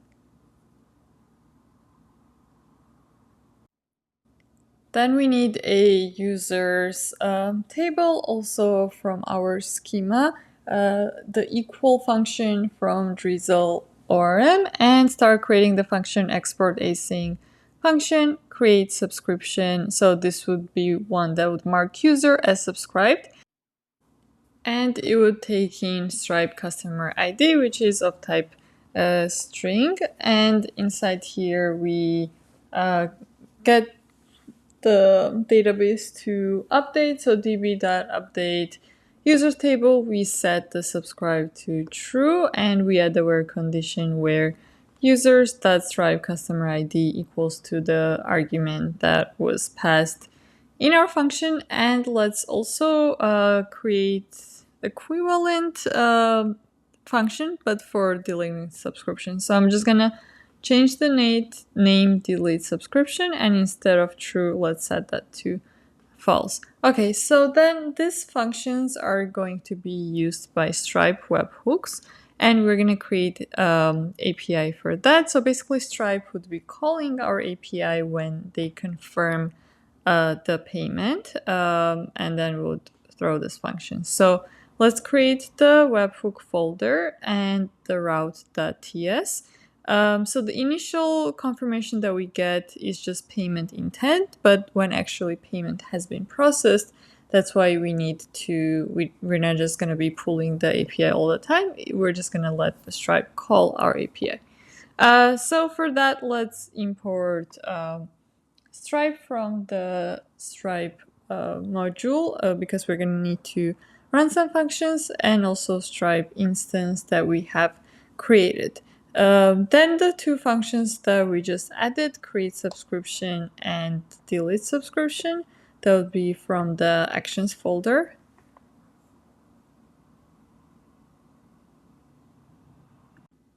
And there's a list of events when Stripe throws webhooks at, and this is the list that we care about. You can browse the list of events on their documentation, but when there's, let's say, subscription deleted or created, session updated, so that's how we create like a new set. And as for the function for the API itself, let's create export async function post. From the body, we take in the request that comes in as a text, and it has in the signature in the headers. So let's call request headers.get, and the name should be Stripe signature. And this part is important. We have to check if that exists, and the type of that would be string.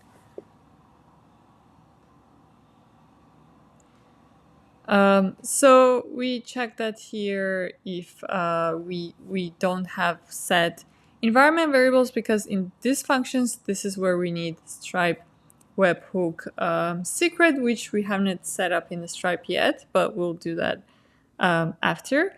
And if that doesn't exist, we throw an error and we indicate that in the application we need to add that.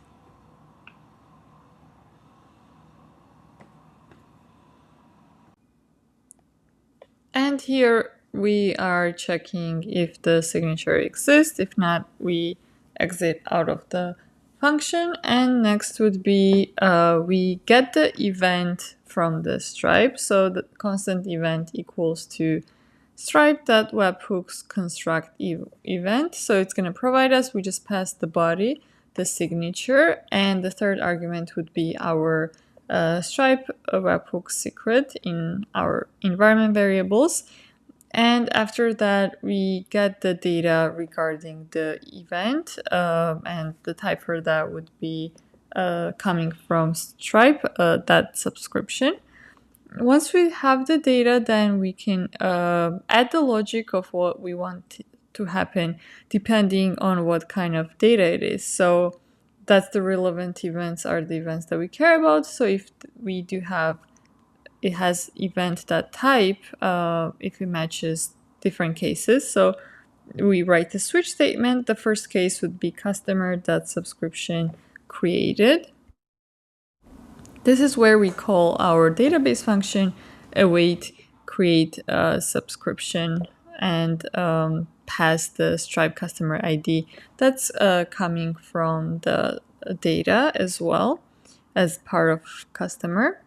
Okay, and we can break off of this one. We can add another case that is regarding deleting the subscription.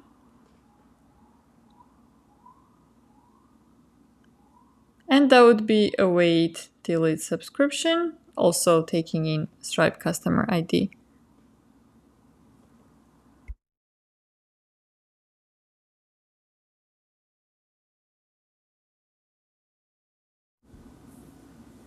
Okay, and then we'll add like a default case where nothing happens.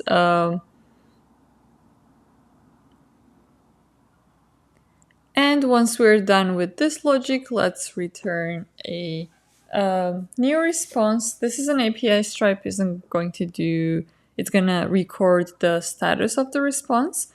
So we can just return something saying like received true and status 200. And I'm gonna move this out of the way. Okay, so I think that looks good for the webhook API. Now let's get that environment variable, and also we have to let Stripe know what is the URL of the API they can ping if any of these events happen. And to set that, we are going to go to the developers tab here, select webhooks, and then click on the button that says add endpoint. The tricky part about setting this up would be that we're running our app at localhost right now, and we're gonna test that piece from the CLI. But the endpoint that we're going to add here we would have to replace it once it is deployed. So I'm just gonna arbitrarily write a number, or you can set this up after you have deployed it for your app, but it's good to first test on the local. So the URL would be the domain name API Stripe webhook, and then we select the events, in which case we wanted to ping the server. We don't want it to ping server on every scenario. So the one that I have on the left side, the list is checkout session completed. Then we have customer. There was subscription updated. Not the customer updated, but the subscription. So I guess it's not that one. Oh, here it is. Okay. So created, deleted. And here we have the updated as well.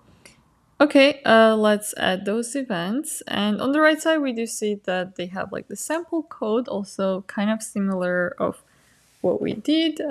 This one shows for Express. And once we add that, we add the endpoint, I guess the invalid URL. So I'm just gonna add HTTPS and the name of my GitHub, which for example, usually takes the repo name. So I'm just gonna directly write that, which is quiz AI tutorial. I would have to double check anyways afterwards. But yeah, let's do that for now. Okay, so we're good to go. And then we have a signing secret, which click on the reveal and copy that. And we're gonna save that as a Stripe webhook secret on line 8. You just paste that in inside the quotes. And once we save that env, let's test env file. Let's test the webhooks locally using the Stripe CLI. I don't think there's any other way we can test it. So if you don't have Stripe CLI, make sure to follow brew install command to install it. And then if you don't have brew set up, there's a link that you can follow to set that up. As for, I use it to install all my CLIs or packages that I need globally on my machine. So for the login from the terminal, we have to log in to it. So we're gonna run this Stripe login that would redirect us to give us a link in the browser. Once you click it, you'll be logged in. So then you can go back and use it, and then we're gonna forward all the request to our local host 3000, and so it would be the URL localhost, API Stripe, and the webhook. So API route, listen forward to. Once we enter, it's going to generate a key, which we're going to copy and paste it in the .env file, and that would be for the webhook local. And now we can try to test this integration. So if I go to the dashboard and try to upgrade my plan from this button, because I think last time I canceled it. So I'm going to subscribe, and we should receive an event that the user has been subscribed.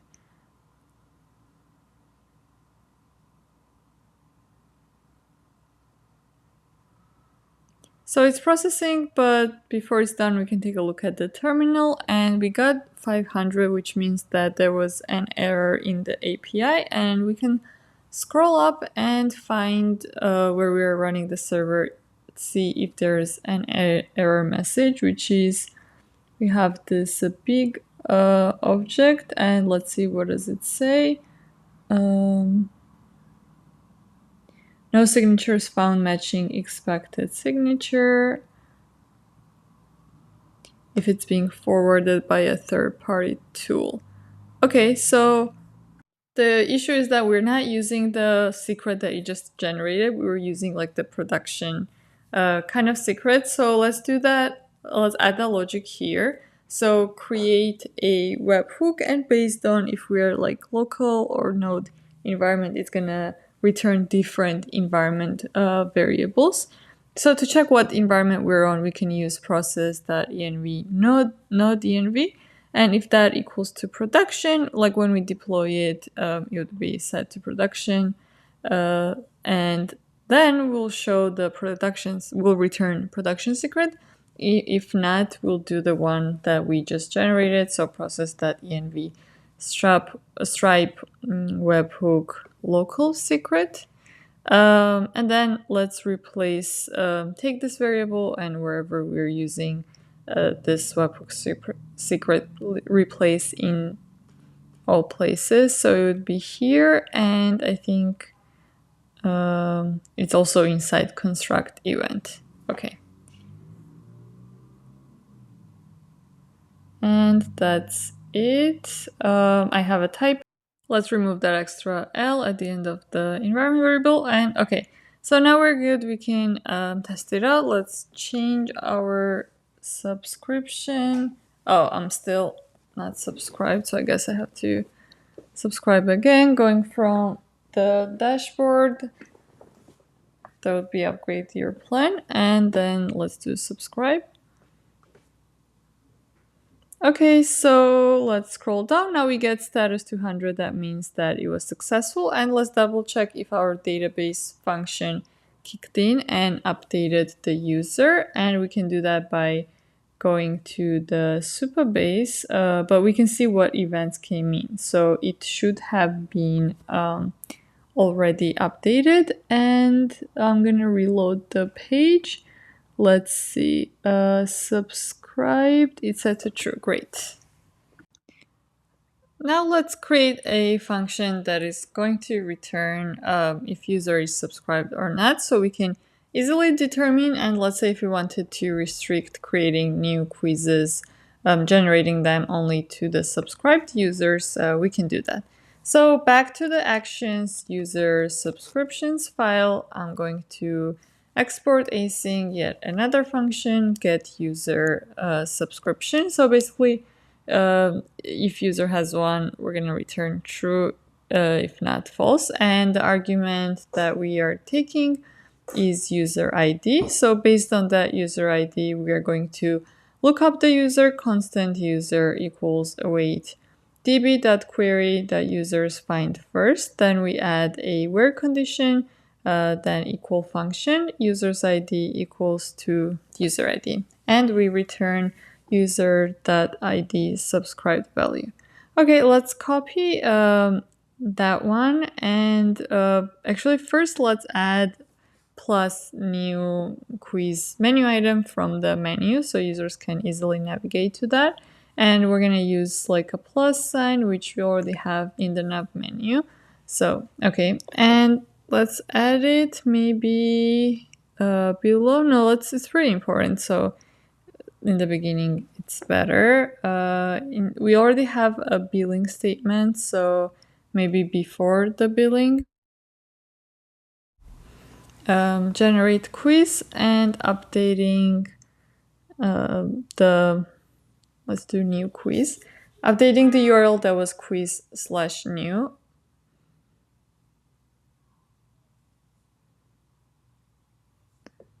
Okay, and the credit card replaced by plus. All right, so let's click that and navigate here, and let's remove this header that we did previously. We don't need it. That was not in upload doc, the layout. So that would be in quiz folder, and that's the header. We just removed that.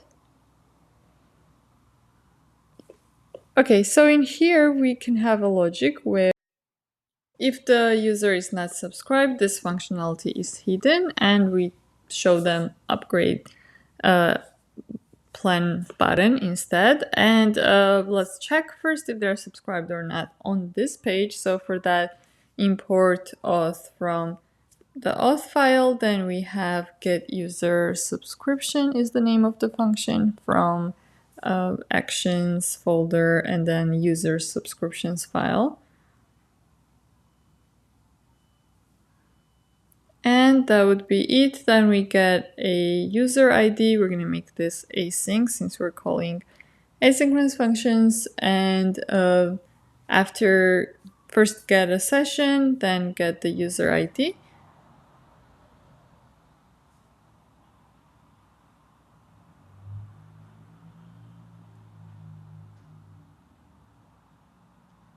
And then pass it to the get user subscription function, and store the data as just like a variable constant subscribe. Await get user subscription. All right. And so the way we pass user IDs as an object, so let's do that. And we have to check if it's defined or not. If not, then just prompt to the sign in.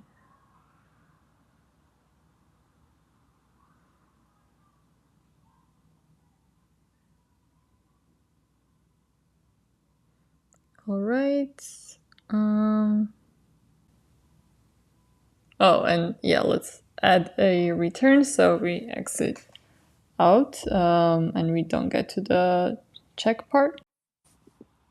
And let's define the types for subscribed. So it would be either, I guess depends on what we return it, Boolean, null, or undefined. And we're going to show this upload doc only in the case if subscribe is Boolean and set to true. So let's copy that. Let's check that maybe inside main. So we're going to create a new fragment where we're going to wrap our H2 and upload documents in, and then subscribe. So if this is true, then this is what we're going to display. And then if that's not the case, we're going to create like a new div. In here, we're going to show like maybe like a locked icon, which we can browse from the Lucid library that we've been using for the icon. So let's see, lock looks pretty good. So I'm going to import that. Copy JSX and paste it. I'm going to remove the tags. We don't need it in the import statement from Lucid React. And add it inside our div. Let's add styling for div. Actually, border we don't need, but border radius, let's set it to rounded medium. Background primary, we're gonna do foreground. Here we have the lock. Let's pass the width to it and the height. Actually, do it via the class name. So width and height set to 12. And after that, we are going to have a button that I mentioned that would redirect the user to the upgrade. So for this case, I'm not going to use our UI component. I'm just going to use a plain HTML button, and we're going to style it. And let's see if there's any icon for upgrade or account that would indicate that. Maybe a fast or like a fire, I guess, works. Let's copy the flame, remove the tags, and this one would go inside the button.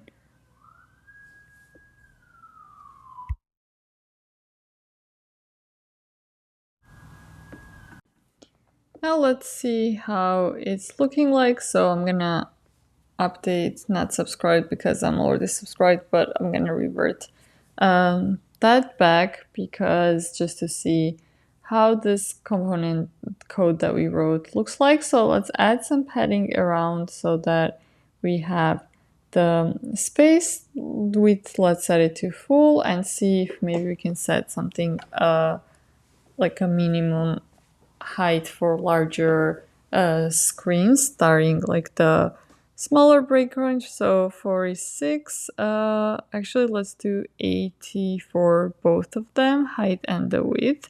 That looks better. And yeah, adding the breakpoints back in. All right.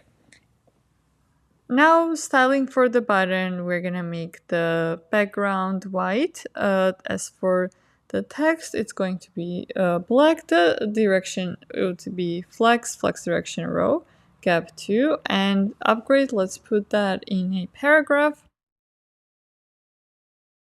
Adding a padding around the button, let's do rounded full. That looks better. I'm also going to copy the H2 heading for the other one that we did, and this would say subscribe to upload documents and generate quizzes. Okay, the height is maybe make text smaller so we can actually fit it in our component, and I'm gonna move block below the text. As for the parent component, let's set the flex also item center and flex direction, which would be row. Okay, the cursor pointer, because this whole thing would be clickable. And I'll change the flex direction of this one.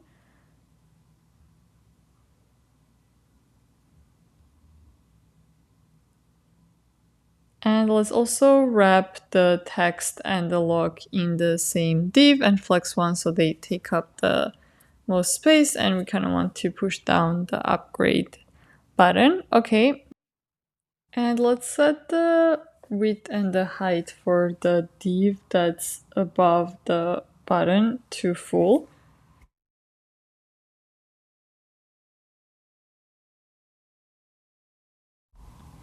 So they do take up like the full space. And in the button, we are also going to take items and display it towards the end. For the flex one, let's add flex item center so that the log and the text are centered. So that looks good. We just need to update add the flex direction, so add the column. And we just need to move the upgrade button to the right side. So I'll just put this button inside, wrap it in a div, and I'll make the div itself flex instead. So flex row items and justify, and let's move that over to the div class names. And it still hasn't moved, maybe because it doesn't take up the full width. So let's set it to width full. Okay, so now that's better. And actually I'll turn this button into a div because we're gonna wrap the whole component would be a button. It would be clickable. And now let's create a function that we can pass to the button. The name of the function is going to be on navigate to upgrade, and the similar how we had the subscribe button, it would work like that. So let's first copy the name on the button on click props, pass it to it, and because it's empty, we're getting an error. But let's find where we have, I think it was called subscribe button. Okay. And in here, we can copy the function, but we also need to copy the import statements and anything else that we had regarding the code. So let's see, we make an API call and call the Stripe.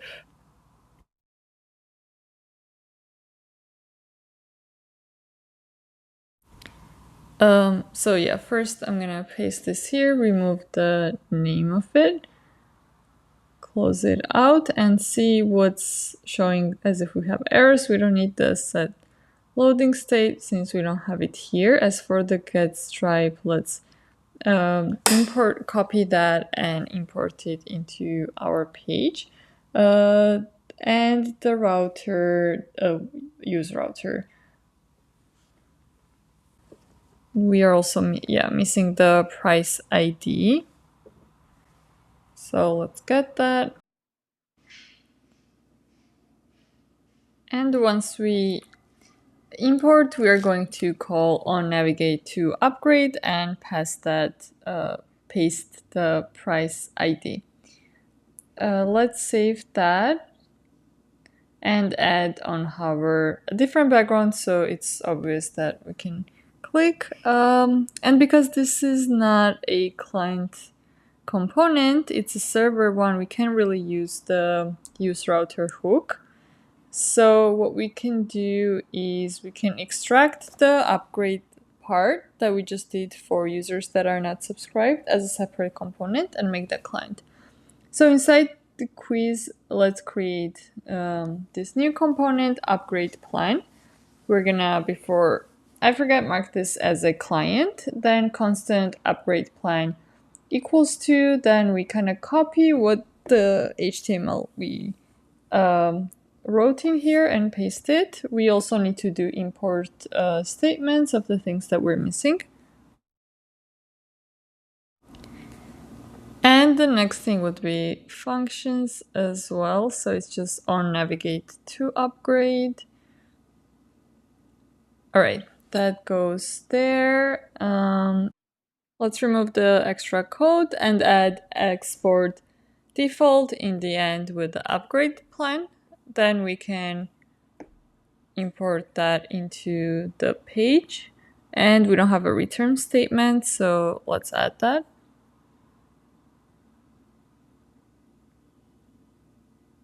Okay, going back to the page, import upgrade plan. From upgrade plan, and it's not in the new folder but the quiz folder, and I'm gonna remove this and just replace it with upgrade plan. So that should be it. And if we click here now, we get to the checkout page to subscribe to the plan. And if we go back to the application, we have this upgrade button on the dashboard. So let's remove that. Going to the dashboard page, it should be right here.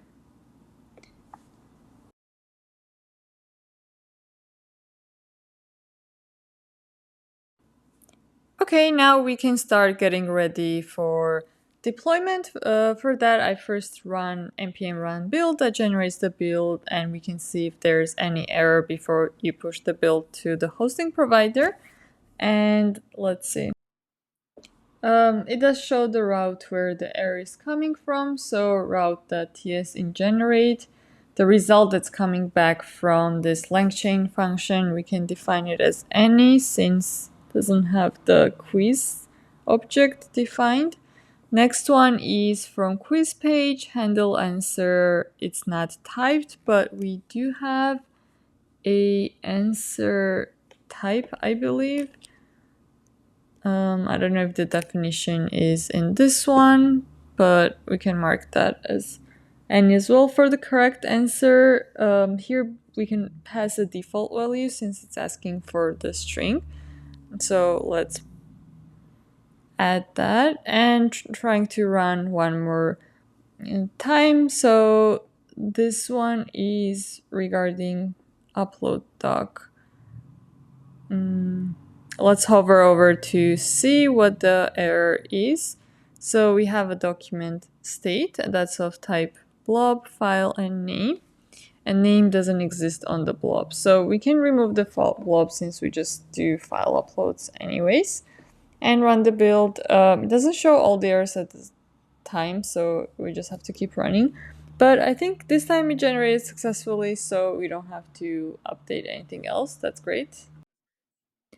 As for the hosting provider, we're going to be using Vercel, and you need to create an account if you don't have any and continue with GitHub. Once you do that, you can easily select the repository where you have pushed the code of the project, configure the project. So in this part, we're going to be adding environment variables. So for the key part, there goes the name, and the value is the value that's been saved. So just copy all of that, and once you have copied all the variables, you can click deploy. So this would generate a domain like URL or where it's deployed. Then we have to go to Stripe where we have to update our hook. So now you can see this hooks failed because we didn't have a deployment. So I'm just gonna copy the URL. I think I did get it right because that was the name. But in case it's not the same, let's see where we have settings here. On the right side, let's do update details and update webpoint URL, just the main URL, not for the API. That remains the same. Now we have to create new Google Cloud credentials, or if you want to keep the same, you just have to update the URL.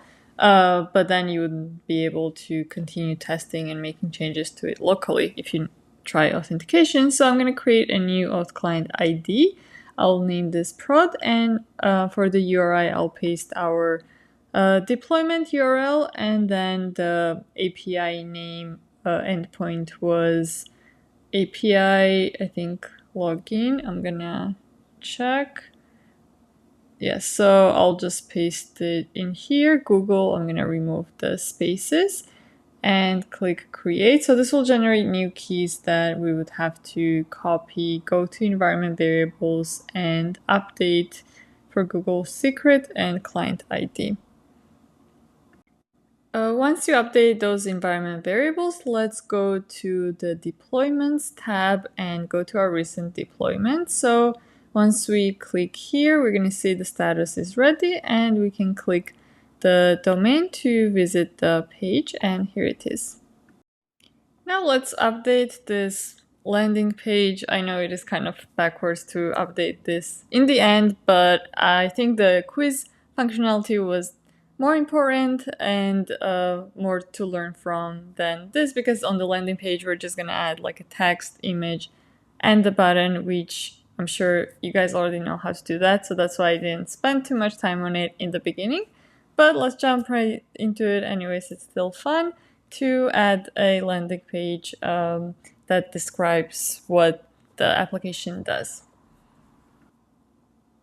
Okay, so in our app folder page.tsx, here's our main page code, and let's remove the footer. We're going to move the button as a part of the main. Also inside the main, I'm going to return this welcome to the quiz text. So this header, and add the div. We're going to have two divs, one for the image, one for the text. So I'm going to add another div here, and at the top import image from next image so we can display that.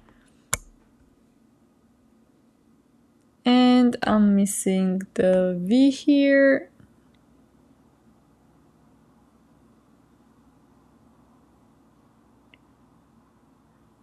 Okay, so that would be div for the image, and then the second part would be for the text. So I'm going to add a header 1 and a brief few words description of what the application does. So something like get maybe quizzed about anything, and then we'll add a subheader to kind of, purpose of subheader, go more into details. So this one would be H3, and it would say upload documents and easily generate quizzes using AI.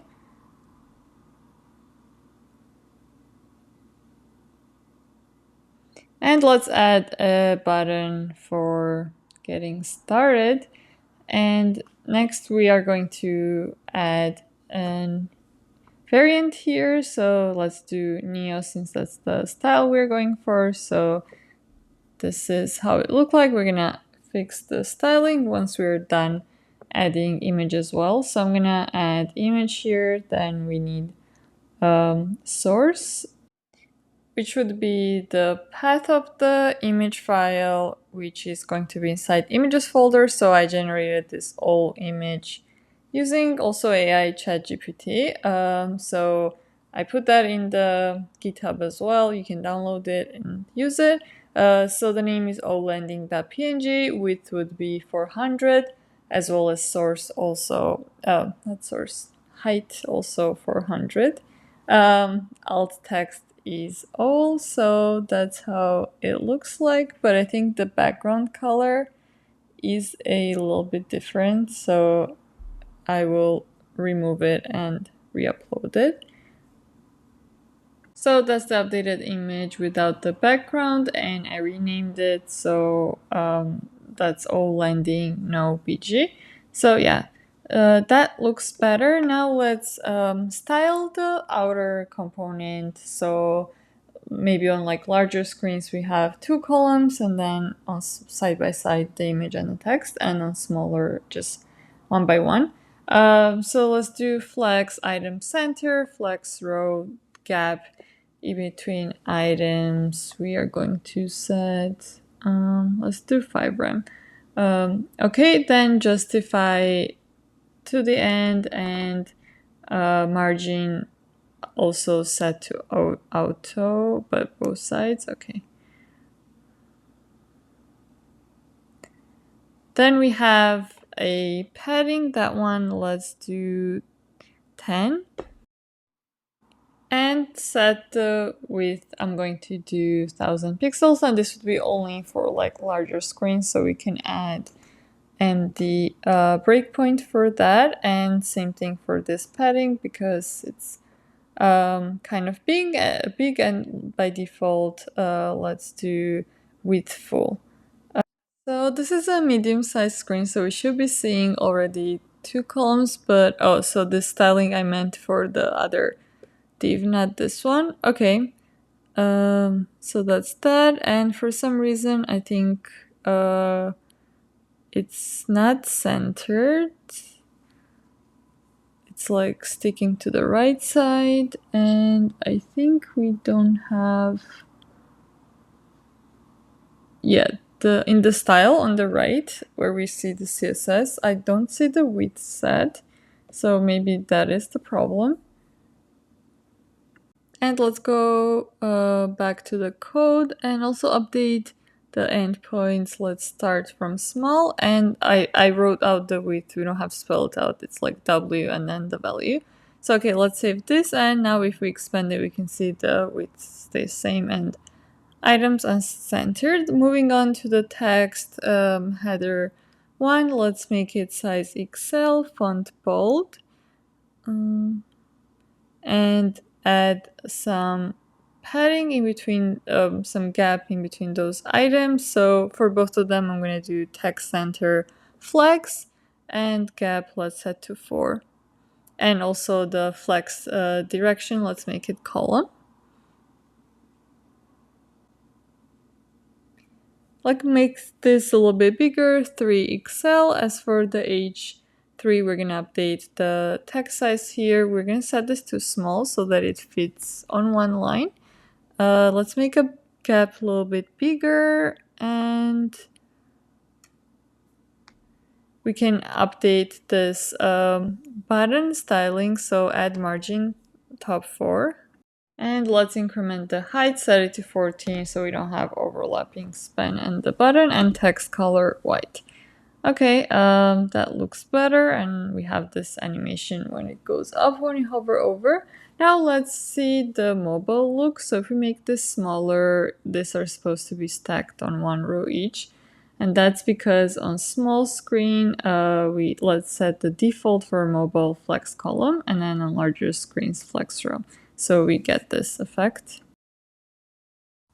Now, once you push your changes to the GitHub to the main branch, deployment would be triggered, and then you can see your changes in the deployed version or check from the result dashboard.